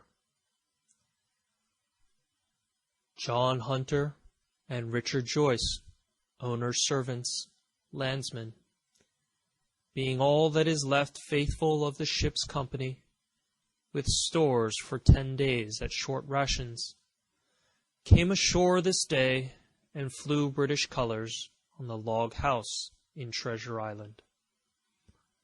Thomas Redruth, owner's servant, landsman, shot by the mutineers. James Hawkins, cabin boy. And at the same time, I was wondering over poor Jim Hawkins's fate. A hail on the land side. "Somebody's hailing us," said Hunter, who was on guard. "Doctor! Squire! Captain!" "Hello, Hunter! Is that you?" came the cries. And I ran to the door in time to see Jim Hawkins, safe and sound, come climbing over the stockade. End of chapter 18. Treasure Island by Robert Louis Stevenson. Chapter 19. Narrative resumed by Jim Hawkins, The Garrison in the Stockade.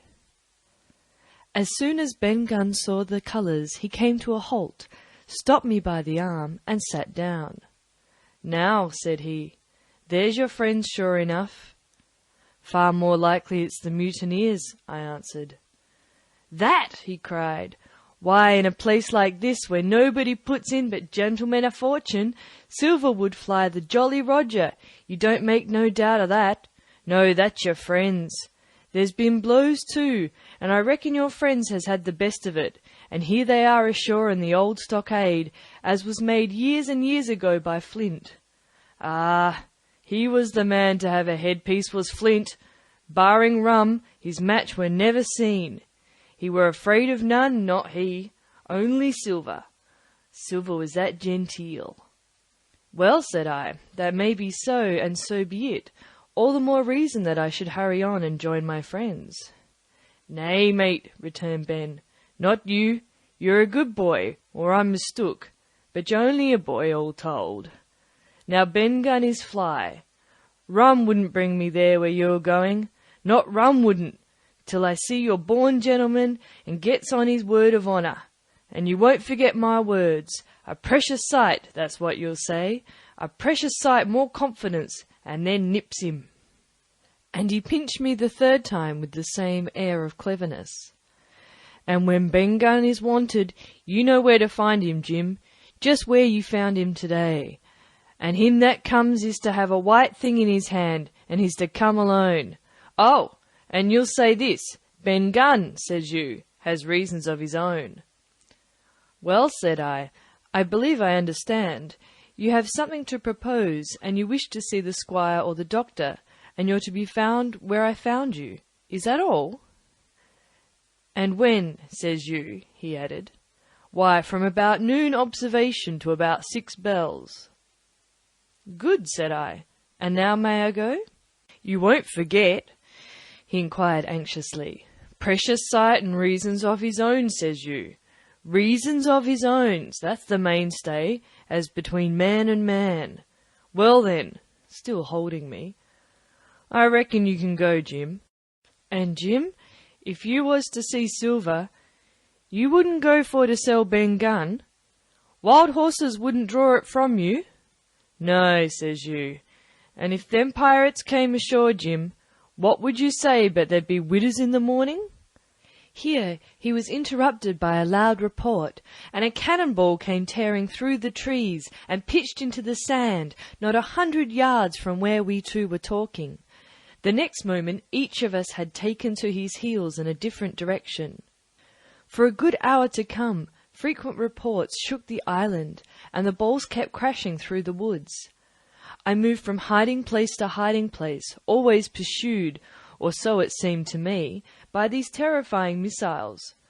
But towards the end of the bombardment, though I still durst not venture in the direction of the stockade, where the balls fell off nest, I had begun, in a manner, to pluck up my heart again, and after a long detour to the east, crept along among the shoreside trees.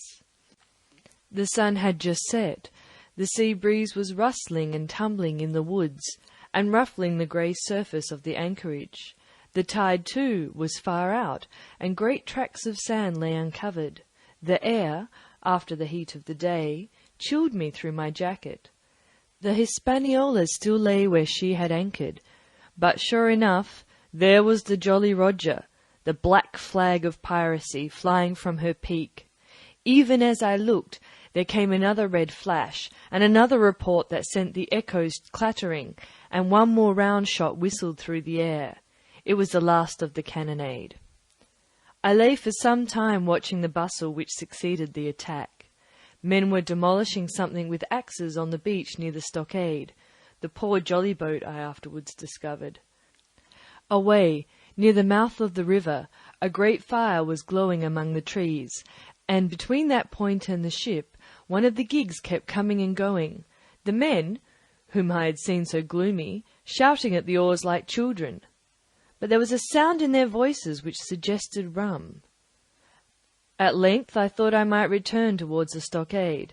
I was pretty far down on the low sandy spit that encloses the anchorage to the east, and is joined at half water to Skeleton Island, and now, as I rose to my feet, I saw, some distance further down the spit, and rising from among the low bushes, an isolated rock, pretty high, and peculiarly white in colour.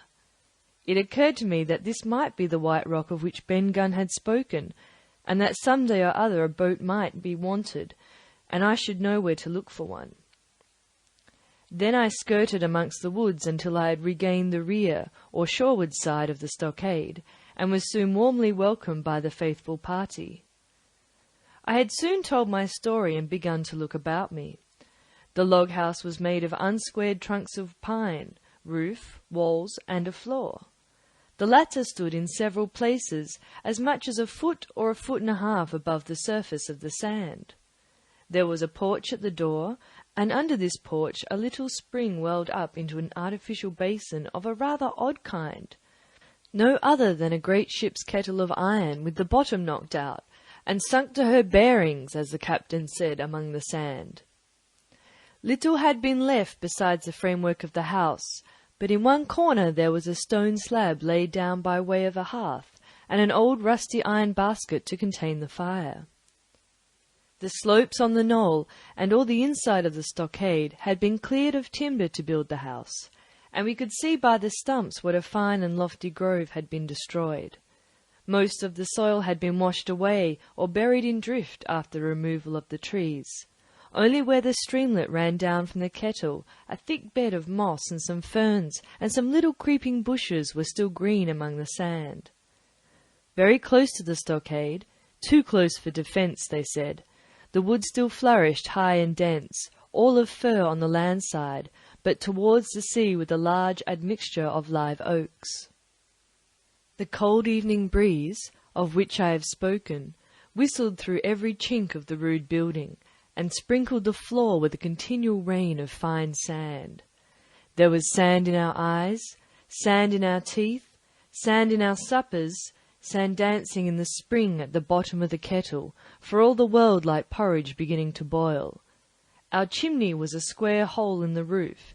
It was but a little part of the smoke that found its way out. The rest eddied about the house and kept us coughing and piping in the eye. Add to this that Gray, the new man, had his face tied up in a bandage for a cut that he had got in breaking away from the mutineers, and that poor old Tom Redruth, still unburied, lay along the wall, stiff and stark, under the Union Jack. If we had been allowed to sit idle, we should have all fallen into the blues, but Captain Smollett was never the man for that. All hands were called up before him, and he divided us into watches. The doctor and Gray and I for one, the squire, Hunter, and Joyce upon the other. Tired though we all were, 2 were sent out for firewood, 2 more were set to dig a grave for Redruth, The doctor was named Cook, I was put sentry at the door, and the captain himself went from one to another, keeping up our spirits and lending a hand wherever it was wanted. From time to time the doctor came to the door for a little air, and to rest his eyes, which were almost smoked out of his head, and whenever he did so he had a word for me. "That man Smollett," he said once, "is a better man than I am. And when I say that, it means a deal, Jim." Another time he came and was silent for a while. Then he put his head on one side and looked at me. "Is this Ben Gunn a man?" he asked. "I do not know, sir," said I. "I am not very sure whether he's sane." "If there's any doubt about that matter, he is," returned the doctor. "A man who has been 3 years biting his nails on a desert island, Jim, can't expect to appear as sane as you or me. It doesn't lie in human nature. Was it cheese you said he had a fancy for?" "Yes, sir, cheese," I answered. "Well, Jim," says he, "just see the good stuff that comes out of being dainty in your food. You've seen my snuff box, haven't you? And you never saw me take snuff. The reason being that in my snuff box I carry a piece of Parmesan cheese, a cheese made in Italy, very nutritious. Well, that's for Ben Gunn." Before supper was eaten, we buried old Tom in the sand and stood round him for a while, bareheaded in the breeze. A good deal of firewood had been got in, but not enough for the captain's fancy, and he shook his head over it and told us we must get back to this tomorrow rather livelier. Then, when we had eaten our pork, and each had a good stiff glass of brandy grog, the 3 chiefs got together in a corner to discuss our prospects. It appears they were at their wits' end what to do, the stores being so low that we must have been starved into surrender long before help came.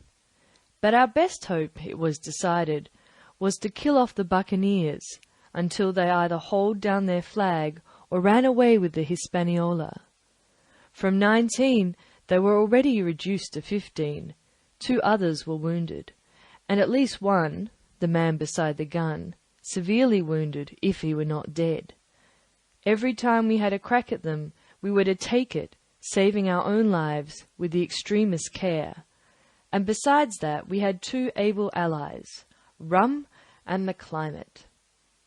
As for the first, though we were about half a mile away, we could hear them roaring and singing late into the night, and as for the second, the doctor staked his wig that, camped where they were in the marsh, and unprovided with remedies, the half of them would be on their backs before a week.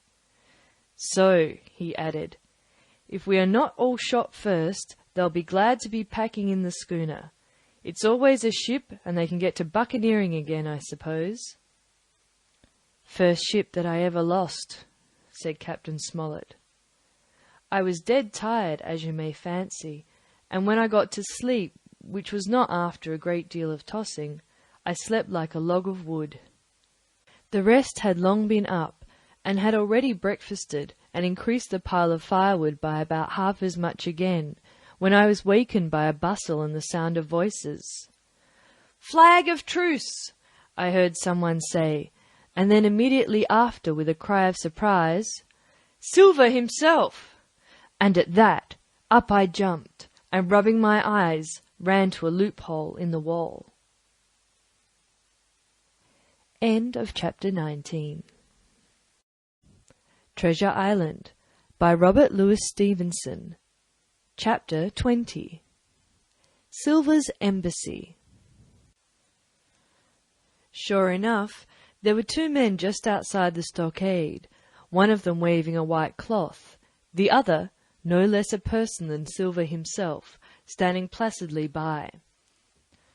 It was still quite early, and the coldest morning that I think I was ever abroad in, a chill that pierced into the marrow. The sky was bright and cloudless overhead, and the tops of the trees shone rosily in the sun. But where Silver stood with his lieutenant, all was in shadow, and they waded knee-deep into a low, white vapour that had crawled during the night out of the morass. The chill and the vapour, taken together, told a poor tale of the island. It was plainly a damp, feverish, unhealthy spot. "Keep indoors, men," said the captain. 10 to 1 this is a trick. Then he hailed the buccaneer. "Who goes? Stand, or we fire." "Flag of truce!" cried Silver. The captain was in the porch, keeping himself carefully out of the way of a treacherous shot, should any be intended. He turned and spoke to us. "Doctor's watch on the lookout. Dr. Livesey, take the north side, if you please. Jim, the east. Grey, west. The watch below, all hands to load muskets. Lively, men, and careful." And then he turned again to the mutineers. "And what do you want with your flag of truce?" he cried. This time it was the other man who replied. "Captain Silver, sir, to come on board and make terms," he shouted. "Captain Silver? Don't know him? Who's he?" cried the captain, and we could hear him adding to himself, "Captain, is it? My heart, and here's promotion." Long John answered for himself. "Me, sir. These poor lads have chosen me captain, after your desertion, sir," laying a particular emphasis upon the word desertion. "We're willing to submit if we can come to terms, and no bones about it. All I ask is your word, Captain Smollett, to let me safe and sound out of this here stockade, and 1 minute to get our shot before a gun is fired." "My man," said Captain Smollett, "I have not the slightest desire to talk to you. If you wish to talk to me, you can come, that's all. If there's any treachery, it'll be on your side, and the Lord help you." "That's enough, Captain," shouted Long John cheerily. "A word's from you's enough. I know a gentleman, and you may lay to that." We could see the man who carried the flag of truce attempting to hold Silver back. Nor was that wonderful, seeing how cavalier had been the captain's answer. But Silver laughed at him aloud and slapped him on the back as if the idea of alarm had been absurd. Then he advanced to the stockade, threw over his crutch, got a leg up, and with great vigour and skill succeeded in surmounting the fence and dropping safely to the other side. I will confess that I was far too much taken up with what was going on to be of the slightest use as sentry. Indeed, I had already deserted my eastern loophole and crept up behind the captain, who had now seated himself on the threshold, with his elbows on his knees, his head in his hands, and his eyes fixed on the water as it bubbled out of the old iron kettle in the sand. He was whistling, "Come, lasses and lads." Silver had terrible hard work getting up the knoll. What with the steepness of the incline, the thick tree stumps, and the soft sand, he and his crutch were as helpless as a ship in stays. But he stuck to it like a man in silence, and at last arrived before the captain, whom he saluted in the handsomest style. He was tricked out in his best, an immense blue coat, thick with brass buttons, hung as low as to his knees, and a fine laced hat was set upon the back of his head. "Here you are, my man," said the captain, raising his head. "You had better sit down." "You ain't a-going to let me inside, Captain," complained Long John. "It's a main cold morning, to be sure, to sit outside upon the sand." "Why, Silver," said the captain, "if you had pleased to be an honest man, you might have been sitting in your galley. It's your own doing. You're either my ship's cook, and then you were treated handsome, or Captain Silver, a common mutineer and pirate, and then you can go hang." "Well, well, Captain," returned the sea cook, sitting down as he was bidden on the sand. "You'll have to give me a hand up again, that's all. A sweet pretty place you have of it here. Ah, there's Jim. Top of the morning to you, Jim. Doctor, here's my service. Why, there you are all together like a happy family, in a manner of speaking." "If you have anything to say, my man, better say it," said the captain. "Right you were, Captain Smollett," replied Silver. "Duty's duty, to be sure. Well now, you look here. That was a good lay of yours last night. I don't deny it was a good lay. Some of you pretty handy with a hand-end spike. And I'll not deny neither but what some of my people was shook. Maybe all was shook. Maybe I was shook myself. Maybe that's why I'm here for terms. But you mark me, Captain. It won't do twice, by thunder. We'll have to do sentry go and ease off for a point or so on the rum. Maybe you think we were all a sheet in the wind's eye. But I tell you I was sober. I was only dog-tired, and if I'd awoken a second sooner, I'd have caught you at the act, I would. He wasn't dead when I got round to him, not he. Well, said Captain Smollett as cool as can be. All that Silver said was a riddle to him, but you would never have guessed it from his tone. As for me, I began to have an inkling. Ben Gunn's last words came back to my mind. I began to suppose that he had paid the buccaneers a visit while they had all lay drunk together round their fire, and I reckoned up with glee that we had only 14 enemies to deal with. Well, here it is, said Silver. We want that treasure, and we'll have it. That's our point. You would just as soon save your lives, I reckon, and that's yours. You have a chart, haven't you? That's as may be, replied the captain. Ah, well, you have, I know that, returned Long John. You needn't be so husky with a man. There ain't a particle of service in that, and you may lay to it. What I mean is, we want your chart. Now, I never meant you no harm myself. That won't do with me, my man, interrupted the captain. We know exactly what you mean to do, and we don't care, for now, you see. You can't do it. And the captain looked at him calmly and proceeded to fill a pipe. If Abby Gray, Silver broke out. Avast there! Cried Mr. Mollett. Gray told me nothing, and so I asked him nothing, and what's more, I would see you and him and this whole island blown clean out of the water into blazes first. So there's my mind for you, my man, on that.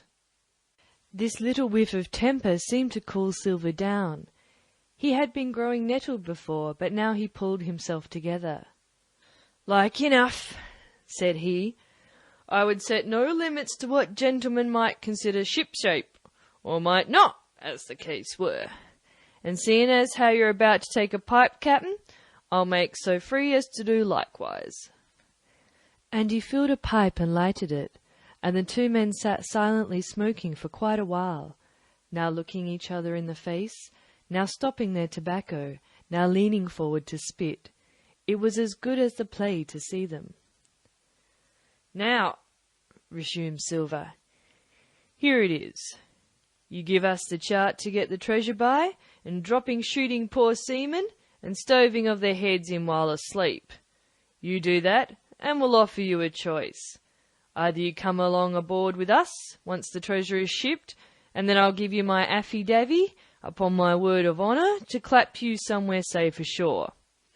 Or if that ain't to your fancy, some of my hands being rough and having old scores on account of hazing, then you can stay here, you can.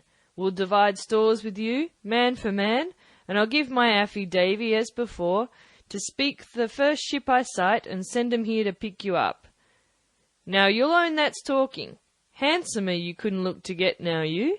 And I hope, raising his voice, that all the hands in this here blockhouse will overhaul my words, for what is spoke to one is spoke to all. Captain Smollett rose from his seat and knocked out the ashes of his pipe in the palm of his left hand. Is that all? He asked. Every last word, by thunder, answered John. Refuse that, and you've seen the last of me but musket balls. Very good, said the captain. Now you'll hear me. If you'll come up one by one unarmed, I'll engage to clap you all in irons and take you home to a fair trial in England. If you won't, my name is Alexander Smollett. I've phoned my sovereign's colours, and I'll see you all to Davy Jones. You can't find the treasure. You can't sail the ship. There's not a man among you fit to sail the ship. You can't fight us. Grey there got away from 5 of you. Your ship's in irons, Master Silver. You're on a lee shore, and so you'll find. I stand here and I tell you so, and they're the last good words you'll ever get from me, for in the name of heaven I'll put a bullet in your back when I next meet you. Tramp, my lad, bundle out of this, please, hand over hand and double quick. Silver's face was a picture. His eyes started in his head with wrath. He shook the fire out of his pipe. "Give me a hand up!" he cried. "Not I," returned the captain. "Who'll give me a hand up?" he roared. Not a man amongst us moved. Growling the foulest imprecations, he crawled along the sand till he got hold of the porch, and could hoist himself again upon his crutch. Then he spat into the spring. "There!" he cried. "That's what I think here. Before an hour's out, I'll stove in your old block house like a rum puncheon. Laugh, by thunder, laugh! Before an hour's out, you'll laugh upon the other side. Them that'll die'll be the lucky ones." And with a dreadful oath he stumbled off, ploughed down the sand, and was helped across the stockade, after 4 or 5 failures, by the man with the flag of truce, and disappeared in an instant afterwards among the trees. End of chapter 20. Treasure Island by Robert Louis Stevenson. Chapter 21. The Attack. As soon as Silver disappeared, the captain, who had been closely watching him, turned towards the interior of the house, and found not a man of us at his post but Grey. It was the first time we'd ever seen him angry. "Quarters!" he roared. And then, as we all slunk back to our places, "Grey," he said, "I'll put your name in the log. You've stood by your duty like a seaman. Mr. Trelawney, I'm surprised at you, sir. Doctor, I thought you had worn the king's coat. If that was how you served at Fontenoy, sir, you'd have been better in your berth." The doctor's watch were all back at their loopholes. The rest were busy loading the spare muskets, and everyone with a red face, you may be certain, and a flea in his ears, the saying is. The captain looked on for a while in silence. Then he spoke. "My lads," he said, "I've given Silver a broadside. I pitched it in red hot on purpose, and before the hour's out, as he said, we shall be boarded. We're outnumbered, I needn't tell you that, but we fight in shelter, and a minute ago I should have said we fought with discipline. I've no manner of doubt that we can drub them, if you choose." Then he went the rounds and saw, as he said, that all was clear. On the 2 short sides of the house, east and west, there were only 2 loopholes. On the south side, where the porch was, 2 again, and on the north side, 5. There was a round score of muskets for the 7 of us. The firewood had been built into 4 piles, tables, you might say, one about the middle of each side, and on each of these tables some ammunition and 4 loaded muskets were laid ready to the hand of the defenders. In the middle, the cutlasses lay ranged. "Toss out the fire," said the captain. "The chill is past, and we mustn't have smoke in our eyes." The iron fire basket was carried bodily out by Mr. Trelawney, and the embers smothered among the sand. "Hawkins hasn't had his breakfast. Hawkins, help yourself. Back to your post to eat it," continued Captain Smollett. "Lively now, my lad. You'll want it before you've done. Hunter, serve out a round of brandy to all hands." And while this was going on, the captain completed in his own mind the plan of defense. "Doctor, you will take the door," he resumed. "See and don't expose yourself. Keep within and fire through the porch. Hunter, take the east side there. Joyce, you stand by the west, my man. Mr. Trelawney, you're the best shot. You and Grey will take this long north side with the 5 loopholes. It's there the danger is.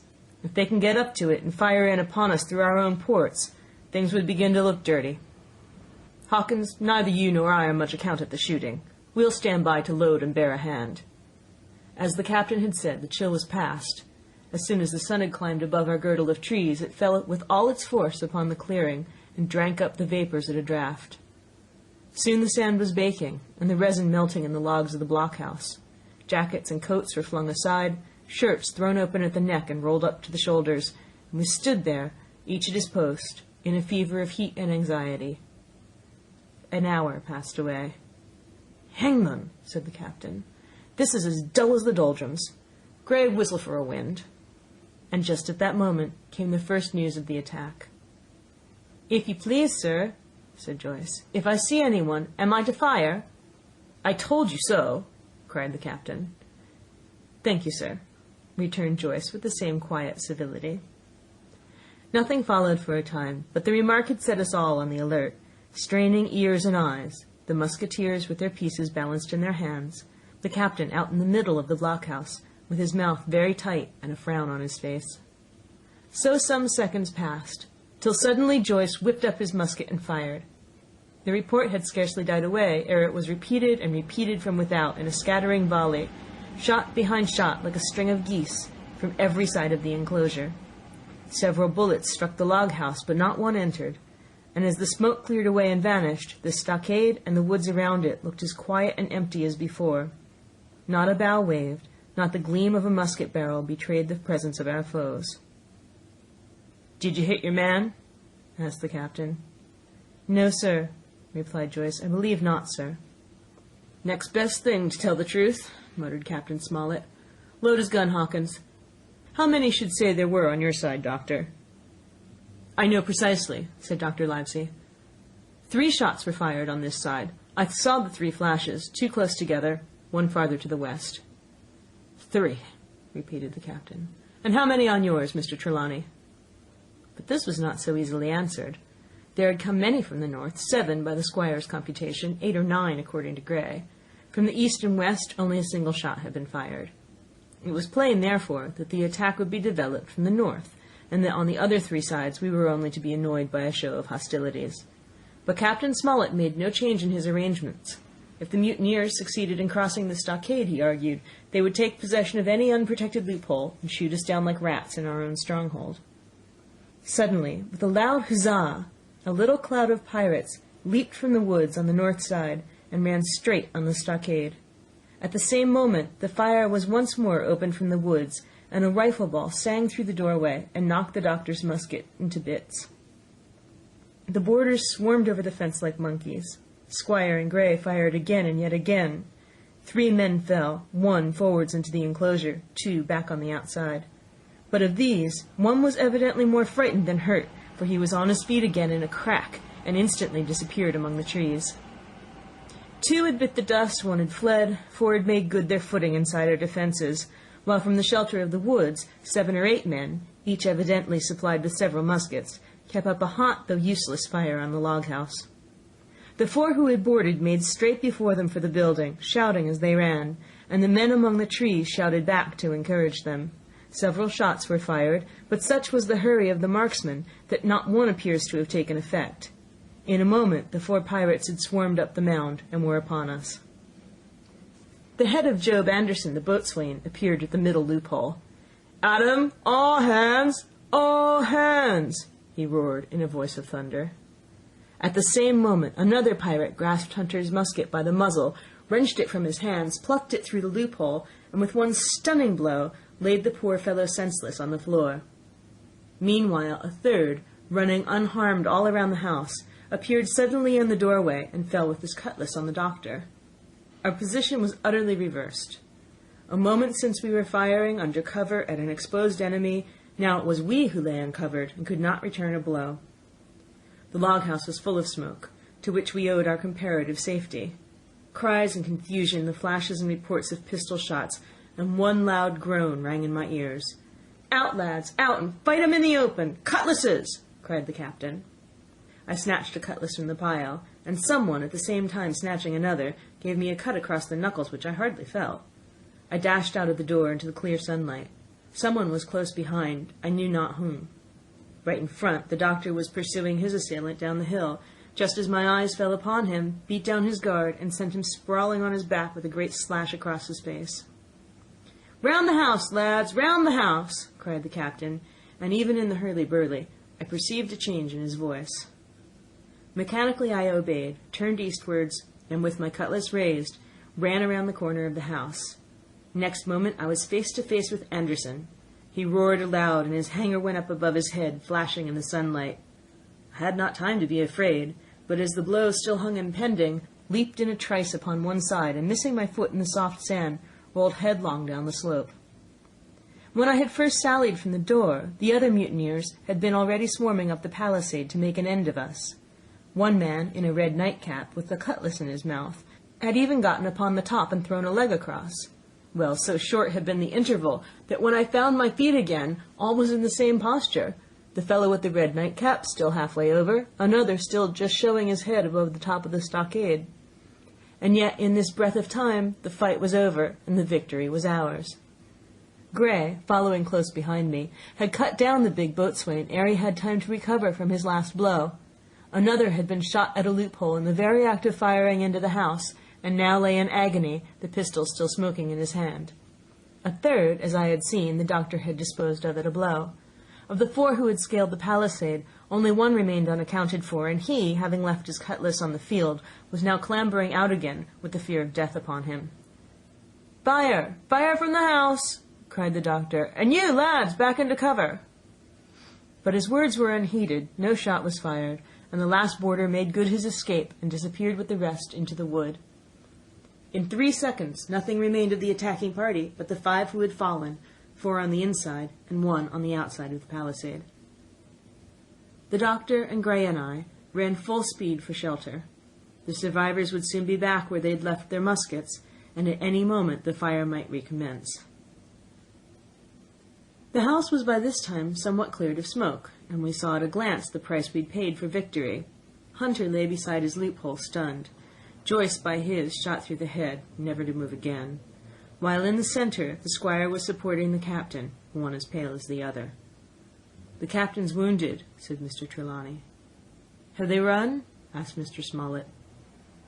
"All that could, you may be bound," returned the doctor, "but there's 5 of 'em will never run again." "5!" cried the captain. "Come, that's better. 5 against 3 leaves us 4 to 9. That's better odds than we had at starting. We were 7 to 19 then, or thought we were, and that's as bad to bear." The mutineers were soon only 8 in number, for the man shot by Mr. Trelawney on board the schooner died the same evening of his wound. But this was, of course, not known till after by the faithful party. End of chapter 21. Read by Krista McQuillan, Tokyo, Japan, November 5th, 2005. Treasure Island by Robert Louis Stevenson. Part 5, My Sea Adventure. Chapter 22, How My Sea Adventure Began. There was no return of the mutineers, not so much as another shot out of the woods. They had got their rations for that day, as the captain put it, and we had the place to ourselves, and a quiet time to overhaul the wounded and get dinner. Squire and I cooked outside in spite of the danger, and even outside we could hardly tell where we were at for the horror of the loud groans that reached us from the doctor's patients. Out of the 8 men who had fallen in the action, only 3 still breathed. That, one of the pirates who'd been shot at the loophole, Hunter, and Captain Smollett, and of these the first 2 were as good as dead. The mutineer, indeed, died under the doctor's knife, and Hunter, do what we could, never recovered consciousness in this world. He lingered all day, breathing loudly like the old buccaneer at home in his apoplectic fit. But the bones of his chest had been crushed by the blow, and his skull fractured in falling, and sometime in the following night, without sign or sound, he went to his Maker. As for the captain, his wounds were grievous indeed, but not dangerous. No organ was fatally injured. Anderson's ball, for it was Job that shot him first, had broken his shoulder blade and touched the lung, not badly. The second had only torn and displaced some muscles in the calf. He was sure to recover, the doctor said, but in the meantime, and for weeks to come, he must not walk or move his arm, nor so much as speak when he could help it. My own accidental cut across the knuckles was a flea bite. Dr. Livesey patched it up with plaster, and pulled my ears for me into the bargain.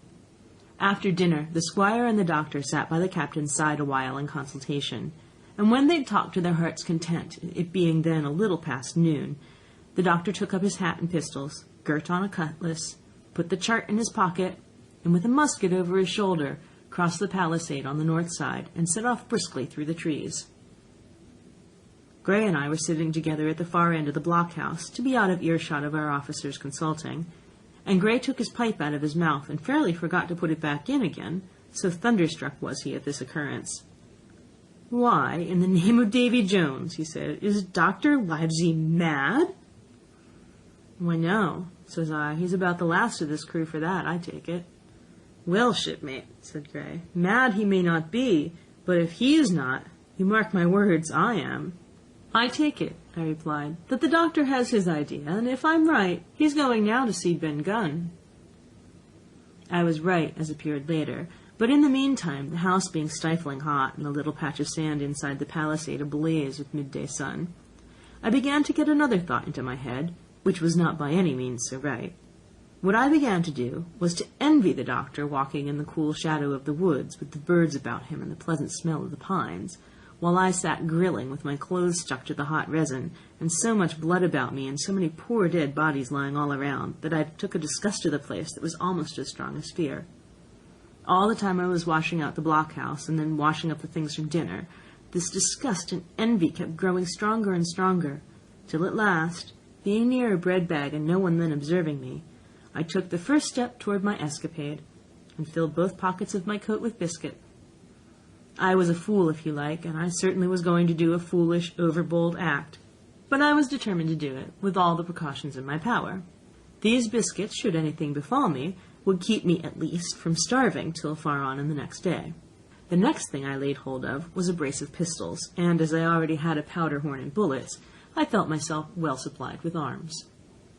As for the scheme I had in my head, it was not a bad one in itself.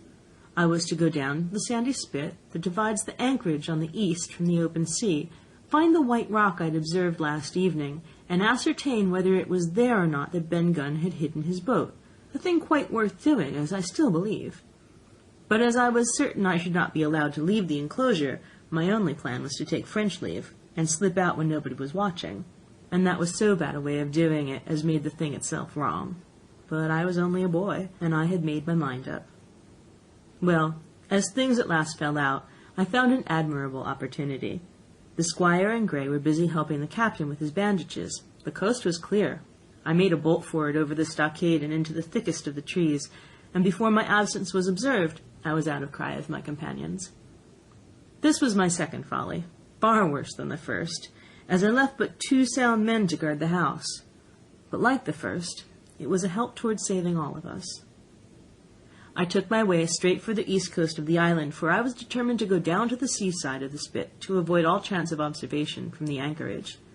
It was already late in the afternoon, though still warm and sunny. As I continued to thread the tall woods, I could hear from far before me not only the continuous thunder of the surf, but a certain tossing of foliage and grinding of boughs which showed me the sea breeze had set in higher than usual. Soon cool draughts of air began to reach me, and a few steps farther I came forth into the open borders of the grove, and saw the sea lying blue and sunny to the horizon, and the surf tumbling and tossing its foam along the beach. I have never seen the sea quiet around Treasure Island. The sun might blaze overhead, the air be without a breath, the surface smooth and blue, but still these great rollers would be running along all the external coasts, thundering and thundering by day and night, and I scarce believe there is one spot in the island where a man would be out of earshot of their noise. I walked along beside the surf with great enjoyment, till, thinking I was now got far enough to the south, I took the cover of some thick bushes and crept warily up to the ridge of the spit. Behind me was the sea, in front the anchorage. The sea breeze, as though it had the sooner blown itself out by its unusual violence, was already at an end.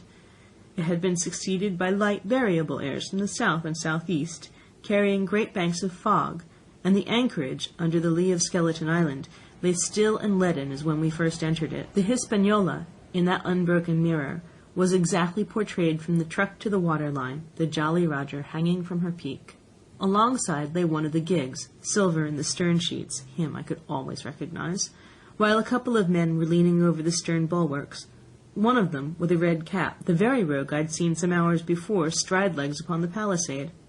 Apparently they were talking and laughing, though at that distance, upwards of a mile, I could, of course, hear no word of what was said.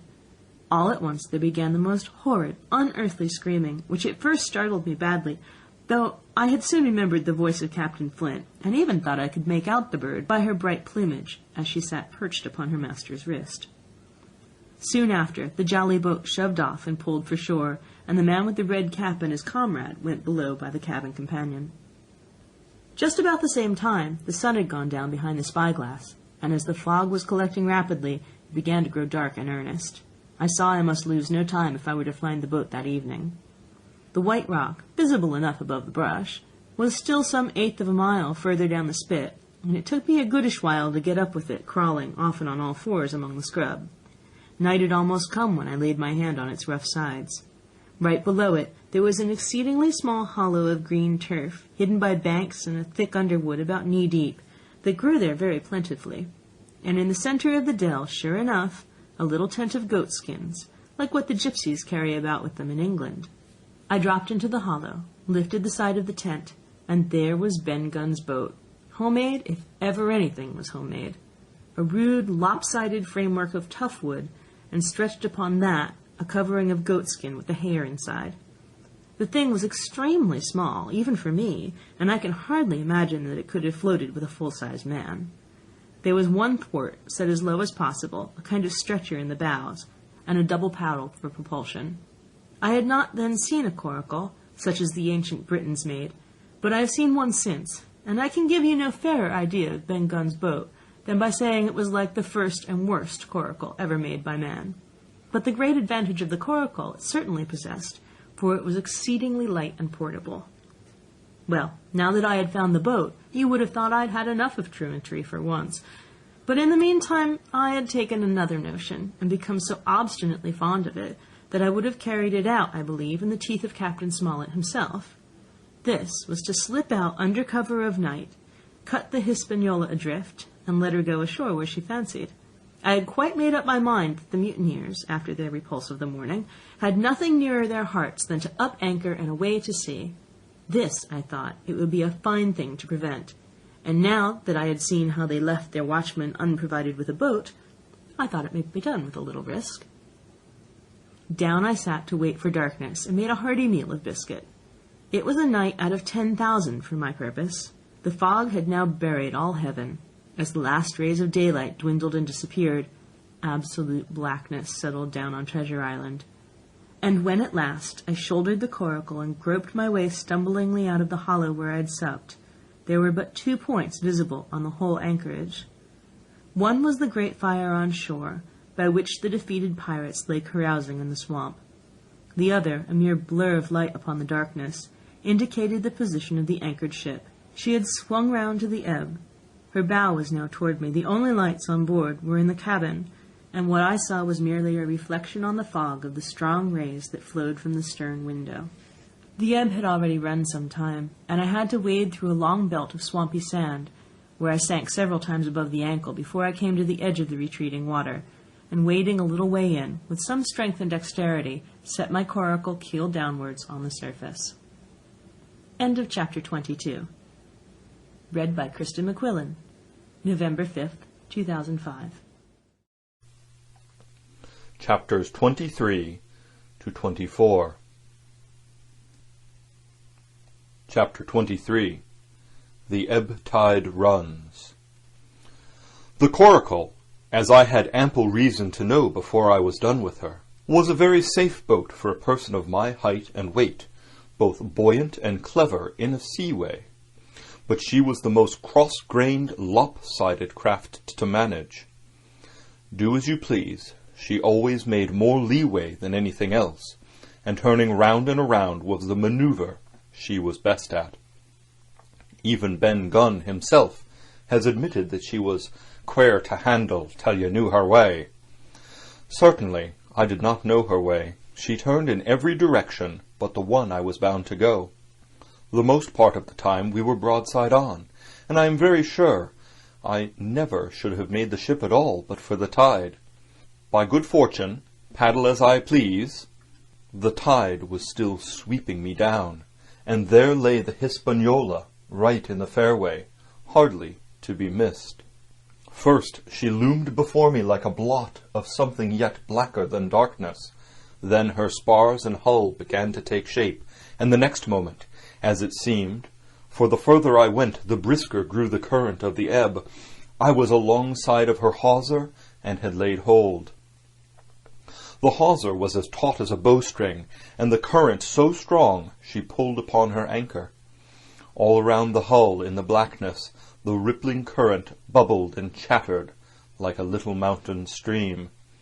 One cut with my sea gully, and the Hispaniola would go humming down the tide. So far so good, but it next occurred to my recollection that a taut hawser, suddenly cut, is a thing as dangerous as a kicking horse. 10 to 1, if I were so foolhardy as to cut the Hispaniola from her anchor, I and the coracle would be knocked clean out of the water. This brought me to a full stop, and if fortune had not again particularly favoured me, I should have had to abandon my design. But the light airs which had begun blowing from the south-east and south had hauled round after nightfall into the south-west.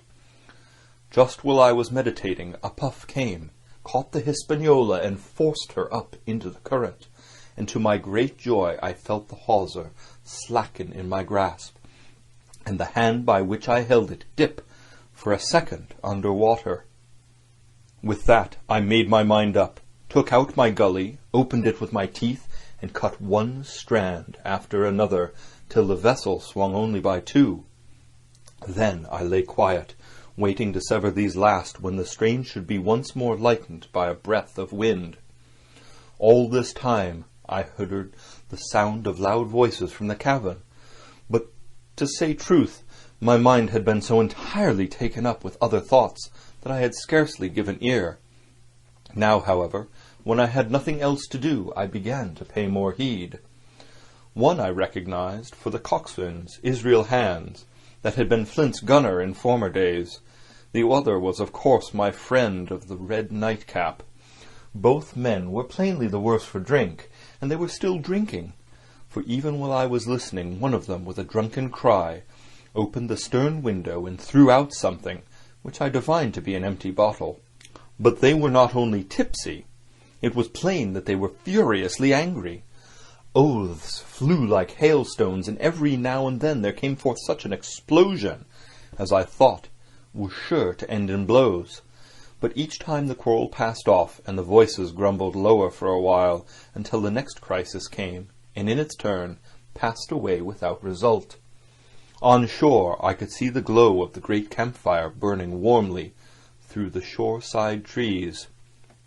Someone was singing a dull old droning sailor's song, with a droop and a quaver at the end of every verse, and seemingly no end to it at all, but the patience of the singer.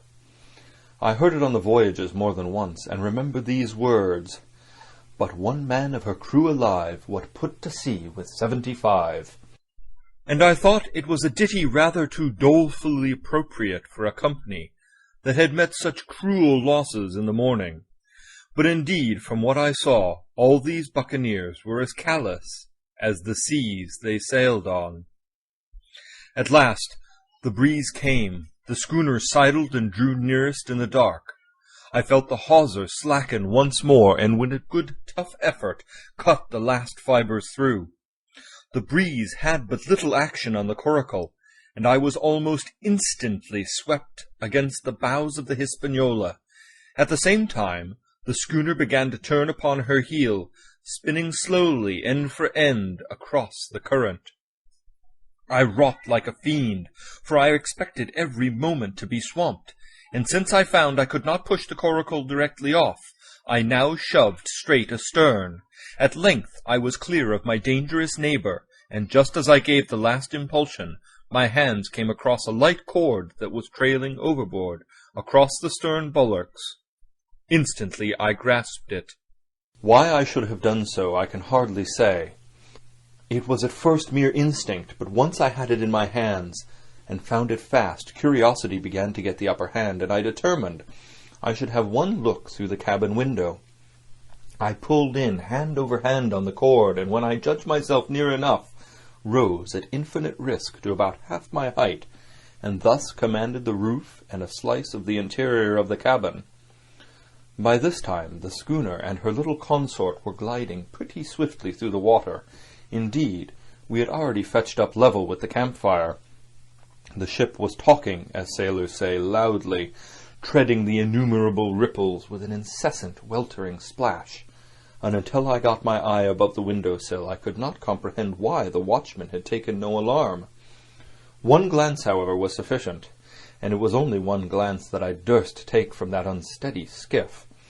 It showed me Hans and his companions locked together in deadly wrestle, each with a hand upon the other's throat. I dropped upon the thwart again, none too soon, for I was near overboard. I could see nothing for the moment but these two furious and crimson faces swaying together under the smoky lamp, and I shut my eyes to let them grow once more familiar with the darkness. The endless ballad had come to an end at last, and the whole diminished company about the campfire had broken into the chorus I had heard so often. 15 men on a dead man's chest, yo ho ho, and a bottle of rum. Drink and the devil had done for the rest, yo ho ho, and a bottle of rum. I was just thinking how busy drink and the devil were at that very moment in the cabin of the Hispaniola when I was surprised by a sudden lurch of the coracle.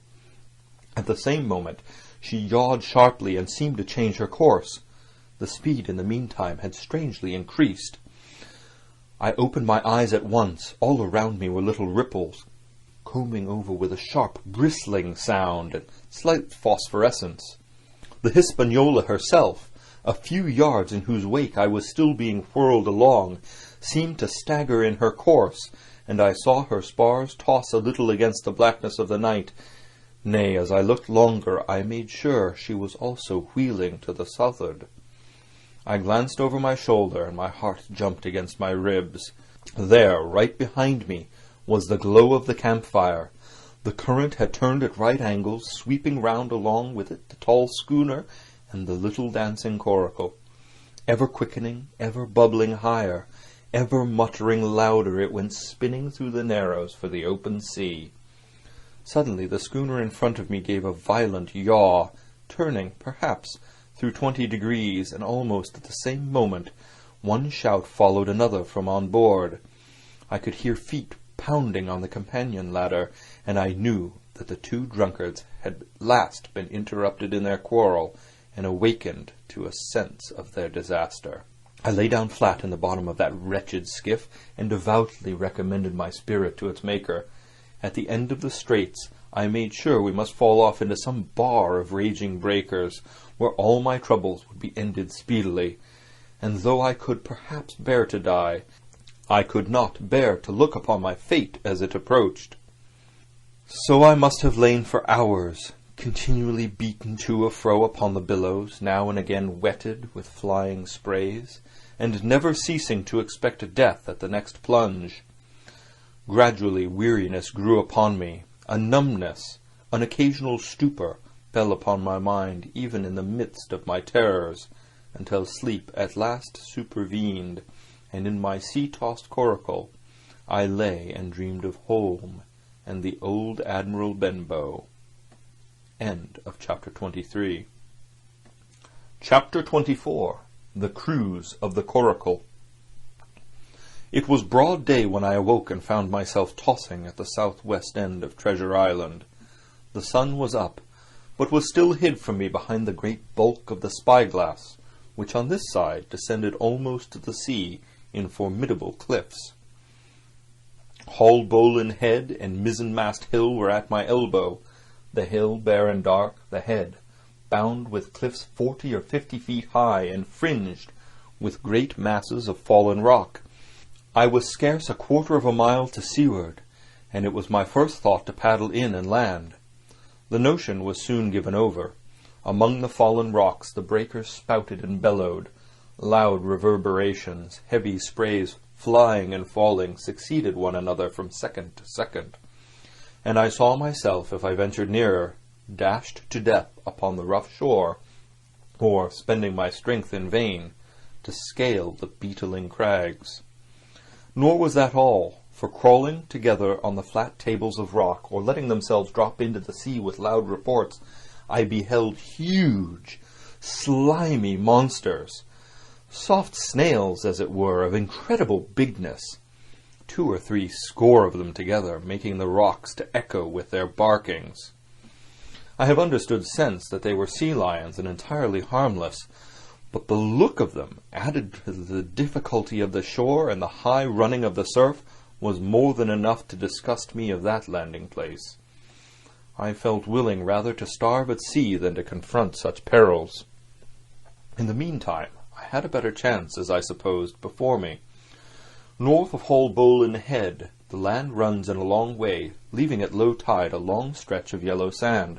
To the north of that again there comes another cape, Cape of the Woods as it was marked upon the chart, buried in tall green pines which descended to the margin of the sea. I remembered what Silver had said about the current that sets northward along the whole west coast of Treasure Island, and seeing from my position that I was already under its influence, I preferred to leave Haulbowline Head behind me and reserve my strength for an attempt to land upon the kindlier-looking Cape of the Woods. There was a great smooth swell upon the sea, the wind blowing steadily and gently from the south. There was no contrariety between that and the current, and the billows rose and fell unbroken. Had it been otherwise, I must long ago have perished. But as it was surprising how easily and securely my little and light boat could ride. Often, as I still lay at the bottom and kept no more than an eye above the gunwale, I would see a big blue summit heaving close above me. Yet the coracle would but bounce a little, dance as if on springs, and subside on the other side into the trough as lightly as a bird. I began after a little to grow very bold, and sat up to try my skill at paddling. But even a small change in the disposition of the weight will produce violent changes in the behavior of a coracle, and I had hardly moved before the boat, giving up at once her gentle dancing movement, ran straight down a slope of water so steep that it made me giddy, and struck her nose with a spout of spray deep into the side of the next wave. I was drenched and terrified, and fell instantly back into my old position, whereupon the coracle seemed to find her head again, and led me as softly as before among the billows. It was plain she was not to be interfered with, and at that rate, since I could no way influence her course, what hope had I left of reaching land? I began to be horribly frightened, but I kept my head for all of that. First, moving with all care, I gradually bailed out the coracle with my sea-cap. Then, getting my eye once more above the gunwale, I set myself to study how it was she managed to slip so quietly through the rollers. I found each wave, instead of the big, smooth, glossy mountain it looks from the shore or from the vessel's deck, was for all the world like any range of hills on dry land, full of peaks and smooth places and valleys. The coracle, left to herself, turning from side to side, threaded, so to speak, her way through these lower parts, and avoided the steep slopes and higher, toppling summits of the wave. Well now, thought I to myself, it is plain I must lie where I am and not disturb the balance. But it is plain also that I can put the paddle over the side, and from time to time in smooth places give her a shove or two towards the land. No sooner thought upon than done. There I lay on my elbows in the most trying attitude, and every now and again gave a weak stroke or two to turn her head towards shore.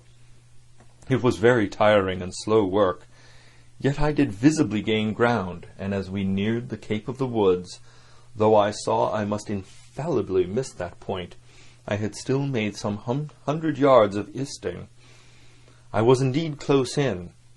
I could see the cool green tree-tops swaying together in the breeze, and I felt sure I should make the next promontory without fail. It was high time, for I now began to be tortured with thirst. The glow of the sun from above, its thousandfold reflections from the waves, the sea-water that fell and dried upon me, caking my very lips with salt, combined to make my throat burn and my brain ache. The sight of the trees so near at hand had almost made me sick with longing, but the current had soon carried me past the point, and as the next reach of sea opened out, I beheld a sight that changed the nature of my thoughts. Right in front of me, not a half a mile away, I beheld the Hispaniola under sail. I made sure, of course, that I should be taken, but I was so distressed for want of water that I scarce knew whether to be glad or sorry at the thought, and long before I had come to a conclusion, Surprise had taken entire possession of my mind, and I could do nothing but stare and wonder. The Hispaniola was under her mainsail, and 2 jibs, and the beautiful white canvas shone in the sun like snow or silver. When I first sighted her, all her sails were drawing, and she was laying a course about northwest, and I presumed the men on board were going around the island on their way back to the anchorage. Presently she began to fetch more and more to the westward, so that I thought they had sighted me and were going about in chase. At last, however, she fell right into the wind's eye, was taken dead aback, and stood there a while helpless with her sails shivering. "Clumsy fellows," said I. "They must still be as drunk as owls." And I thought how Captain Smollett would have sent them skipping. Meanwhile the schooner gradually fell off, and filled again upon another tack, sailed swiftly for a minute or so, and brought up once more dead in the wind's eye. Again and again this was repeated, to and fro, up and down, north, south, east, and west. The Hispaniola sailed by swoops and dashes, and at each repetition ended as she had begun, with idly flapping canvas. It became plain to me that nobody was steering, and if so, where were the men? Either they were dead drunk, or had deserted her, I thought, and perhaps, if I could get on board, I might return the vessel to her captain. The current was bearing coracle and schooner, southward at an equal rate. As for the latter's sailing, it was so wild and intermittent, and she hung each time so long in irons, that she certainly gained nothing, if she did not even lose. If I only dared to sit up and paddle, I made sure that I could overhaul her. The scheme had an air of an adventure that inspired me, and the thought of the water breaker inside the fore companion doubled my growing courage. Up I got, was welcomed almost instantly by another cloud of spray, but this time stuck to my purpose and set myself with all my strength and caution to paddle after the unsteered Hispaniola. Once I shipped a sea so heavy that I had to stop and bail, with my heart fluttering like a bird. But gradually I got into the way of the thing, and guided my coracle among the waves, with only now and then a blow upon her bows and a dash of foam in my face. I was now gaining rapidly on the schooner. I could see the brass glisten on the tiller as it banged about, and still no soul appeared upon her decks. I could not choose but suppose she was deserted. If not, then the men were lying drunk below, where I might batten them down perhaps, and do what I chose with the ship. For some time she had been doing the worst thing possible for me, standing still. She headed nearly due south, yawing, of course, all the time. Each time she fell off, her sails partly filled, and these brought her in a moment right to the wind again. I have said this was the worst possible thing for me, for helpless as she looked in this situation, with the canvas cracking like cannons and the blocks trundling and banging on the deck, she still continued to run away from me, not only with the speed of the current, but by the whole amount of her leeway, which was naturally great. But now, at last, I had my chance. The breeze fell for some seconds, very low, and the current gradually turning her, the Hispaniola revolved slowly round her centre, and at last presented me her stern, with the cabin window still gaping open, and the lamp over the table still burning on into the day. The mainsail hung drooped like a banner. She was stock still but for the current. For the last little while I had even lost, but now, redoubling my efforts, I began once more to overhaul the chase. I was not 100 yards from her when the wind came up again in a clap. She filled on the port tack and was off again, stooping and skimming like a swallow. My first impulse was one of despair, but my second was towards joy. She came round till she was broadside on to me, round still till she had covered a half, and then 2/3, and then 3/4 of the distance that separated us. I could see the waves boiling white under her forefoot. Immensely tall she looked to me from my low station in the coracle. And then, of a sudden, I began to comprehend. I had scarce time to think, scarce time to act and save myself. I was on the summit of one swell when the schooner came stooping over the next. The bowsprit was over my head. I sprang to my feet and leaped, stamping the coracle under water. With one hand I caught the jib boom while my foot was lodged between the stay and the brace, and as I still clung there panting, a dull blow told me that the schooner had charged down upon and struck the coracle, and I was left without retreat on the Hispaniola. End of chapter 24. Treasure Island by Robert Louis Stevenson. Chapter 25. I Strike the Jolly Roger.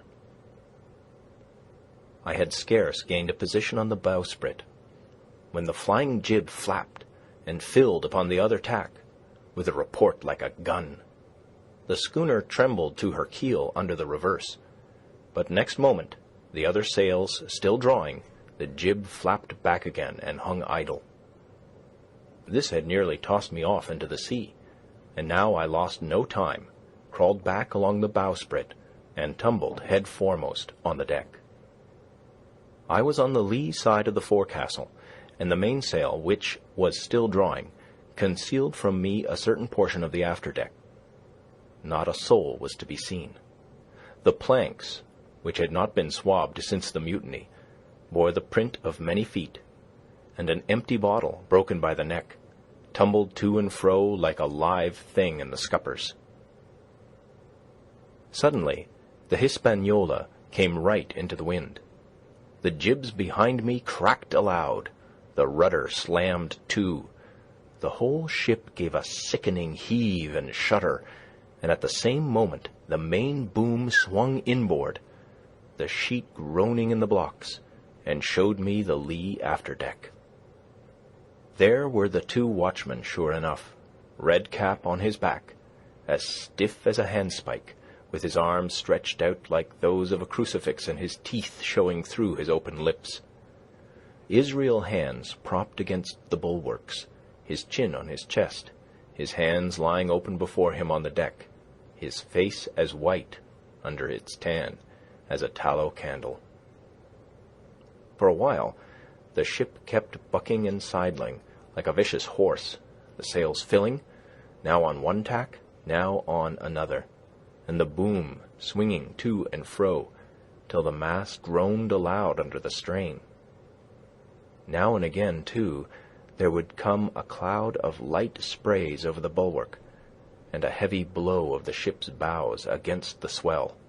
So much heavier weather was made of it by this great rigged ship than by my home-made lopsided coracle, now gone to the bottom of the sea. At every jump of the schooner, Redcap slipped to and fro, but, what was ghastly to behold, neither his attitude nor his fixed teeth-disclosing grin was any way disturbed by this rough usage. At every jump, too, Hands appeared still more to sink into himself and settle down upon the deck, his feet sliding ever the farther out, and the whole body canting towards the stern, so that his face became, little by little, hid from me, and at last I could see nothing beyond his ear and the frayed ringlet of one whisker. At the same time I observed, around both of them, splashes of dark blood upon the planks, and began to feel sure that they had killed each other in their drunken wrath. While I was thus looking and wondering in a calm moment, when the ship was still, Israel Hands turned partly round, and with a low moan writhed himself back to the position in which I had seen him first. The moan, which told of pain and deadly weakness, and the way in which his jaw hung open, went right to my heart. But when I remembered the talk I had overheard from the apple barrel, all pity left me. I walked aft until I reached the mainmast. "Come aboard, Mr. Hands," I said ironically. He rolled his eyes round heavily, but he was too far gone to express surprise. All he could do was to utter one word: "Brandy." It occurred to me there was no time to lose, and dodging the boom as it once more lurched across the deck, I slipped aft and down the companion stairs into the cabin. It was such a scene of confusion as you can hardly fancy. All the lock-fast places had been broken open in the quest of the chart. The floor was thick with mud, where ruffians had sat down to drink or consult after wading in the marshes round their camp. The bulkheads, all painted in clear white and beaded round with gilt, bore a pattern of dirty hands. Dozens of empty bottles clinked together in corners to the rolling of the ship. One of the doctor's medical books lay open on the table, half of the leaves gutted out, I suppose, for pipe lights. In the midst of all this, the lamp still cast a smoky glow, obscure and brown as umber. I went into the cellar. All the barrels were gone, and of the bottles a most surprising number had been drunk out and thrown away. Certainly, since the mutiny began, not a man of them could ever have been sober. Foraging about, I found a bottle with some brandy left, for Hans, and for myself I routed out some biscuit, some pickled fruits, a great bunch of raisins, and a piece of cheese. With these I came on deck, put down my own stock behind the rudder-head, and well out of the coxswain's reach, went forward to the water-breaker, and had a good deep drink of water, and then, and not till then, gave Hans the brandy. He must have drunk a gill before he took the bottle from his mouth. "Aye," said he, "by thunder, but I wanted some of that." I had sat down already in my own corner and begun to eat. "Much hurt?" I asked him. He grunted, or rather I might say he barked. "If that doctor was aboard," he said, "I'd be right enough in a couple of turns. But I don't have no manner of luck, you see, and that's what's the matter with me. As for that swab, he's good and dead, he is," he added, indicating the man with the red cap. "He warn't no seaman anyhow. And where mout you have come from?" "Well," said I, "I've come aboard to take possession of this ship, Mr. Hans, and you'll please regard me as your captain until further notice." He looked at me sourly enough, but said nothing. Some of the color had come back into his cheeks, though he still looked very sick, and still continued to slip out and settle down as the ship banged about. "By the by," I continued, "I can't have these colors, Mr. Hans, and by your leave I'll strike 'em. Better none than these." And again dodging the boom, I ran to the color lines, handed down the cursed black flag, and chucked it overboard. "God save the King," said I, waving my cap, "and there's an end to Captain Silver." He watched me keenly and slyly, his chin all the while on his breast.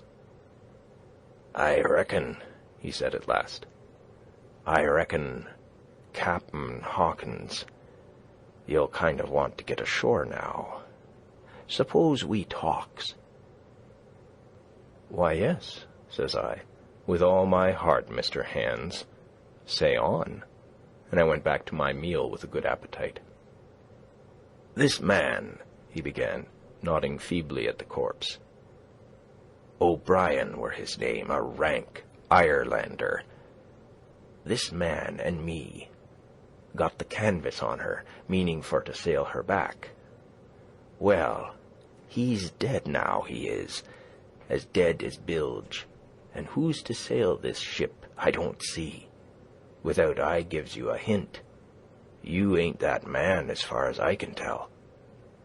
Now look here, you gives me food and drink and an old scarf or ankacher to tie my wound up, you do, and I'll tell you how to sail her, and that's about square all round, I take it." "I'll tell you one thing," says I. "I'm not going back to Captain Kidd's anchorage. I mean to get into North Inlet and beach her quietly there." "To be sure you did," he cried. "Why, I ain't sich an infernal lubber after all. I can see, can't I? I've tried my fling, I have, and I've lost. And it's you has the wind of me. North Inlet. Why, I haven't no choice, not I. I'd help you sail her up to Execution Dock, by thunder, so I would.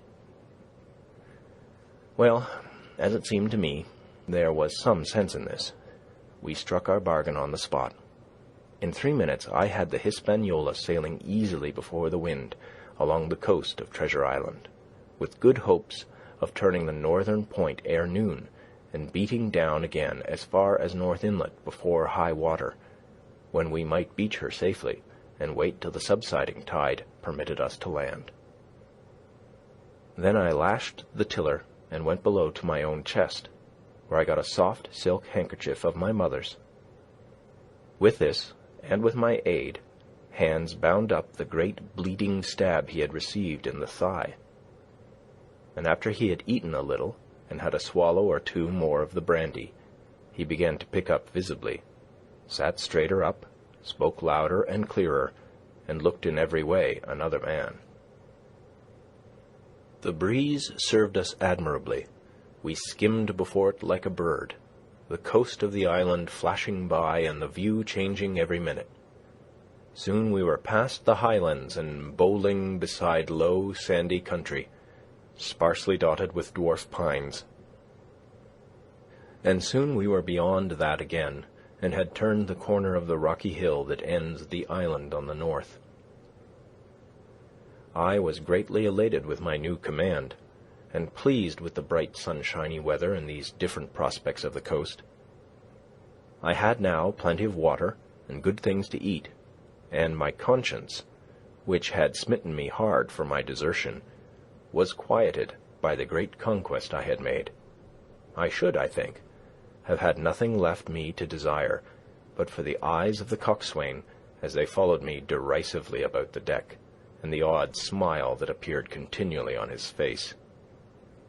It was a smile that had in it something both of pain and weakness, a haggard old man's smile, but there was, besides that, a grain of derision, a shadow of treachery in his expression as he craftily watched and watched and watched me at my work. End of chapter 25. Chapter 26. Israel Hands. The wind, serving us to a desire, now hauled into the west. We could run so much the easier from the northeast corner of the island to the mouth of the North Inlet. Only, as we had no power to anchor, and dared not beach her till the tide had flowed a good deal farther, time hung on our hands. The coxswain told me how to lay the ship to. After a good many trials I succeeded, and we both sat in silence over another meal. "Cap'n," said he at length, with that same uncomfortable smile, "here's my old shipmate, O'Brien. Suppose you was to heave him overboard. I ain't particular, as a rule, and I don't take no blame for settling his hash, but I don't reckon him ornamental now, do you?" "I'm not strong enough, and I don't like the job, and there he lies for me," said I. "This here's an unlucky ship, this Hispaniola, Jim," he went on, blinking. "There's a power of men been killed in this Hispaniola. A sight o' poor seamen dead and gone since you and me took ship to Bristol. I never seen sich dirty luck, not I. There was this here O'Brien now. He's dead, ain't he? Well now, I'm no scholar, and you're a lad as can read and figure, and to put it straight, do you take it as dead man is dead for good, or do he come alive again?" "You can kill the body, Mr. Hands, but not the spirit. You must know that already," I replied. "O'Brien there is in another world and may be watching us." "Ah," says he. "Well, that's unfortunate. Appears as if killing parties was a waste of time. Howsomever, spirits don't reckon for much by what I've seen, I'll chance it with the spirits, Jim. And now, you've spoke up free, and I'll take it kind if you'd step down into that there cabin and get me shiver me timbers. I can't hit the name on't. Well, you get me a bottle of wine, Jim. This here brandy's too strong for my head. Now the coxswain's hesitation seemed to be unnatural, and as for the notion of his preferring wine to brandy, I entirely disbelieved it. The whole story was a pretext. He wanted me to leave the deck, so much was plain, but with what purpose I could in no way imagine. His eyes never met mine. They kept wandering to and fro, up and down, now with a look to the sky, now with a flitting glance upon the dead O'Brien. All the time he kept smiling and putting his tongue out in the most guilty, embarrassed manner, so that a child could have told that he was bent on some deception. I was prompt with my answer, however, for I saw where my advantage lay, and that with a fellow so densely stupid I could easily conceal my suspicions to the end. "Some wine?" I said. "Far better. Will you have white or red?" Well, I reckon it's about the blessed same to me, shipmate, he replied. So it's strong and plenty of it. What's the odds? "All right," I answered. "I'll bring you port, Mr. Hands, but I'll have to dig for it." With that I scuttled down the companion with all the noise I could, slipped off my shoes, ran quietly along the sparred gallery, mounted the forecastle ladder, and popped my head out of the fore companion. I knew he would not expect to see me there, yet I took every precaution possible, and certainly the worst of my suspicions proved too true.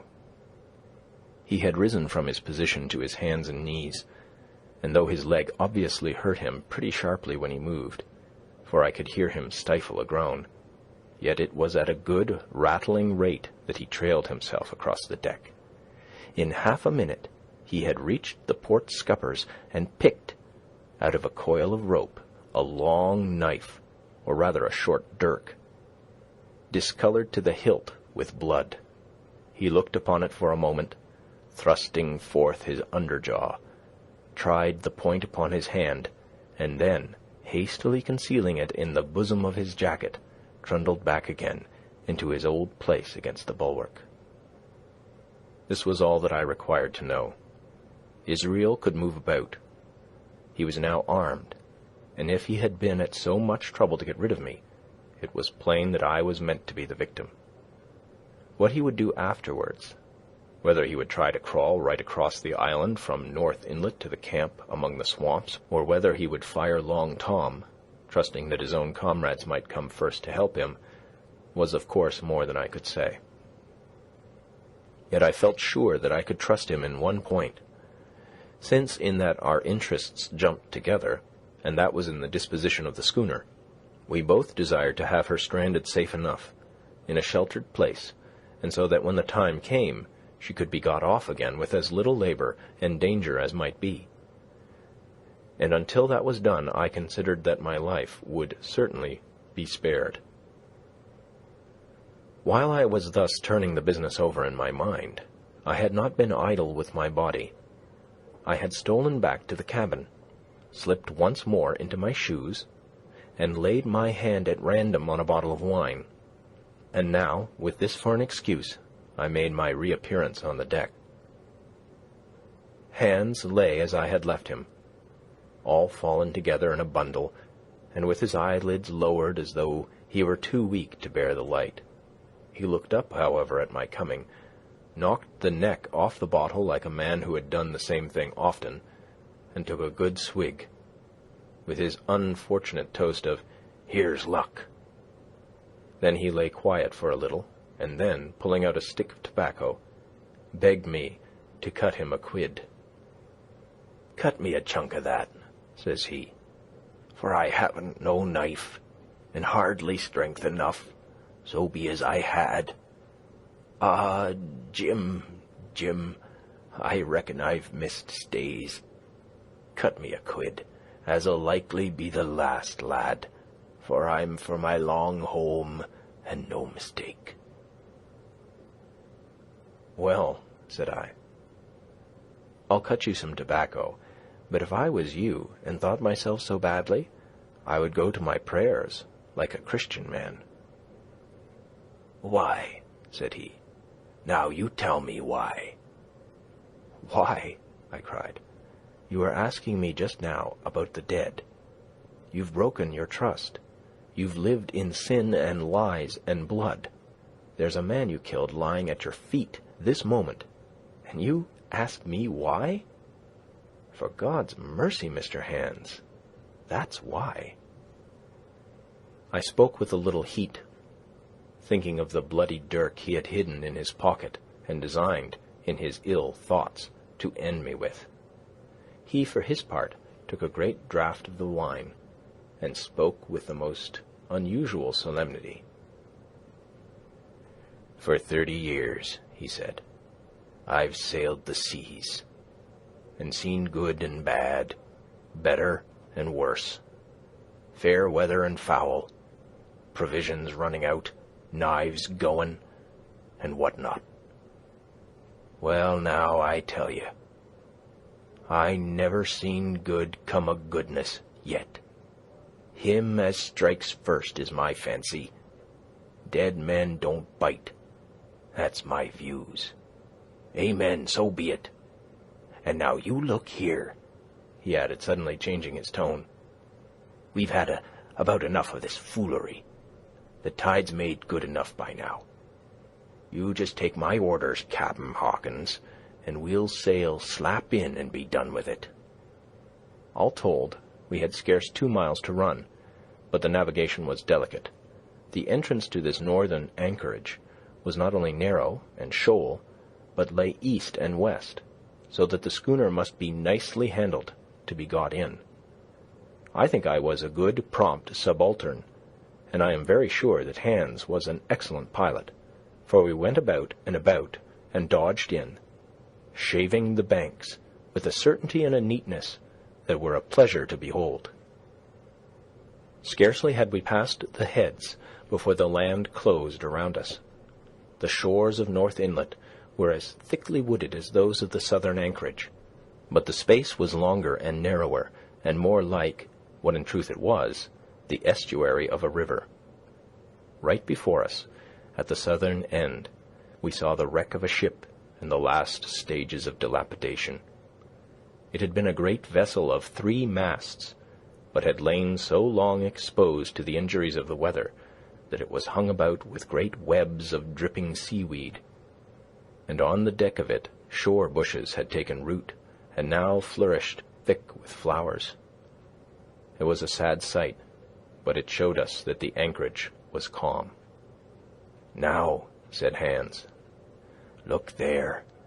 There's a pet bit for to beat your ship in. Fine flat sand, never a cat's paw. Trees all around of it, and flowers a-blowing like a guarding on that old ship." "And once beached," I inquired, "how shall we get her off again?"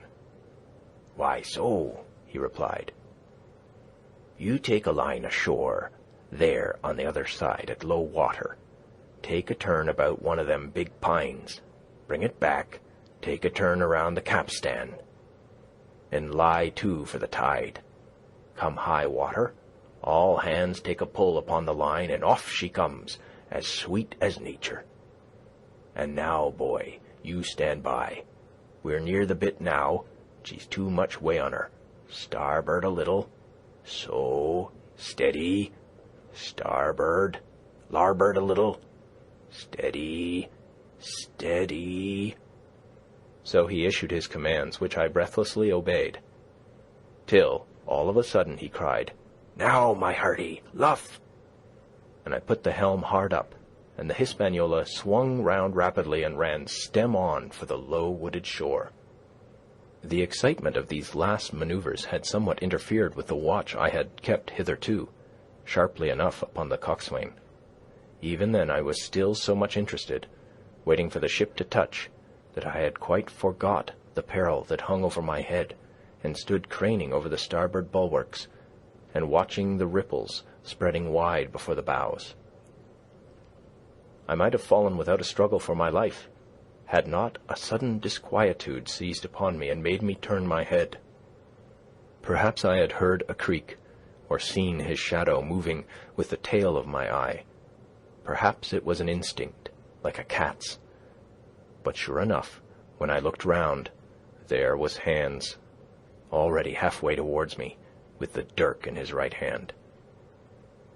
We must both have cried out aloud when our eyes met, but while mine was the shrill cry of terror, his was a roar of fury like a charging bully's. At the same instant, he threw himself forward, and I leapt sideways towards the bows. As I did so, I let go of the tiller, which sprang sharp to leeward, and I think this saved my life, for it struck Hans across the chest and stopped him, for a moment, dead. Before he could recover, I was safe out of the corner where he had me trapped, with all the deck to dodge about. Just forward of the mainmast I stopped, drew a pistol from my pocket, took a cool aim, though he had already turned and was once more coming directly after me, and drew the trigger. The hammer fell, but there followed neither flash nor sound. The priming was useless with sea-water. I cursed myself for my neglect. Why had not I long before reprimed and reloaded my only weapons? Then I should not have been, as now, a mere fleeing sheep before this butcher. Wounded as he was, it was wonderful how fast he could move, his grizzled hair tumbling over his face, and his face itself as red as a red ensign with his haste and fury. I had no time to try my other pistol, nor indeed much inclination, for I was sure it would be useless. One thing I saw plainly: I must not simply retreat before him, or he would speedily hold me boxed into the bows, as a moment since he had so nearly boxed me in the stern. Once so caught, and 9 or 10 inches of the blood-stained dirk would be my last experience on this side of eternity. I placed my palms against the mainmast, which was of a goodish bigness, and waited, each nerve upon the stretch. Seeing that I meant to dodge, he also paused, and a moment or two passed in feints on his part, and corresponding movements upon mine. It was such a game as I had often played at home about the rocks of Black Hill Cove, but never before, you may be sure, with such a wildly beating heart as now. Still, as I say, it was a boy's game, and I thought I could hold my own at it against an elderly seaman with a wounded thigh. Indeed, my courage had begun to rise so high that I allowed myself a few darting thoughts on what would be the end of the affair, and while I saw certainly that I could spin it out for long, I saw no hope of any ultimate escape. Well, while things stood thus, suddenly the Hispaniola struck, staggered, ground for an instant in the sand, and then, swift as a blow, canted over to the port side till the deck stood at an angle of 45 degrees, and about a puncheon of water splashed into the scupper holes and lay in a pool between the deck and bulwark. We were both of us capsized in a second, and both of us rolled almost together into the scuppers. The dead Redcap, with his arms still spread out, tumbling stiffly after us. So near were we, indeed, that my head came against the coxswain's foot with a crack that made my teeth rattle. Blow and all, I was the first afoot again, for Hans had got involved with the dead body. The sudden canting of the ship had made the deck no place for running on. I had to find some new way of escape, and that upon the instant, for my foe was almost touching me. Quick as thought, I sprang into the mizzen shrouds, rattled up hand over hand, and did not draw a breath till I was seated on the cross-trees. I had been saved by being prompt. The dirk had struck not half a foot below me as I pursued my upward flight, and there stood Israel Hands, with his mouth open and his face upturned to mine, a perfect statue of surprise and disappointment. Now that I had a moment to myself, I lost no time in changing the priming of my pistol, and then, having one ready for service, and to make assurance doubly sure, I proceeded to draw the load of the other and recharge it afresh from the beginning. My new employment struck Hands all of a heap. He began to see the dice going against him, and after an obvious hesitation, he also hauled himself heavily into the shrouds, and with the dirk in his teeth, began slowly and painfully to mount. It cost him no end of time and groans to haul his wounded leg behind him, and I had quietly finished my arrangements before he was much more than a third of the way up. Then, with a pistol in either hand, I addressed him. "One more step, Mr. Hands," said I, "and I'll blow your brains out. Dead men don't bite, you know," I added with a chuckle. He stopped instantly. I could see by the working of his face that he was trying to think, and the process was so slow and laborious that in my newfound security I laughed aloud. At last, with a swallow or two, he spoke, his face still wearing the same expression of extreme perplexity. In order to speak, he had to take the dagger from his mouth, but in all else he remained unmoved. "Jim," says he, "I reckon we're fouled, you and me, and we'll have to sign articles. I'd have had you but for that there lurch, but I don't have no luck, not I, and I reckon I'll have to strike, which comes hard, you see, for a master mariner to a ship's younker like you, Jim." I was drinking in his words and smiling away, as conceited as a cock upon a wall, when all in a breath, back went his right hand over his shoulder. Something sang like an arrow through the air. I felt a blow and then a sharp pang, and there I was, pinned by the shoulder to the mast. In the horrid pain and surprise of the moment, I scarce can say it was by my own volition, and I am sure it was without a conscious aim. Both my pistols went off, and both escaped out of my hands. They did not fall alone. With a choked cry, the coxswain loosed his grip upon the shrouds and plunged head first into the water. End of chapter 26. Recorded December 5th, 2005. Treasure Island by Robert Louis Stevenson. Chapter 27. Pieces of 8. Owing to the cant of the vessel, the masts hung far out over the water, and from my perch on the crosstrees I had nothing below me but the surface of the bay. Hans, who was not so far up, was in consequence nearer to the ship, and fell between me and the bulwarks. He rose once to the surface in a lather of foam and blood, and then sank again for good. As the water settled, I could see him lying huddled together on the clean, bright sand in the shadow of the vessel's sides. A fish or two whipped past his body. Sometimes, by the quivering of the water, he appeared to move a little, as if he were trying to rise. But he was dead enough for all that, being both shot and drowned, and was food for fish in the very place where he had designed my slaughter. I was no sooner certain of this than I began to feel sick, faint, and terrified. The hot blood was running over my back and chest. The dirk, where it had pinned my shoulder to the mast, seemed to burn like a hot iron. Yet it was not so much these real sufferings that distressed me, for these it seemed to me I could bear without a murmur. It was the horror I had upon my mind of falling from the crosstrees into that still green water, beside the body of the coxswain.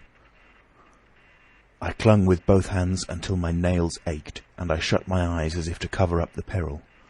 Gradually my mind came back again, my pulses quieted down to a more natural time, and I was once again in possession of myself. It was my first thought to pluck forth the dirk, but either it stuck too hard or my nerve failed me, and I desisted with a violent shudder. Oddly enough, that very shudder did the business. The knife, in fact, had come the nearest in the world to missing me altogether, It held me by a mere pinch of skin, and this the shudder tore away. The blood ran down the faster, to be sure, but I was my own master again, and only tacked to the mast by my coat and shirt. These last I broke through with a sudden jerk, and then regained the deck by the starboard shrouds. For nothing in the world would I have again ventured, shaken as I was, upon the overhanging port shrouds from which Israel had so lately fallen. I went below and did what I could for my wound. It pained me a good deal and still bled freely, but it was neither deep nor dangerous, nor did it greatly gall me when I used my arm. Then I looked around me, and as the ship was now in a sense my own, I began to think of clearing it from its last passenger, the dead man O'Brien. He had pitched, as I have said, against the bulwarks, where he lay like some horrible, ungainly sort of puppet, life-size indeed, but how different from life's colour or life's comeliness.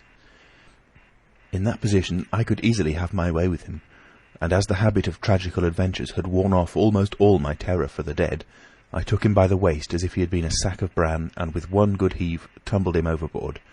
He went in with a sounding plunge. The red cap came off and remained floating on the surface, and as soon as the splash subsided I could see him and Israel lying side by side, both wavering with the tremulous movement of the water. O'Brien, though still quite a young man, was very bold. There he lay with that bold head across the knees of the man who had killed him, and the quick fishes steering to and fro over both. I was now alone upon the ship. The tide had just turned. The sun was within so few degrees of setting that already the shadow of the pines upon the western shore began to reach right across the anchorage and fall in patterns on the deck. The evening breeze had sprung up, and though it was well warded off by the hill with the two peaks upon the east, the cordage had begun to sing a little softly to itself, and the idle sails to rattle to and fro. I began to see a danger to the ship. The jibs I speedily doused and brought tumbling to the deck, but the mainsail was a harder matter. Of course, when the schooner canted over, the boom had a swing outboard, and the cap of it and a foot or two of sail hung even under the water.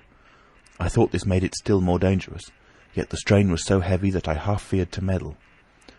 At last I got my knife and cut the halyards.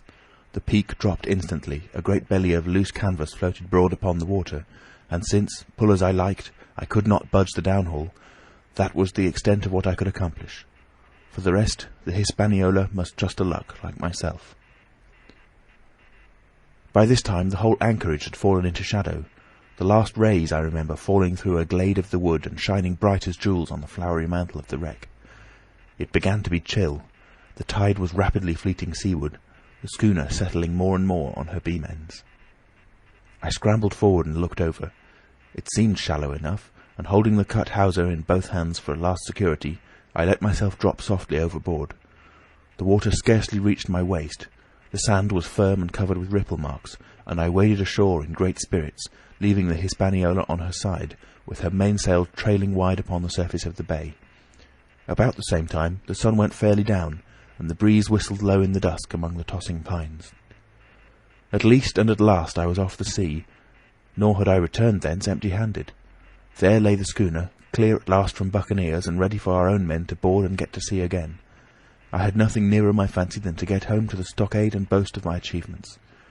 Possibly I might be blamed a bit for my truantry, but the recapture of the Hispaniola was a clenching answer, and I hoped that even Captain Smollett would confess I had not lost my time. So thinking, and in famous spirits, I began to set my face homeward for the blockhouse and my companions. I remembered that the most easterly of the rivers which drain into Captain Kidd's anchorage ran from the two-peaked hill upon my left, and I bent my course in that direction, that I might pass the stream whilst it was small.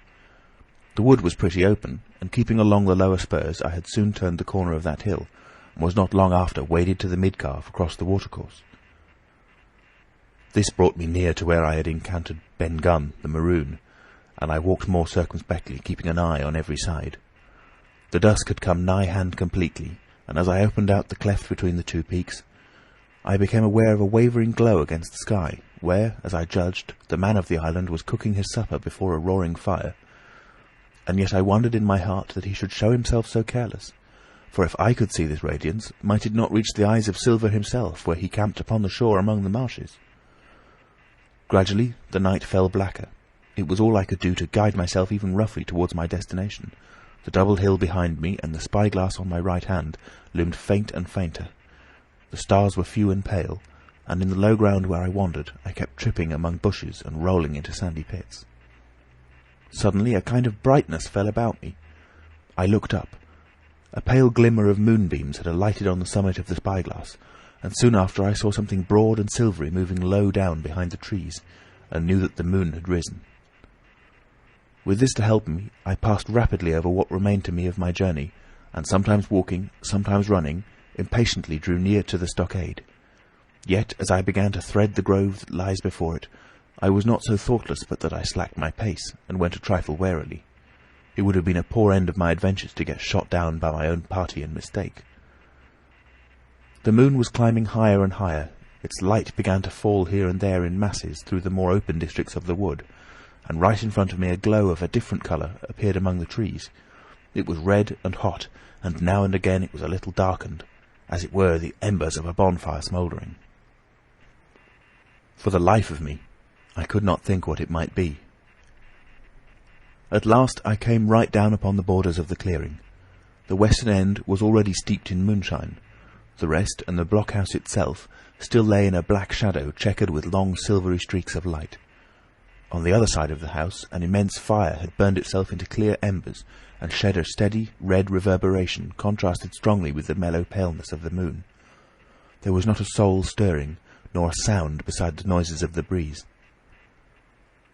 I stopped, with much wonder in my heart, and perhaps a little terror also. It had not been our way to build great fires. We were, indeed, by the captain's orders, somewhat niggardly of firewood, and I began to fear that something had gone wrong while I was absent. I stole round by the eastern end, keeping close in shadow, and, at a convenient place where the darkness was thickest, crossed the palisade. To make assurance surer, I got upon my knees and hands, and crawled without a sound towards the corner of the house. As I drew nearer, my heart was suddenly and greatly lightened. It is not a pleasant noise in itself, and I have often complained of it at other times, but just then it was like music to hear my friends snoring together so loud and peaceful in their sleep. The sea cry of the watch, that beautiful "All's well," never fell more reassuringly on my ear. In the meantime, there was no doubt of one thing. They had kept an infamous bad watch. If it had been Silver and his lads that were now creeping in on them, not a soul would have seen daybreak. That was what it was, thought I, to have had the captain wounded, and again I blamed myself sharply for leaving them in that danger with so few to mount guard. By this time I had got to the door and stood up. All was dark within, so that I could distinguish nothing by the eye. As for sounds, there was the steady drone of the snorers, and a small occasional noise, a flickering or pecking that I could in no way account for. With my arms before me I walked steadily in.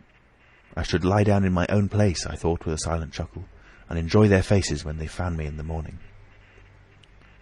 My foot struck something yielding. It was a sleeper's leg, and he turned and groaned, but without awaking. And then, all of a sudden, a shrill voice broke forth out of the darkness. "Pieces of 8! Pieces of 8! Pieces of 8! Pieces of 8! Pieces of 8!" and so forth, without pause or change, like the clacking of a tiny mill. Silver's green parrot, Captain Flint. It was she whom I had heard pecking at a piece of bark. It was she keeping better watch than any human being, who thus announced my arrival with her wearisome refrain. I had no time left to me to recover. At the sharp, clipping tone of the parrot, the sleepers awoke and sprang up, and with a mighty oath the voice of Silver cried, "Who goes?" I turned to run, struck violently against one person, recoiled, and ran full into the arms of a second, who for his part closed upon and held me tight. "Bring a torch, Dick," said Silver when my capture was thus assured. And one of the men left the log-house, and presently returned with a lighted brand. End of chapter 27. Read by Alex Foster in Nottingham, England, the 13th of October 2005. www.alexfoster.me.uk. Treasure Island by Robert Louis Stevenson. Part 6. Captain Silver. Chapter 28. In the enemy's camp. The red glare of the torch, lighting up the interior of the blockhouse, showed me the worst of my apprehensions realized. The pirates were in possession of the house and stores. There was the cask of cognac, there were the pork and bread, as before, and what tenfold increased my horror, not a sign of any prisoner. I could only judge that all had perished, and my heart smote me sorely that I had not been there to perish with them. There were 6 of the buccaneers all told, not another man was left alive. 5 of them were on their feet, flushed and swollen, suddenly called out of the first sleep of drunkenness. The 6th had only risen upon his elbows. He was deadly pale, and the blood-stained bandage around his head told that he had recently been wounded, and still more recently dressed. I remembered the man who had been shot and had run back among the woods in the great attack, and doubted not that this was he. The parrot sat, preening her plumage on Long John's shoulder.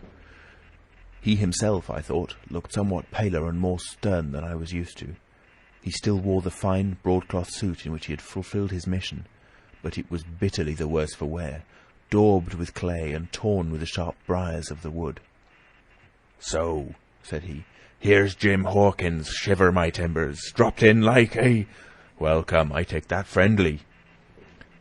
And thereupon he sat down across the brandy cask and began to fill a pipe. "Give me the loan of the link, Dick," said he, and then, when he had a good light, "That'll do, lad," he added. "Stick the glim in the wood heap. And you, gentlemen, bring yourselves too. You needn't stand up for Mr. Hawkins. He'll excuse you, you may lay to that. And so, Jim," stopping the tobacco, "here you were, and quite a pleasant surprise for poor old John. I see you were smart when I first set eyes on you, but this here gets clean away from me, it do." To this, as may be well supposed, I made no answer. They had set me with my back against the wall, and I stood there looking Silver in the face, pluckily enough, I hope, to all outward appearance, but with black despair in my heart. Silver took a whiff or two of his pipe with great composure, and then ran on again. "Now you see, Jim, so be as you are here," says he, "I'll give you a piece of my mind. I've always liked you, I have, for a lad of spirit, and the picture of my own self when I was young and handsome.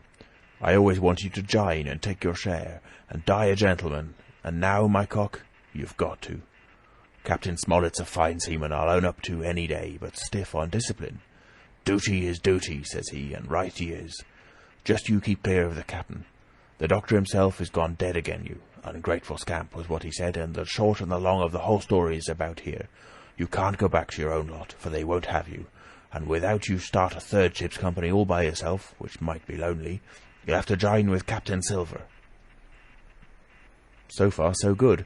My friends, then, were still alive, and though I partly believed the truth of Silver's statement that the cabin party were incensed at me for my desertion, I was more relieved than distressed by what I heard. "I don't say nothing as to your being in our hands," continued Silver, "though you are, and you may lay to it. I'm all for argument. I never seen good come out of threatening. If you like the service, well, you'll join. If you don't, Jim, why, you're free to answer no. Free and welcome, shipmate, and if fairer can be said by mortal seamen, shiver my sides." "Am I to answer, then?" I asked with a very tremulous voice. Through all this sneering talk, I made to feel the threat of death that overhung me, and my cheeks burned and my heart beat painfully in my breast. "Lad," said Silver, "there's no one a-pressing of you. Take your bearings. None of us won't hurry you, mate. Time goes so pleasant in your company, you see." "Well," says I, growing a bit bolder, "if I'm to choose, I declare I have a right to know what's what, and why you're here, and where my friends are." "What's what?" repeated one of the buccaneers in a deep growl. "Ah, he'd be a lucky one as knowed that." "You'll perhaps batten down your hatches till you're spoke to, my friend," cried Silver truculently to this speaker. And then, in his first gracious tones, he replied to me. "Yesterday morning, Mr. Hawkins," said he, "in the dog watch, down came Dr. Livesey with a flag of truce. Says he, 'Captain Silver, you're sold out. Ship's gone.' Well, maybe we'd been taking a glass and a song to help it round, I won't say no. Leastways, none of us had looked out. We looked out, and by thunder the old ship was gone. I never seen a pack of fools look fishier, and you may lay to that if I tells you that I looked the fishiest.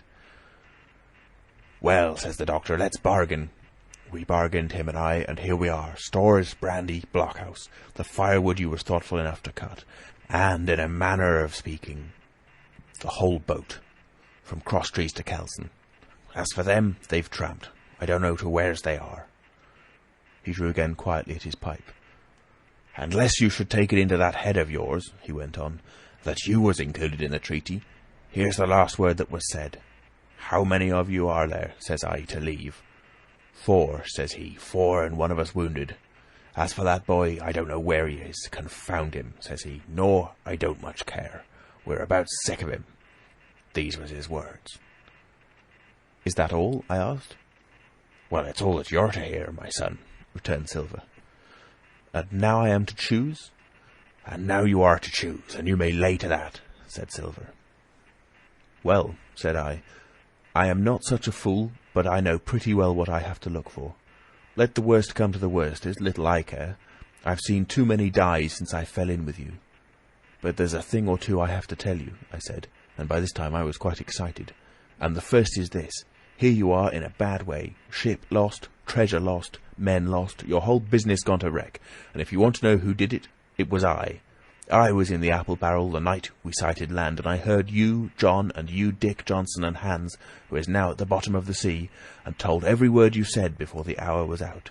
And as for the schooner, it was I who cut her cable, and it was I that killed the men that you had aboard of her, and it was I who brought her where you'll never see her more, not one of you. The laugh's on my side. I've had the top of this business from the first. I no more fear you than I fear a fly. Kill me if you please, or spare me. But one thing I'll say, and no more. If you spare me, bygones are bygones. And when you fellows are in court for piracy, I'll save you all I can. It's for you to choose. Kill another and do yourselves no good, or spare me and keep a witness to save you from the gallows." I stopped, for I will tell you I was out of breath, and to my wonder not a man of them moved, but all sat staring at me like as many sheep. And while they were still staring, I broke out again.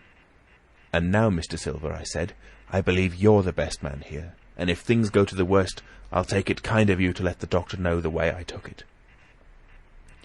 "I'll bear it in mind," said Silver with an accent so curious that I could not, for the life of me, decide whether he were laughing at my request, or had been favourably affected by my courage. "I'll put one to that," cried the old mahogany-faced seaman, Morgan by name, whom I had seen in Long John's public-house upon the quays of Bristol. "It was him that knowed Black Dog." "Well, and see here," added the sea cook, "I'll put another again to that, by thunder, for it was this same boy that faked the chart from Billy Bones. First and last we've split on John Hawkins." "Then here goes," said Morgan with an oath, and he sprang up, drawing his knife as if he had been 20. "Avast there!" cried Silver. "Who are you, Tom Morgan? Maybe you thought you was captain here, perhaps, by the powers, but I'll teach you better. Cross me, and you'll go where many a good man's gone before you, first and last, these 30 year back, some to the yard arm, shiver my timbers, and some by the board, and all to feed the fishes. There's never a man looked me between the eyes and seen a good day afterwards, Tom Morgan, you may lay to that." Morgan paused, but a hoarse murmur rose from the others. "Tom's right," said one. "I stood hazing long enough from one," added another. "I'll be hanged if I'll be hazed by you, John Silver." "Did any of you gentlemen want to have it out with me?"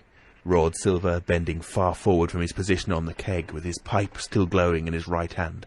"Put a name on what you're at. You ain't dumb, I reckon. Him that wants shall get it. Have I lived this many years, and a sum of a rum-puncheon cock is hat athwart my house at the latter end of it.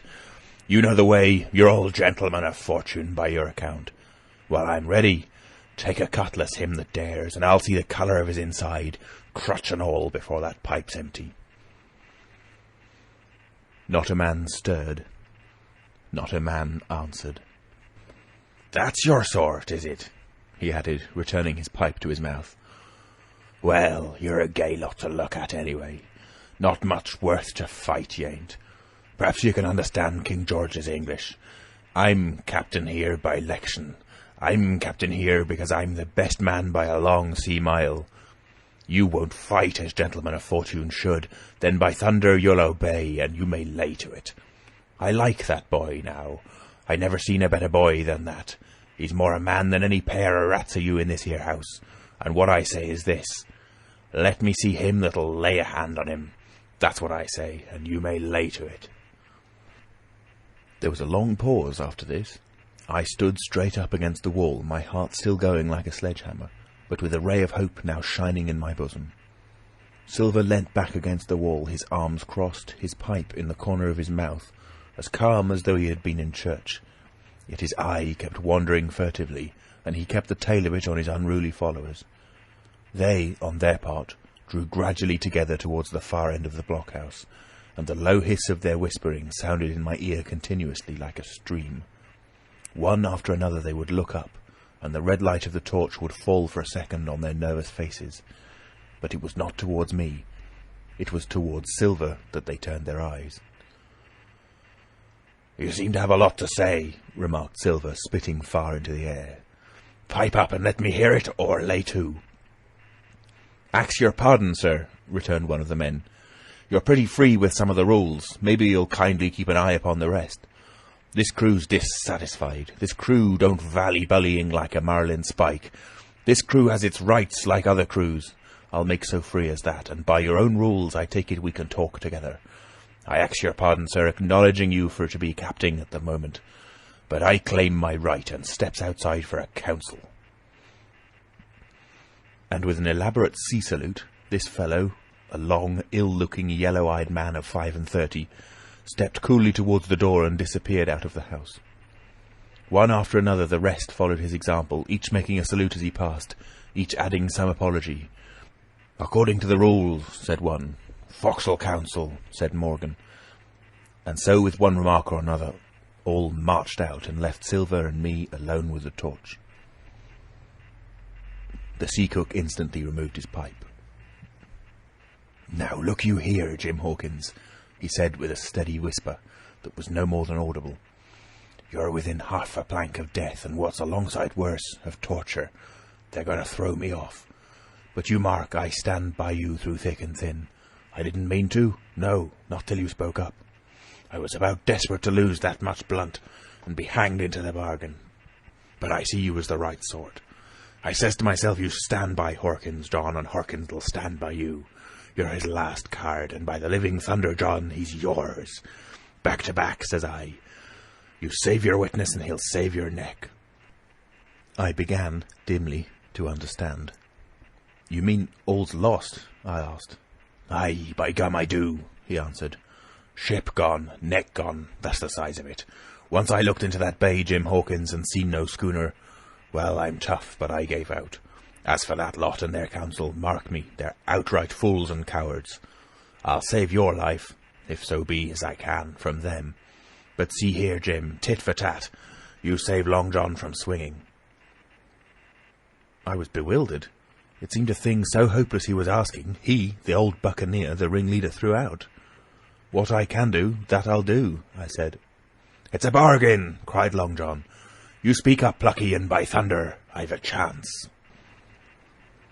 He hobbled to the torch, where it stood propped among the firewood, and took a fresh light to his pipe. "Understand me, Jim," he said, returning. "I've a head on my shoulders, I have. I'm on Squire's side now. I know that you've got that ship safe somewheres. How you done it, I don't know, but safe it is. I guess Hans and O'Brien turned soft. I never much believed in neither of them. Now you mark me. I ask no questions, nor I won't let others. I know when a game's up, I do. And I know a lad that's staunch. Ah, you that's young, you and me might have done a power of good together." He drew some cognac from the cask into a tin cannikin. "Will you taste, messmate?" he asked, and when I had refused, "Well, I'll take a drain myself, Jim," said he. "I need a corker, that's the trouble on land. And talking of trouble, why did that doctor give me the chart, Jim?" My face expressed a wonder so unaffected that he saw the needlessness of further questions. "Ah, well he did, though," said he. "And there's something under that, no doubt. Something surely under that, Jim, bad or good." And he took another swallow of the brandy, shaking his great fair head like a man who looks forward to the worst. End of chapter 28. Recorded in Nottingham, England on the 6th of November 2005. Treasure Island by Robert Louis Stevenson. Chapter 29. The Black Spot Again. The council of buccaneers had lasted some time, when one of them re-entered the house, and with a repetition of the same salute, which had in my eyes an ironical air, begged for a moment's loan of the torch. Silver briefly agreed, and this emissary retired again, leaving us together in the dark. "There's a breeze coming, Jim," said Silver, who had by this time adopted quite a friendly and familiar tone. I turned to the loophole nearest me and looked out. The embers of the great fire had so far burned themselves out and now glowed so low and duskily that I understood why these conspirators desired a torch. About halfway down the slope to the stockade, they were collected in a group. One held the light, another was on his knees in their midst, and I saw the blade of an open knife shine in his hand, with varying colors in the moon and torchlight. The rest were all somewhat stooping, as though watching the maneuvers of this last. I could just make out that he had a book as well as a knife in his hand, and was still wondering how anything so incongruous had come in their possession, when the kneeling figure rose once more to his feet, and the whole party began to move together towards the house. "Here they come," said I, and I returned to my former position, for it seemed beneath my dignity that they should find me watching them. "Well, let 'em come, lad, let 'em come," said Silver cheerfully. "I've still a shot in my locker." The door opened, and the 5 men, standing huddled together just inside, pushed one of their number forward. In any other circumstances it would have been comical to see his slow advance, hesitating as he set down each foot, but holding his closed right hand in front of him. "Step up, lad," cried Silver. "I won't eat ya. Hand it over, lubber. I know the rules, I do. I won't hurt your deputation." Thus encouraged, the buccaneer stepped forward more briskly, and having passed something to Silver from hand to hand, slipped yet more smartly back again to his companions. The sea cook looked at what had been given him. "The black spot! I thought so," he observed. "Where might ye have got the paper? Why, hillo, look here now, this ain't lucky. You've gone and cut this out of a Bible. What fools cut a Bible?" "Ah, there," said Morgan, "there, what did I say? No good'll come of that, I said." "Well, you've about fixed it now among you," continued Silver. "You'll all swing now, I reckon. What soft-headed lubber had a Bible?" "It was Dick," said one. "Dick, was it? Then Dick can get to prayers," said Silver. "He's seen his slice of luck, has Dick, and you may lay to that." But here the long man with the yellow eyes struck in. "Belay that talk, Silver," he said. "This crew has tipped you the black spot in full council, as in duty bound. Just you turn it over, as in duty bound, and see what's wrote there. Then you can talk." "Thank ye, George," replied the sea cook. "You've always was brisk for business, and has the rules at heart, George, as I'm pleased to see. Well, what is it, anyway?" "Ah, deposed. That's it, is it? Very pretty wrote, to be sure. Like print, I swear. Your hand a right, George? Why, you was getting quite a leading man in this here crew. You'll be captain next, I shouldn't wonder. Just oblige me with that torch again, will you? This pipe don't draw." "Come now," said George, "you don't fool this crew no more. You're a funny man by your account, but you're over now, and you'll maybe step down off that barrel and help vote." "I thought you said you knowed the rules," returned Silver contemptuously.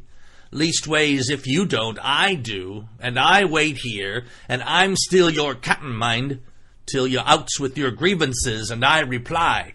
In the meantime, your black spot ain't worth a biscuit. After that, we'll see." "Oh," replied George, "you don't be under no kind of apprehension. We're all square, we are. First, you've made a hash of this cruise. You'll be a bold man to say no to that. Second, you let the enemy out of this here trap for nothing. Why did they want out? I don't know, but it's pretty plain they wanted it. Third, you wouldn't let us go with them upon the march. Oh, we see through you, John Silver. You want to play booty, that's what's wrong with you. And then, fourth, there's this here boy. Is that all? Asked Silver quietly. Enough, too, retorted George. We'll all swing and sun-dry for your bungling. Well, now, look here, I'll answer these 4 pints, one after another I'll answer 'em. I made a hash of this cruise, did I? Well, now, you all know what I wanted, and you all know if that had been done, that we'd have been aboard the Hispaniola this night as ever was. Every man of us alive and fit and full of good plum duff, and the treasure in the hold of her, by thunder. Well, who crossed me? Who forced my hand as was the lawful captain? Who tipped me the black spot the day we landed and began this dance? Ah, it's a fine dance, I'm with you there, and looks mighty like a hornpipe in a rope's end at Execution Dock by London town it does. But who done it? Why, it was Anderson and Hans and you, George Merry, and you're the last above board of that same meddlin' crew, and you have the Davy Jones insolence to up and stand for captain over me, you that sank the lot of us? By the powers, but this tops the stiffest yarn to nothing. Silver paused, and I could see by the faces of George and his late comrades that these words had not been said in vain. That's for number 1, cried the accused, wiping the sweat from his brow, for he had been talking with a vehemence that shook the house. Why, I give you my word, I'm sick to speak to you.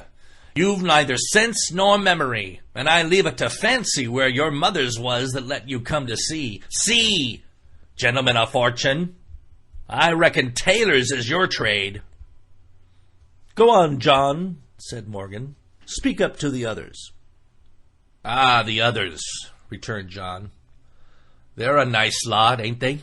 You say this cruise is bungled? Ah, by gum, if you could understand how bad it's bungled, you would see. We're that near the gibbet that my neck's stiff with thinking on it. You've seen 'em, maybe, hanged in chains, birds about 'em, seamen pining 'em out as they go down with the tide. Who's that, says one. That? Why, that's John Silver. I knowed him well, said another. And you can hear the chains a-jangle as you go about and reach for the other buoy.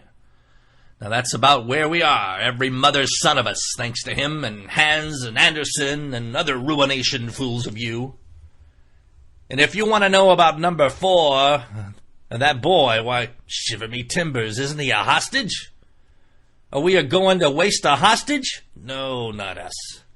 He might be our last chance, and I wouldn't wonder. Kill that boy? Not me, mates. And number 3, well, there's a deal to say to number 3. Maybe you don't count it nothing to have a real college doctor to see you every day. You, John, with your head broke. Or you, George Merry, that had the og shakes about you not 6 hours agone, and has your eyes the color of lemon peel to this same moment of the clock. And maybe, perhaps, you didn't know there was a consort coming either. But there is, and not so long till then. And we'll see who'll be glad to have a hostage when it comes to that. And as for number 2, and why I made a bargain, well, you came crawling on your knees to me to make it. On your knees you came. You was downhearted, and you'd have starved, too, if I hadn't. But that's a trifle. You look there, that's why. And he cast down upon the floor a paper that I instantly recognized. None other than the chart on yellow paper with the 3 red crosses that I had found in the oilcloth at the bottom of the captain's chest. Why the doctor had given it to him was more than I could fancy. But if it were inexplicable to me, the appearance of the chart was incredible to the surviving mutineers. They leaped upon it like cats upon a mouse. It went from hand to hand, one tearing it from another. And by the oaths and the cries and the childish laughter with which they accompanied their examination, you would have thought not only were they fingering the very gold, but were at sea with it, besides, in safety. Yes, said one, that's Flint, sure enough. J.F. and a score below, with the clove hitched to it, so he done ever. Mighty pretty, said George, but how are we to get away with it, and us no ship? Silver suddenly sprang up, and supporting himself with a hand against the wall. Now I give you warning, George, he cried. One more word of your sauce, and I'll call you down and fight you. How? Why, how do I know? You would ought to tell me that, you and the rest that lost me my schooner with your interference, burn you. But not in you can't. You ain't got the invention of a cockroach. But civil you can speak and shall, George Mary, you may lay to that. That's fair enough, said the old man Morgan.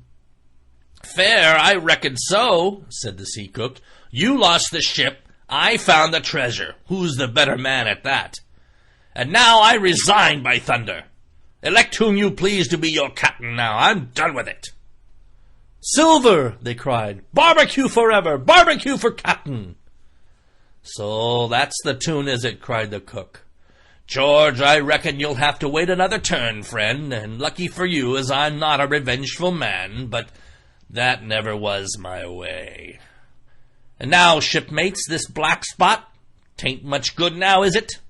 Dick's crossed his luck and spoiled his Bible, and that's about all. It'll do to kiss the book on still, won't it? Growled Dick, who was evidently uneasy at the curse that he had brought upon himself. A Bible with a bit cut out, returned Silver derisively. Not it. It won't buy no more'n a ballad book. Don't it, though? Cried Dick with a sort of joy. Well, I reckon that's worth having, too. Here, Jim, here's a curiosity for you, said Silver, and he tossed me the paper.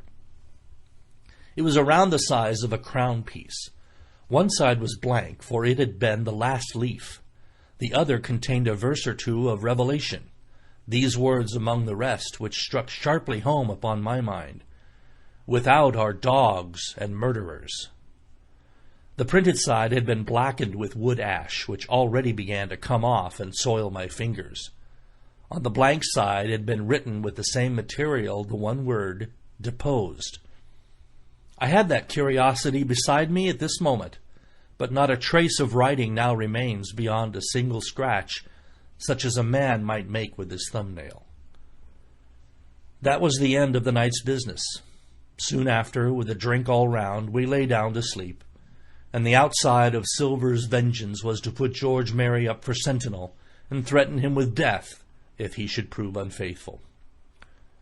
It was long ere I could close an eye, and heaven knows I had matter enough for thought in the man whom I had slain that afternoon in my most perilous position, and above all in the remarkable game that I saw Silver now engaged upon, keeping the mutineers together with one hand, and grasping with the other after every means possible and impossible to make his peace and save his miserable life. He himself slept peacefully and snored aloud, yet my heart was sore for him, wicked as he was, to think on the dark perils that environed and the shameful gibbet that awaited him. End of chapter 29. Treasure Island by Robert Louis Stevenson. Chapter 30. On Parole. I was wakened, indeed we were all wakened, for I could see even the sentinel shake himself together from where he had fallen against the doorpost, by a clear, hearty voice hailing us from the margin of the wood. "Blockhouse ahoy!" it cried. "Here's the doctor!" And the doctor it was. Although I was glad to hear the sound, yet my gladness was not without admixture. I remembered with confusion my insubordinate and stealthy conduct, and when I saw where it had brought me, among what companions and surrounded by what dangers, I felt ashamed to look him in the face. He must have risen in the dark, for the day had hardly come, and when I ran to a loophole and looked out, I saw him standing, like Silver once before, up to the mid-leg in creeping vapor. "You, doctor, top of the morning to you, sir," cried Silver, broad awake and beaming with good nature in a moment. "Bright and early, to be sure, and it's the early bird, as the saying goes, that gets the rations. George, shake up your timbers, son, and help Dr. Livesey over the ship's side. All a-doing well, your patience was, all merry and well. So he pattered on, standing on the hilltop with his crutch under his elbow, and one hand upon the side of the log house, quite the old John in voice, manner, and expression. "We've quite a surprise for you too, sir," he continued. "We've a little stranger here, a new boarder and lodger, sir, and looking fit and taut as a fiddle. Slept like a supercargo, he did, right alongside of John. Stem to stem we was, all night." Dr. Livesey was by this time across the stockade and pretty near the cook, and I could hear the alteration in his voice as he said, "Not Jim?" "The very same Jim as ever was," said Silver. The doctor stopped outright, although he did not speak, and it was some seconds before he seemed able to move on. "Well, well," he said at last, "duty first and pleasure afterwards, as you might have said yourself, Silver. Let us overhaul these patients of yours." A moment afterwards he had entered the blockhouse, and with one grim nod to me, proceeded with his work among the sick. He seemed under no apprehension, though he must have known that his life among these treacherous demons depended on a hair, and he rattled on to his patients as if he were paying an ordinary professional visit in a quiet English family. His manner, I suppose, reacted on the men, for they all behaved to him as if nothing had occurred, as if he were still ship's doctor, and they were still faithful hands before the mast.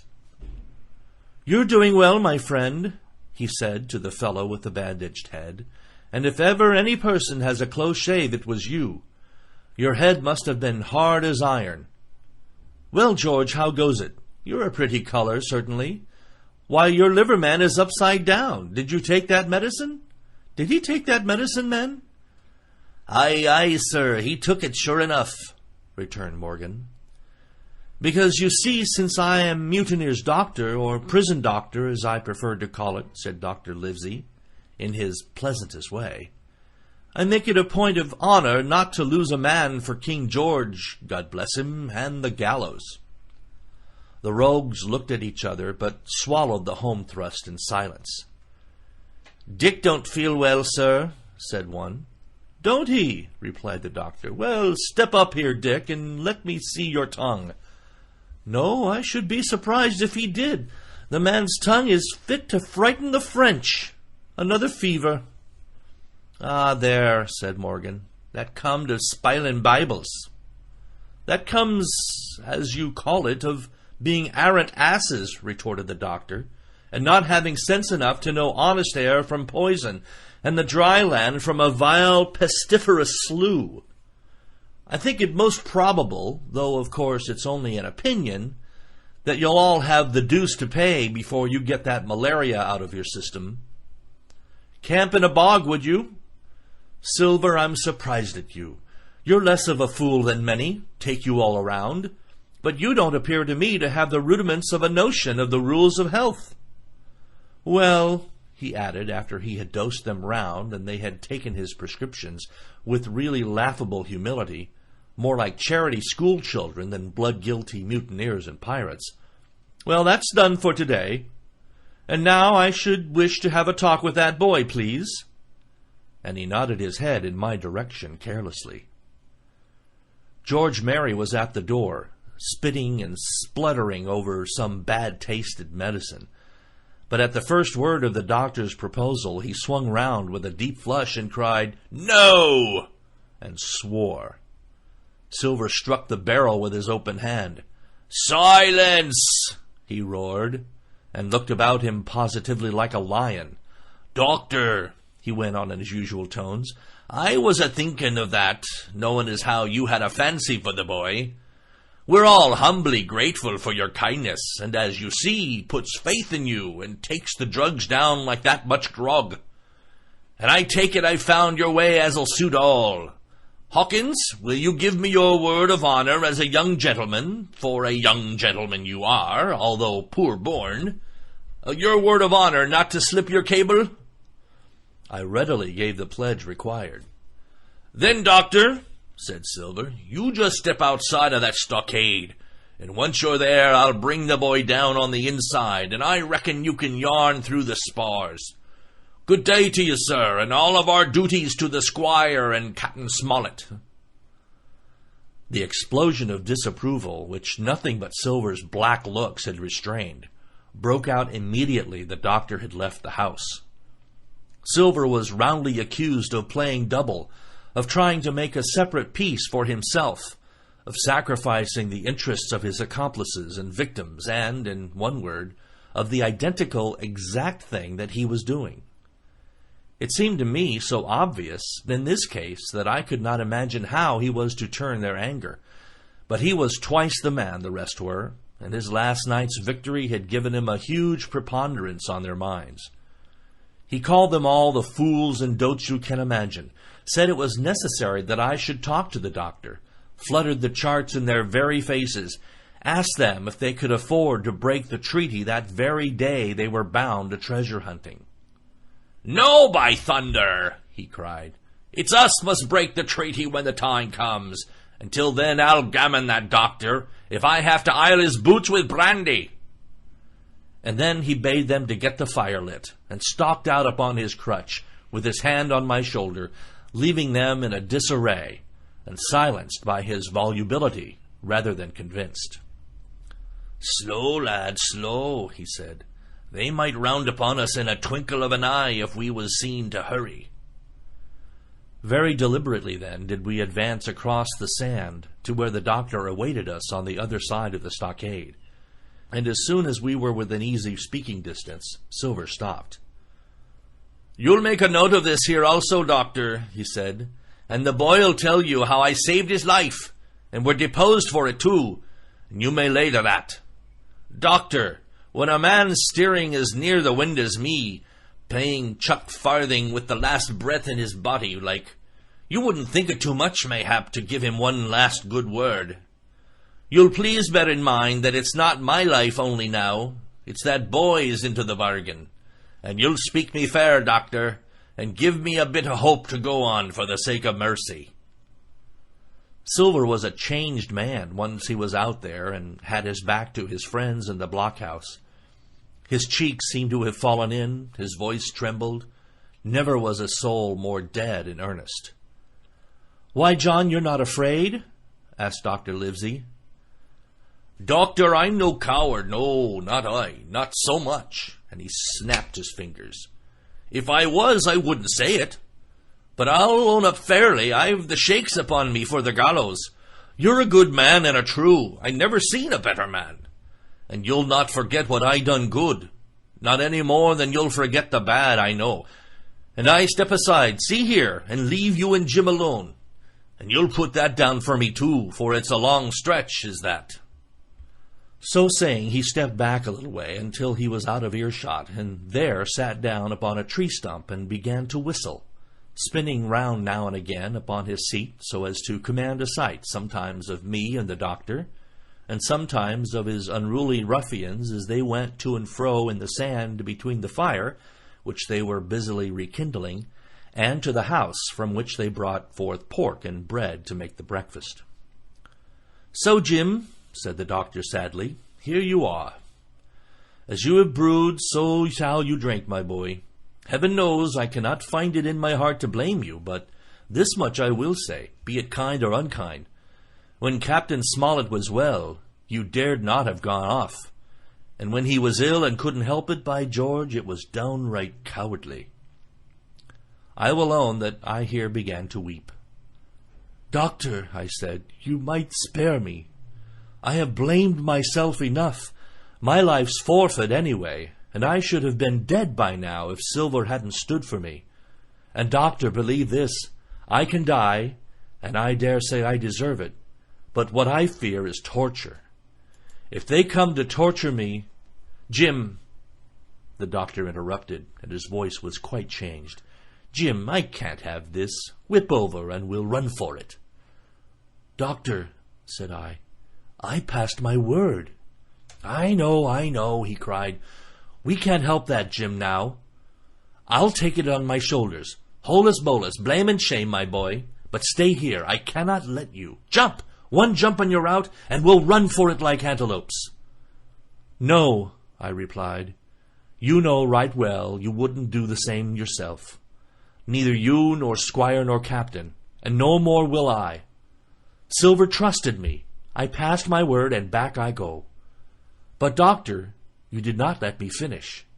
If they come to torture me, I might let slip a word of where the ship is, for I got the ship, part by luck and part by risking, and she lies in North Inlet, on the southern beach, and just below high water. At half tide she must be high and dry." "The ship!" exclaimed the doctor. Rapidly I described to him my adventures, and he heard me out in silence. "There is a kind of fate in this," he observed when I had done. "Every step, it's you that saved our lives, and do you suppose by any chance that we are going to let you lose yours? That would be a poor return, my boy. You found out the plot. You found Ben Gunn, the best deed that ever you did or will do, though you live till 90. Oh, by Jupiter, and talking of Ben Gunn, why, this is the mischief in person. Silver, he cried, Silver! I'll give you a piece of advice, he continued as the cook drew nearer again. Don't you be in any great hurry after that treasure. Why, sir, I do my possible, which that ain't, said Silver. I can only, asking your pardon, save my life and the boys by seeking for that treasure, and you may lay to that. Well, Silver, replied the doctor, if that is so, I'll go one step further. Look out for squalls when you find it. Sir, said Silver, as between man and man, that's too much and too little.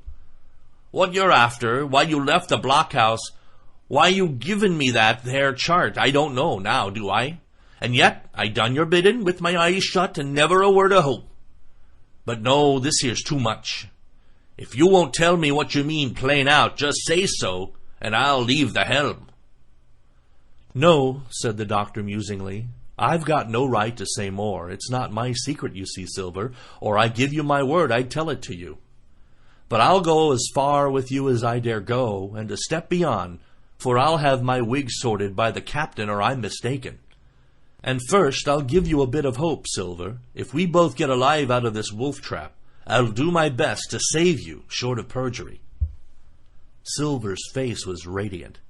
You couldn't say more, I'm sure, sir, not if you was my mother, he cried.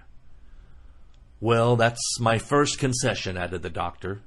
My second is a piece of advice. Keep the boy close beside you, and when you need help, halloo. I'm off to seek it for you, and that itself should show you if I speak at random. Goodbye, Jim. And Dr. Livesey shook hands with me through the stockade, nodded to Silver, and set off at a brisk pace into the wood. End of chapter 30. The book is Treasure Island by Robert Louis Stevenson. This is chapter 31, The Treasure Hunt, Flint's Pointer. Jim, said Silver, when we were alone, if I saved your life, you saved mine, and I'll not forget it. I seen the doctor waving you to run for it, with the tail of my eye I did, and I seen you say no plain as hearing. Jim, that's one to you. This is the first glint of hope I had since the attack failed, and I owe it to you. And now, Jim, we're to go in for this here treasure hunting, with sealed orders, too, and I don't like it. And you and me must stick close, back to back like, and we'll save our necks spite of fate and fortune. Just then a man hailed us from the fire that breakfast was ready, and we were soon seated here and there about the sand over biscuit and fried junk. They had lit a fire to roast an ox, and it was now grown so hot that they could only approach it from the windward, and even there not without precaution.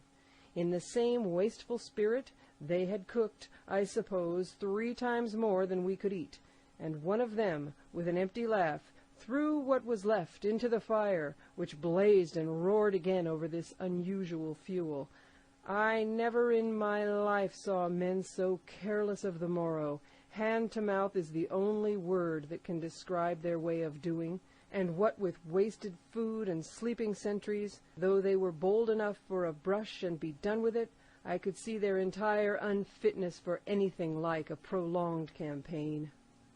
Even Silver, eating away with Captain Flint upon his shoulder, had not a word of blame for their recklessness, and this the more surprised me, for I thought he had never shown himself so cunning as he did then. "Aye, mates," said he, "it's lucky you have barbecue to think for you with this here head. I got what I wanted, I did, sure enough. They have the ship. Where they have it, I don't know yet, but once we hit the treasure, we'll have to jump about and find out. And then, mates, us that has the boats, I reckon, has the upper hand." Thus he kept running on with his mouth full of the hot bacon. Thus he restored their hope and confidence, and, I more than suspect, repaired his own at the same time. "As for Hostage," he continued, "that's his last talk, I guess, with them that loves so dear. I've got my piece of news, and thank ye to him for that. But it's over and done. I'll take him in a line when we go treasure hunting, for we'll keep him like so much gold, in case of accidents, you mark, and in the meantime, once we got the ship and treasure both, and off to sea like jolly companions, why, then we'll talk Mr. Hawkins over, we will, and we'll give him his share, to be sure, for all his kindness." It was no wonder the men were in good humour now. For my part, I was horribly cast down. Should the scheme he had now sketched prove feasible, Silver, already doubly a traitor, would not hesitate to adopt it. He had still a foot in either camp, and there was no doubt he would prefer wealth and freedom with the pirates to a bare escape from hanging, which was the best he had to hope on our side. Nay, and even if things so fell out that he was forced to keep his faith with Dr. Livesey, even then what danger lay before us! What a moment that would be when the suspicions of his followers turned to certainty, and he and I should have to fight for dear life, he a cripple and I a boy, against 5 strong and active seamen. Add to this double apprehension the mystery that still hung over the behavior of my friends, their unexplained desertion of the stockade, their inexplicable cession of the chart, or harder still to understand, the doctor's last warning to Silver, "Look out for squalls when you find it," and you will readily believe how little taste I found in my breakfast, and with how uneasy a heart I set forth behind my captors on the quest for treasure. We made a curious figure, had anyone been there to see us, all in soiled sailor clothes, and all but me armed to the teeth. Silver had 2 guns slung about him, one before and one behind, besides the great cutlass at his waist, and a pistol in each pocket of his square-tailed coat. To complete this strange appearance, Captain Flint sat perched upon his shoulder, and gabbling odds and ends of purposeless sea-talk. I had a line about my waist, and followed obediently after the sea-cook, who held the loose end of the rope, now in his free hand, now between his powerful teeth. For all the world I was led like a dancing bear. The other men were variously burthened, some carrying picks and shovels, for that had been the very first necessary they brought ashore from the Hispaniola, others laden with pork, bread, and brandy for the midday meal. All the stores, I observed, came from our stock, and I could see the truth of Silver's words the night before. Had he not struck a bargain with the doctor, he and his mutineers, deserted by the ship, must have been driven to subsist on clear water and the proceeds of their hunting. Water would have been little to their taste. A sailor is not usually a good shot, and besides all that, when they were so short of eatables, it was not likely they would be very flush of powder. Well, thus equipped, we all set out, even the fellow with the broken head, who certainly should have kept in shadow, and straggled, one after another, to the beach, where the 2 gigs awaited us. Even these bore trace of the drunken folly of the pirates, one in a broken thwart, and both in their muddy and unbaled condition. Both were to be carried along with us for the sake of safety, and so, with our numbers divided between them, we set forth upon the bosom of the anchorage. As we pulled over, there was some discussion on the chart. The Red Cross was, of course, far too large to be a guide, and the terms of the note on the back, as you will hear, admittedly of some ambiguity.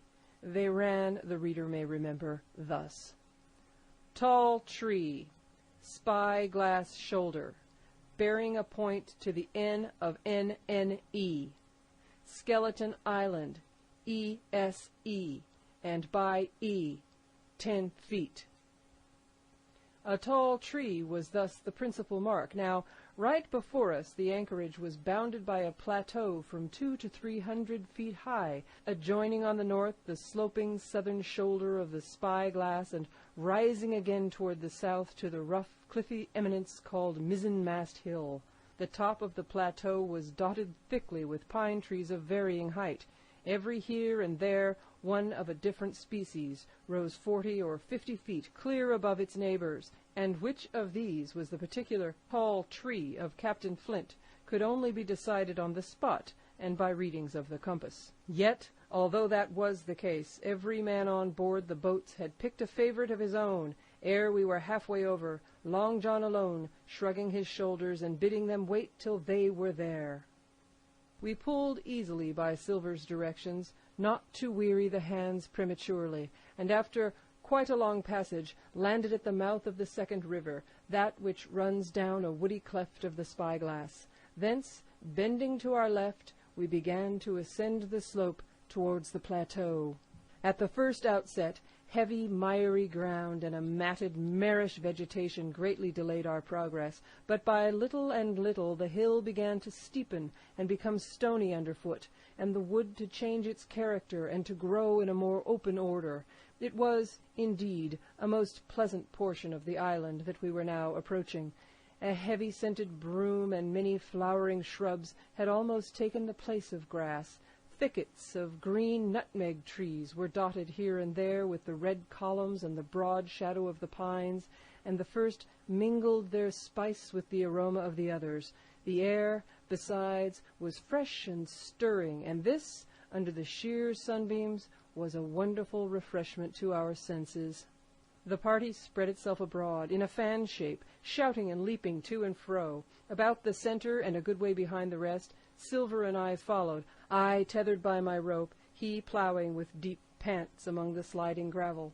From time to time, indeed, I had to lend him a hand, or he must have missed his footing and fallen backward down the hill.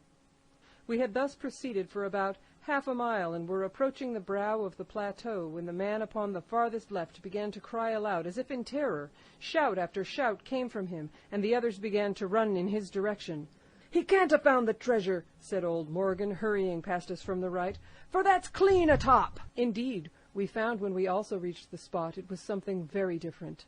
At the foot of a pretty big pine, and involved in a green creeper, which had even partly lifted some of the smaller bones, a human skeleton lay, with a few shreds of clothing on the ground.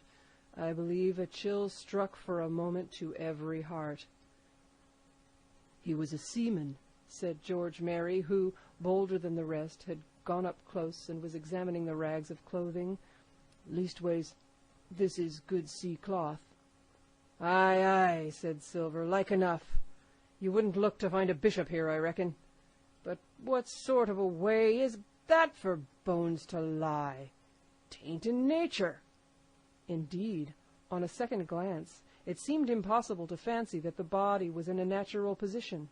But for some disarray, the work perhaps of the birds that had fed upon him, or of the slow-growing creeper that had gradually enveloped his remains, the man lay perfectly straight, his feet pointing in one direction, his hands raised above his head like a diver's, pointing directly in the opposite.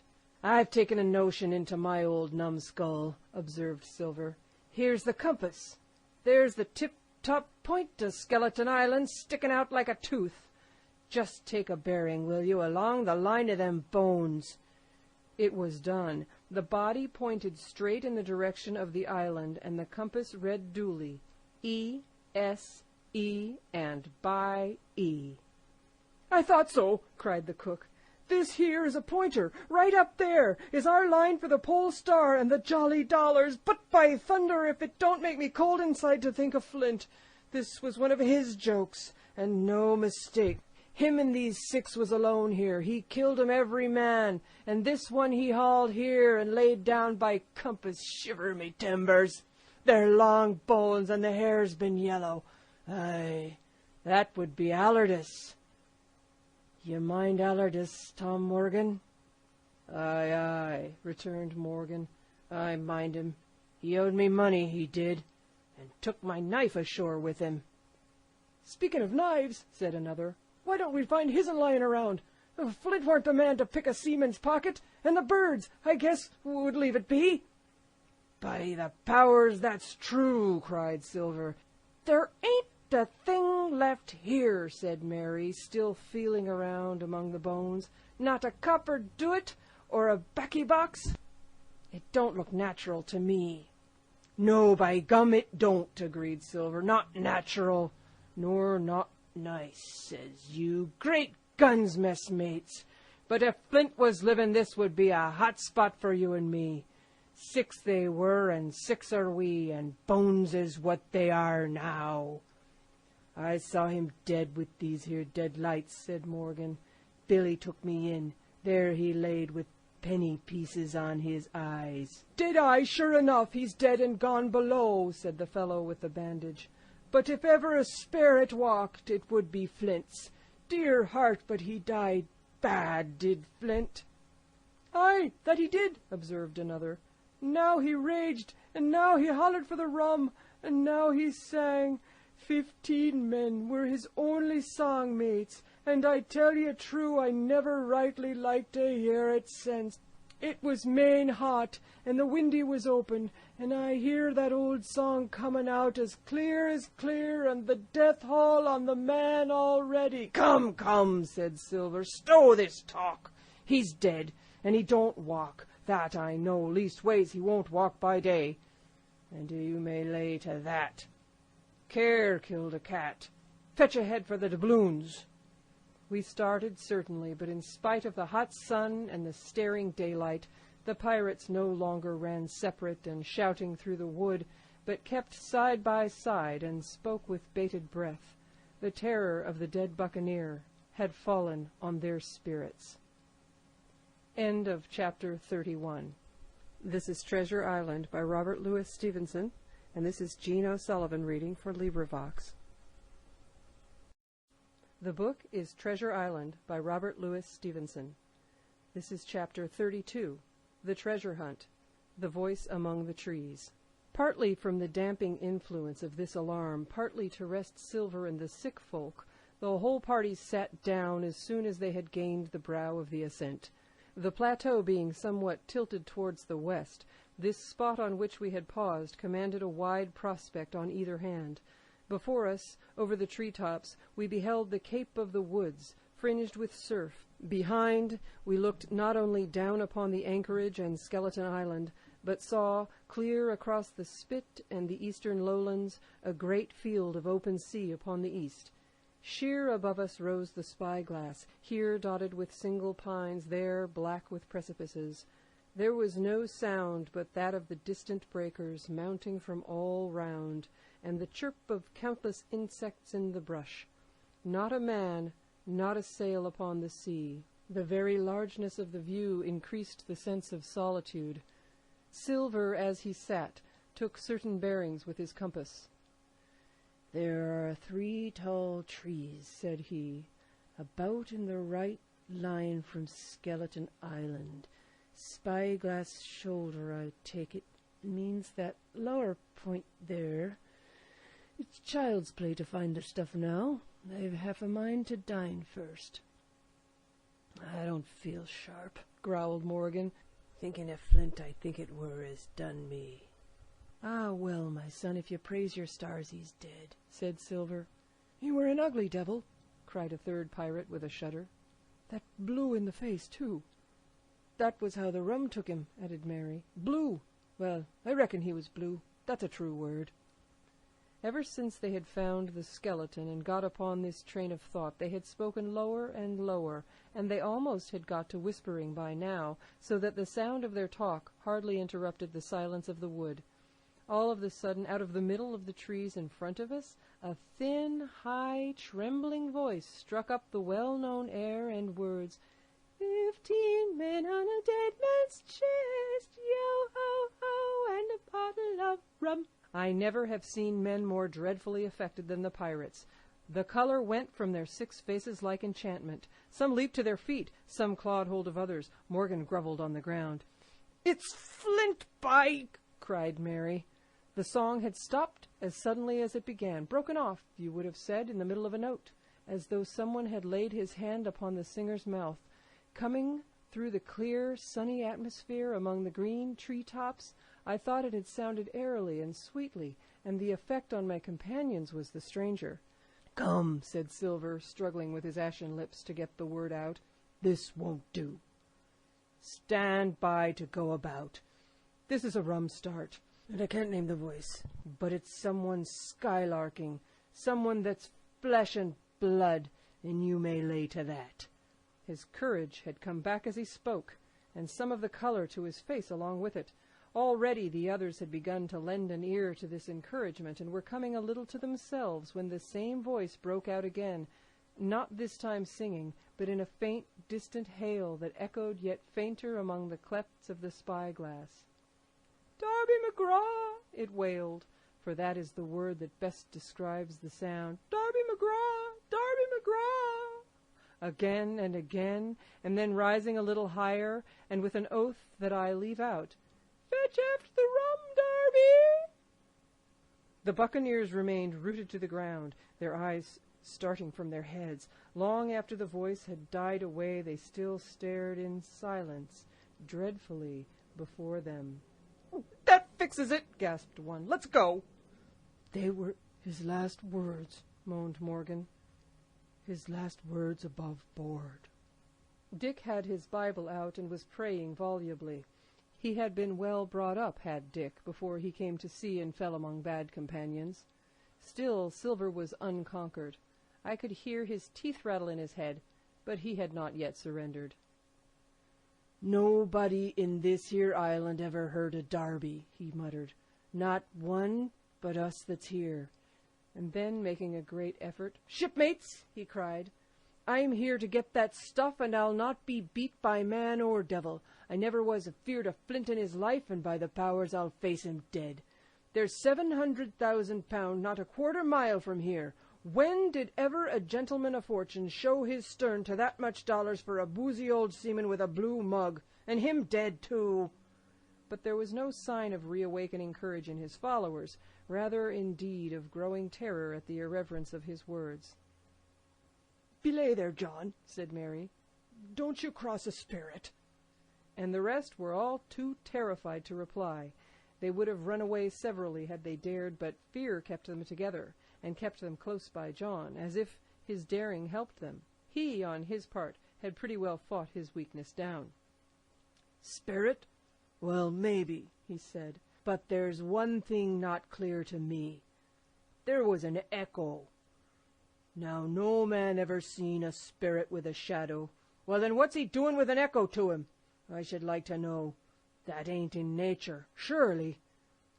This argument seemed weak enough to me, but you can never tell what will affect the superstitious, and to my wonder, George Merry was greatly relieved.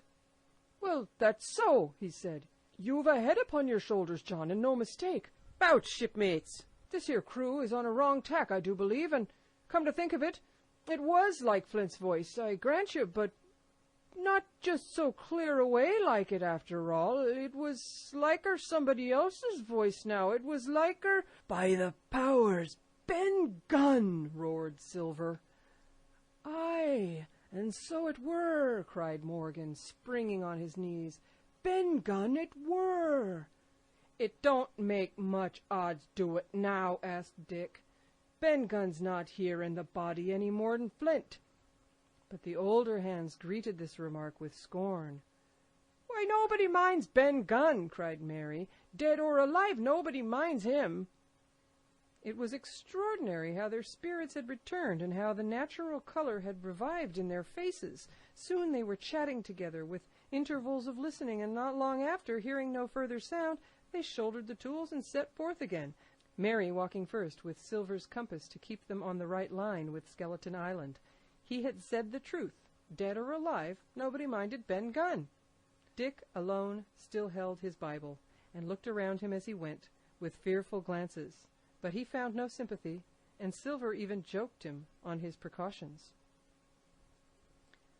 "I told you," said he, "I told you had spoiled your Bible. If it ain't no good to swear by, what do you suppose a sperrit would give for it? Not that!" And he snapped his big fingers, halting a moment on his crutch. But Dick was not to be comforted. Indeed, it was soon plain to me that the lad was falling sick, hastened by heat, exhaustion, and the shock of his alarm. The fever, predicted by Dr. Livesey, was evidently growing swiftly higher. It was fine open walking here upon the summit. Our way lay a little downhill, for, as I have said, the plateau tilted toward the west. The pines, great and small, grew wide apart, and even between the clumps of nutmeg and azalea, wide open spaces baked in the hot sunshine. Striking, as we did, pretty near northwest across the island, we drew on the one hand ever nearer under the shoulders of the spyglass, and on the other looked ever wider over that western bay where I had once tossed and trembled in the oracle. The first of the tall trees was reached, and by the bearings proved the wrong one. So with the second. The third rose nearly 200 feet into the air above a clump of underwood, a giant of a vegetable with a red column as big as a cottage, and a wide shadow around in which a company could have maneuvered. It was conspicuous far to see, both on the east and west, and might have been entered as a sailing mark upon the chart. But it was not its size that now impressed my companions. It was the knowledge that 700,000 pounds in gold lay somewhere buried below its spreading shadow. The thought of the money as they drew nearer swallowed up their previous terrors. Their eyes burned in their heads, their feet grew speedier and lighter. Their whole soul was found up in that fortune, that whole lifetime of extravagance and pleasure that lay waiting there for each of them. Silver hobbled, grunting, on his crutch. His nostrils stood out and quivered. He cursed like a madman when the flies settled on his hot and shiny countenance. He plucked furiously at the line that held me to him, and from time to time turned his eyes upon me with a deadly look. Certainly he took no pains to hide his thoughts, and certainly I read them like print.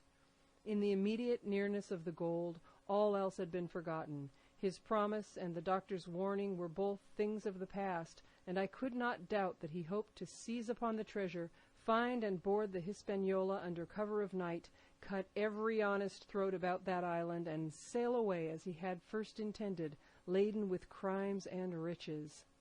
Shaken as I was with these alarms, it was hard for me to keep up with the rapid pace of the treasure hunters. Now and again I stumbled, and it was then that Silver plucked so roughly at the rope and launched at me his murderous glances. Dick, who had dropped behind us and now brought up the rear, was babbling to himself both prayers and curses as his fever kept rising. This also added to my wretchedness, and to crown it all, I was haunted by the thought of the tragedy that had once been acted on that plateau, when that ungodly buccaneer with the blue face, he who died at Savannah singing and shouting for a drink, had there, with his own hand, cut down his 6 accomplices. This grove that was now so peaceful must then have rung with cries, I thought, and even with the thought I could believe I heard it ringing still. We were now at the margin of the thicket. "Huzza, mates, all together!" shouted Mary, and the foremost broke into a run, and suddenly, not 10 yards further, we beheld them stop. A low cry arose. Silver doubled his pace, digging away with the foot of his crutch like one possessed, and next moment he and I had come also to a dead halt. Before us was a great excavation, not very recent, for the sides had fallen in and grass had sprouted on the bottom. In this were the shaft of a pick broken in 2 and the boards of several packing cases strewn around. On one of these boards I saw, branded with a hot iron, the name Walrus, the name of Flint's ship. All was clear to probation. The cache had been found and rifled. The 700,000 pounds were gone. End of chapter 32. This is Jean O'Sullivan for LibriVox. Reading from Treasure Island by Robert Louis Stevenson. Treasure Island by Robert Louis Stevenson. Chapter 33. The Fall of a Chieftain. There never was such an overturn in this world. Each of these 6 men was as though he had been struck. But with Silver, the blow passed him almost instantly. Every thought of his soul had been set full stretch, like a racer on that money. Well, he was brought up in a single second, dead, and he kept his head, found his temper, and changed his plan before the others had had time to realize the disappointment. "Jim," he whispered, "take that and stand by for trouble." And he passed me a double-barreled pistol. At the same time, he began quietly moving northward, and in a few steps had put the hollow between us 2 and the other 5.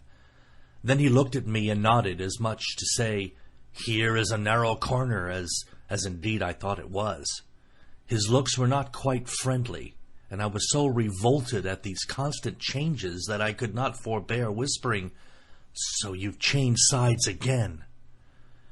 There was no time left for him to answer in. The buccaneers, with oaths and cries, began to leap, one after the other, into the pit, and to dig with their fingers, throwing the boards aside as they did so. Morgan found a piece of gold. He held it up with a perfect spout of oaths.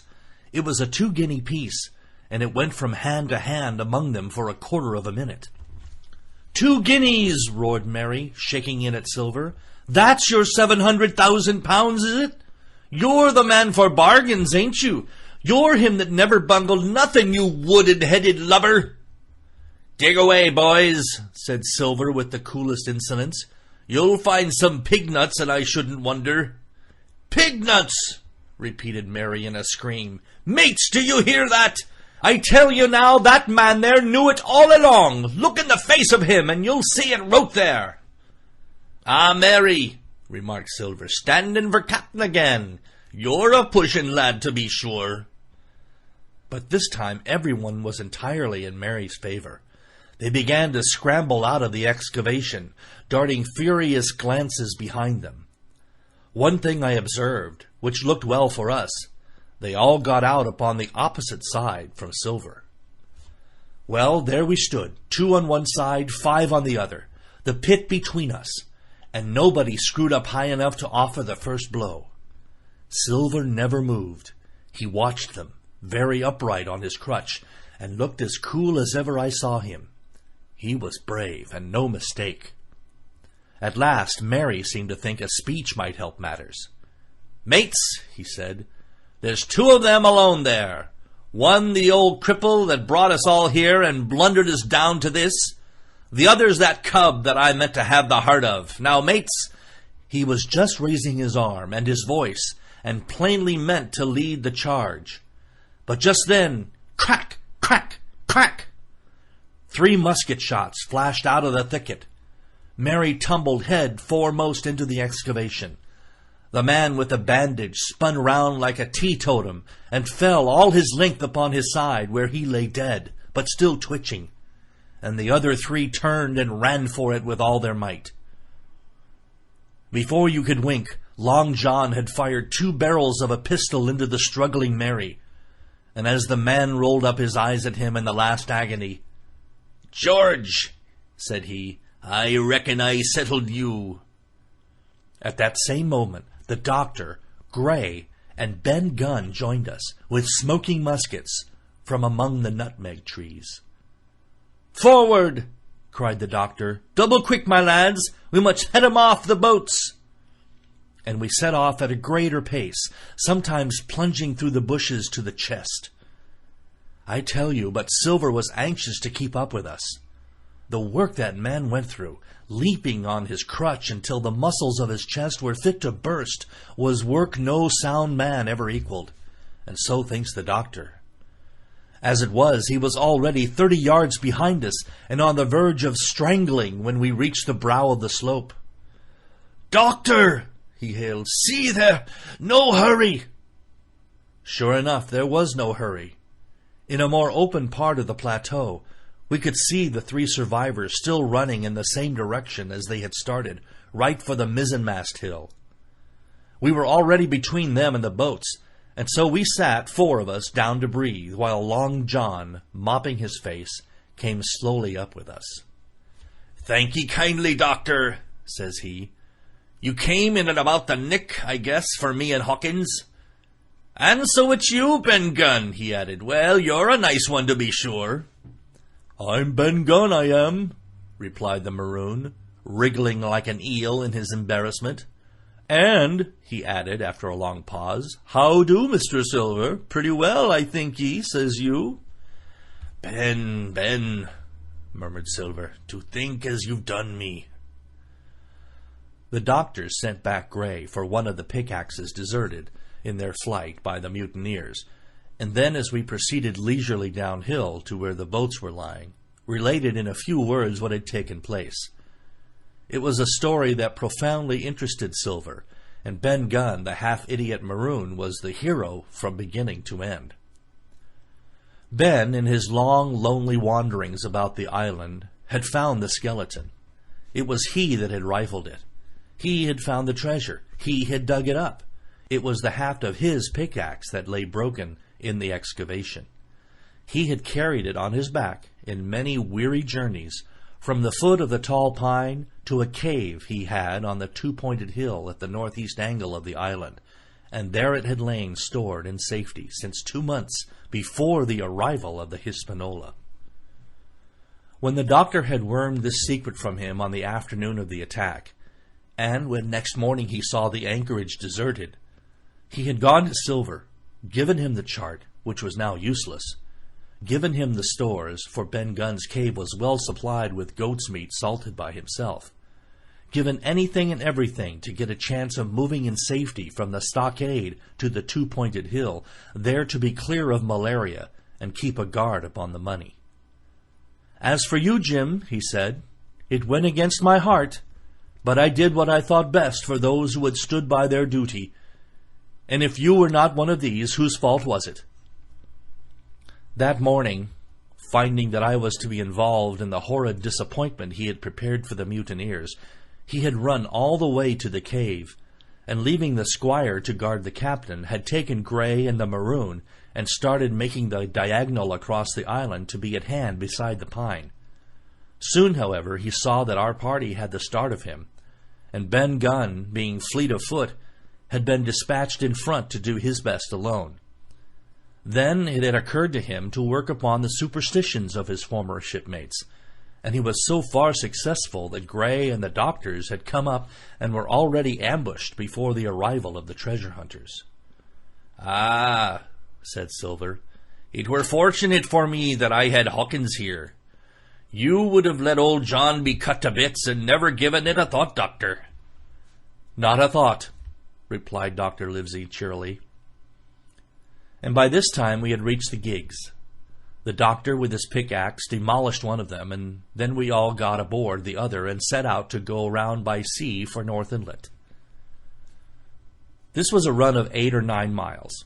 Silver, though he was almost killed already with fatigue, was set to an oar, like the rest of us, and we were soon skimming swiftly over a smooth sea.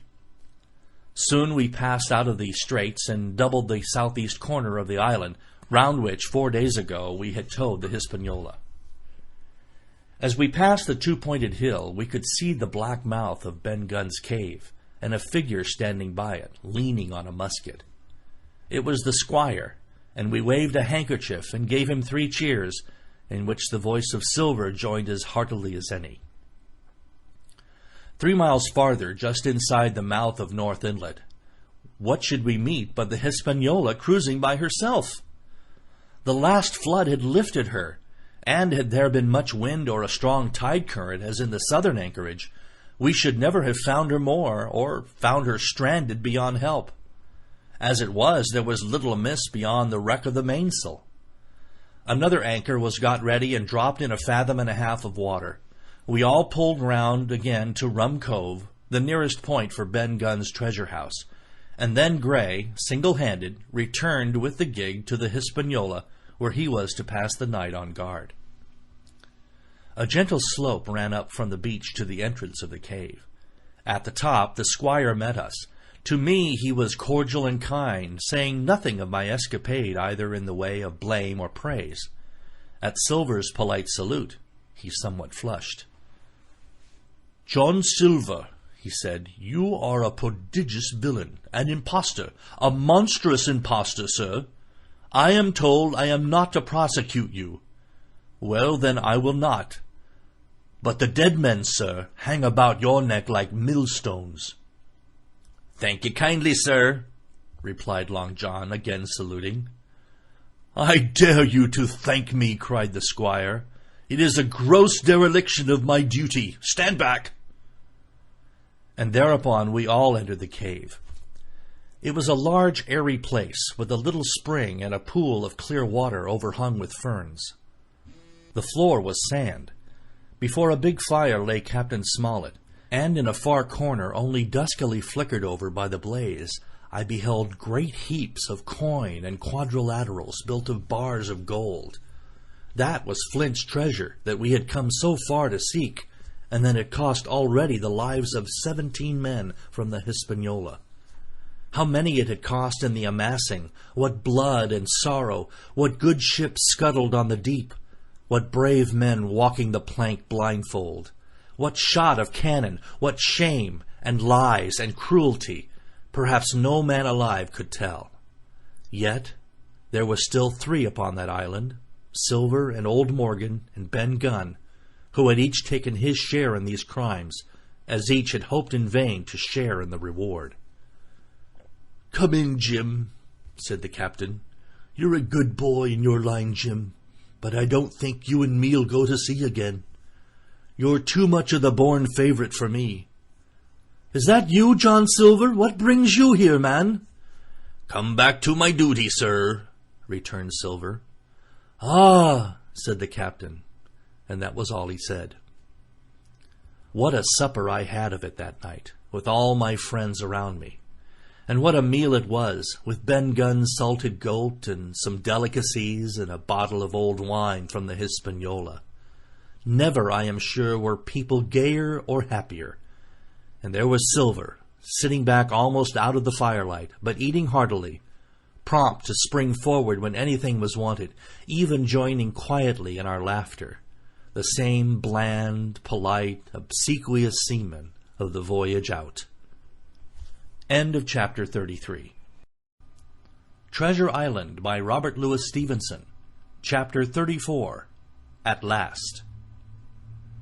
The next morning we fell early to work for the transportation of this great mass of gold near a mile by land to the beach, and thence 3 miles by boat to the Hispaniola, was a considerable task for so small a number of workmen. The 3 fellows still abroad upon the island did not greatly trouble us. A single sentry on the shoulder of the hill was sufficient to ensure us against any sudden onslaught, and we thought, besides, they had had more than enough of fighting. Therefore the work was pushed on briskly. Gray and Ben Gunn came and went with the boat, while the rest, during their absences, piled treasures on the beach. 2 of the bars, slung in a rope's end, made a good load for a grown man, one that he was glad to walk slowly with. For my part, as I was not much use at carrying, I was kept busy all day in the cave, packing the minted money into bread bags. It was a strange collection, like Billy Bones' hoard for the diversity of the coinage, but so much larger and so much more varied that I think I never had more pleasure than in sorting them. English, French, Spanish, Portuguese, Georges and Louises, doubloons and double guineas, and morteres and sequins, the pictures of all the kings of Europe for the last 100 years, strange oriental pieces stamped with what looked like wisps of string or bits of spider's web, round pieces, square pieces, and pieces bored through the middle, as if to wear round your neck. Nearly every variety of money in the world must, I think, have found a place in that collection, and for number I am sure they were like autumn leaves, so that my back ached with stooping and my fingers with sorting them out. Day after day this work went on. By every evening a fortune had been stowed aboard, but there was another fortune waiting for the morrow, and all this time we heard nothing of the 3 surviving mutineers. At last, I think it was on the third night, the doctor and I were strolling on the shoulder of the hill where it overlooks the lowlands of the isle, when, from out of the thick darkness below, the wind brought us a noise between shrieking and singing. It was only a snatch that reached our ears, followed by the former silence. "Heaven forgive them," said the doctor. "'Tis the mutineers." "All drunk, sir," struck in the voice of Silver from behind us. Silver, I should say, was allowed his entire liberty, and in spite of daily rebuffs, seemed to regard himself once more as quite a privileged and friendly dependent. Indeed, it was remarkable how well he bore these slights, and with what unwearying politeness he kept on trying to ingratiate himself with all. Yet I think none treated him better than a dog, unless it was Ben Gunn, who was still terribly afraid of his old quartermaster, or myself, who had really something to thank him for. Although for that matter, I suppose, I had reason to think even worse of him than anyone else, for I had seen him meditating a fresh treachery upon the plateau. Accordingly, it was pretty gruffly that the doctor answered him. "Drunk or raving?" said he. "Right you were, sir," replied Silver, "and precious little odds which to you and me." "I suppose you would hardly ask me to call you a humane man," returned the doctor with a sneer, "and so my feelings may surprise you, Master Silver.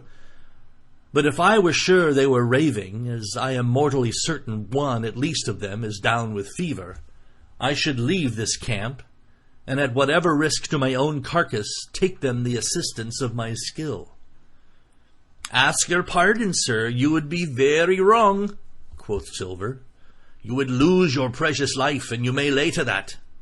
I am on your side now, hand in glove, and I shouldn't wish for to see the party weakened, let alone yourself, seeing as I know what I owes you.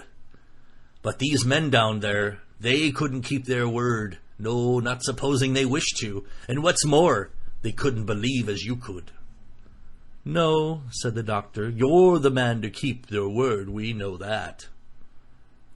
Well, that was about the last news we had of the three pirates. Only once we heard a gunshot a great way off, and supposed them to be hunting. A council was held, and it was decided that we must desert them on the island, to the huge glee, I must say, of Ben Gunn, and with the strong approval of Gray. We left a good stock of powder and shot, the bulk of the salt goat, a few medicines, and some other necessaries, tools, clothing, the spare sail, a fathom or two of rope, and by the particular desire of the doctor, a handsome present of tobacco. That was about our last doing on the island. Before that, we had got the treasure stowed and had shipped enough water and the remainder of the goat meat in case of any distress.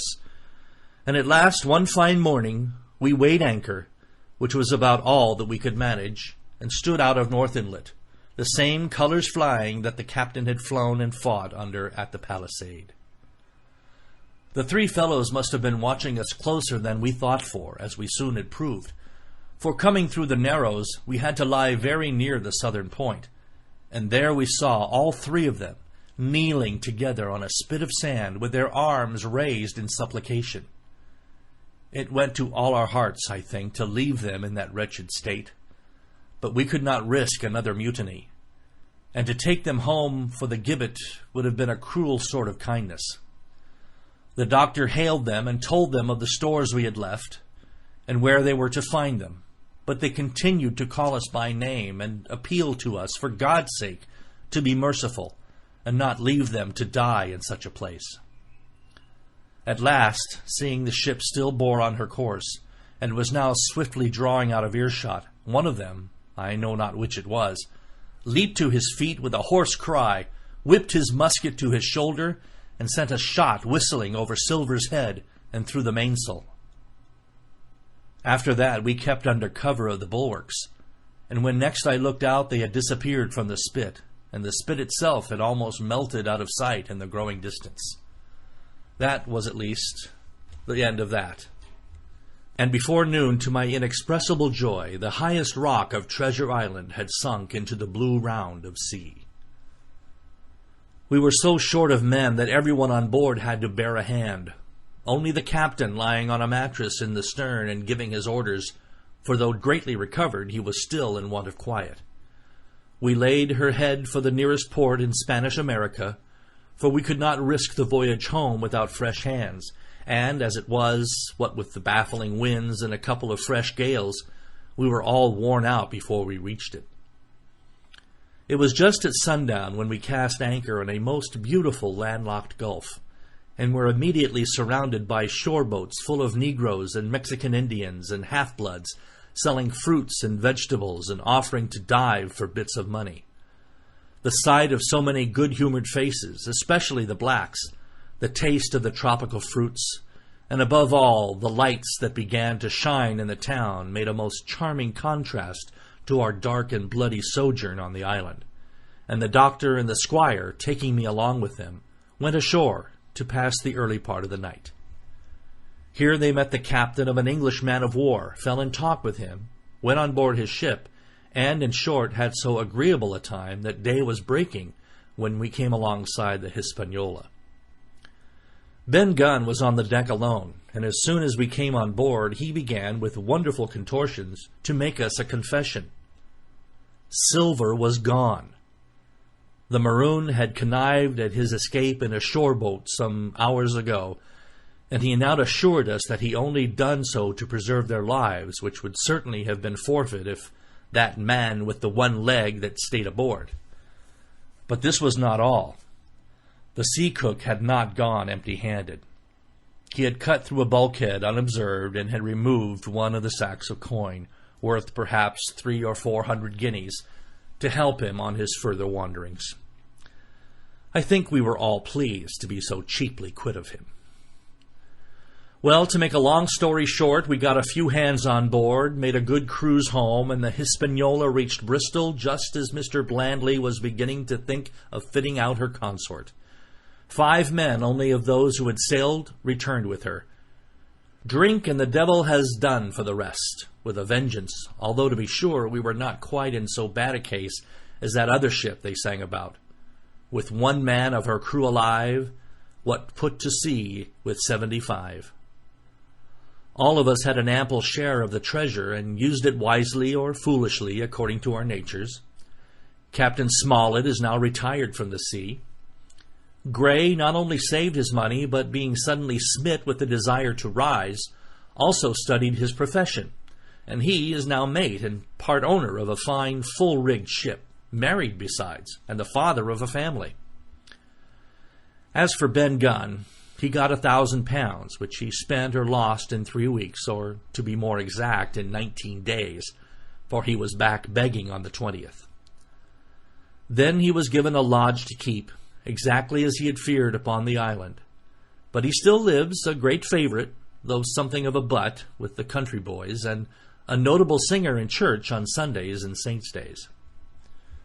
Of Silver we have heard no more.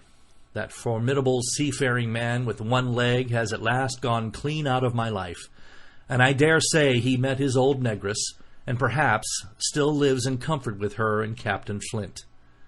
It is to be hoped so, I suppose, for his chance of comfort in another world are very small. The bar silver and the arms still lie, for all that I know, where Flint buried them, and certainly they shall lie there for me. Oxen and wain ropes would not bring me back again to that accursed island, and the worst dreams that ever I have are when I hear the surf booming about its coasts, or start upright in bed with the sharp voice of Captain Flint still ringing in my ears, "Pieces of 8! Pieces of 8!" End of chapter 34, and end of Treasure Island by Robert Louis Stevenson.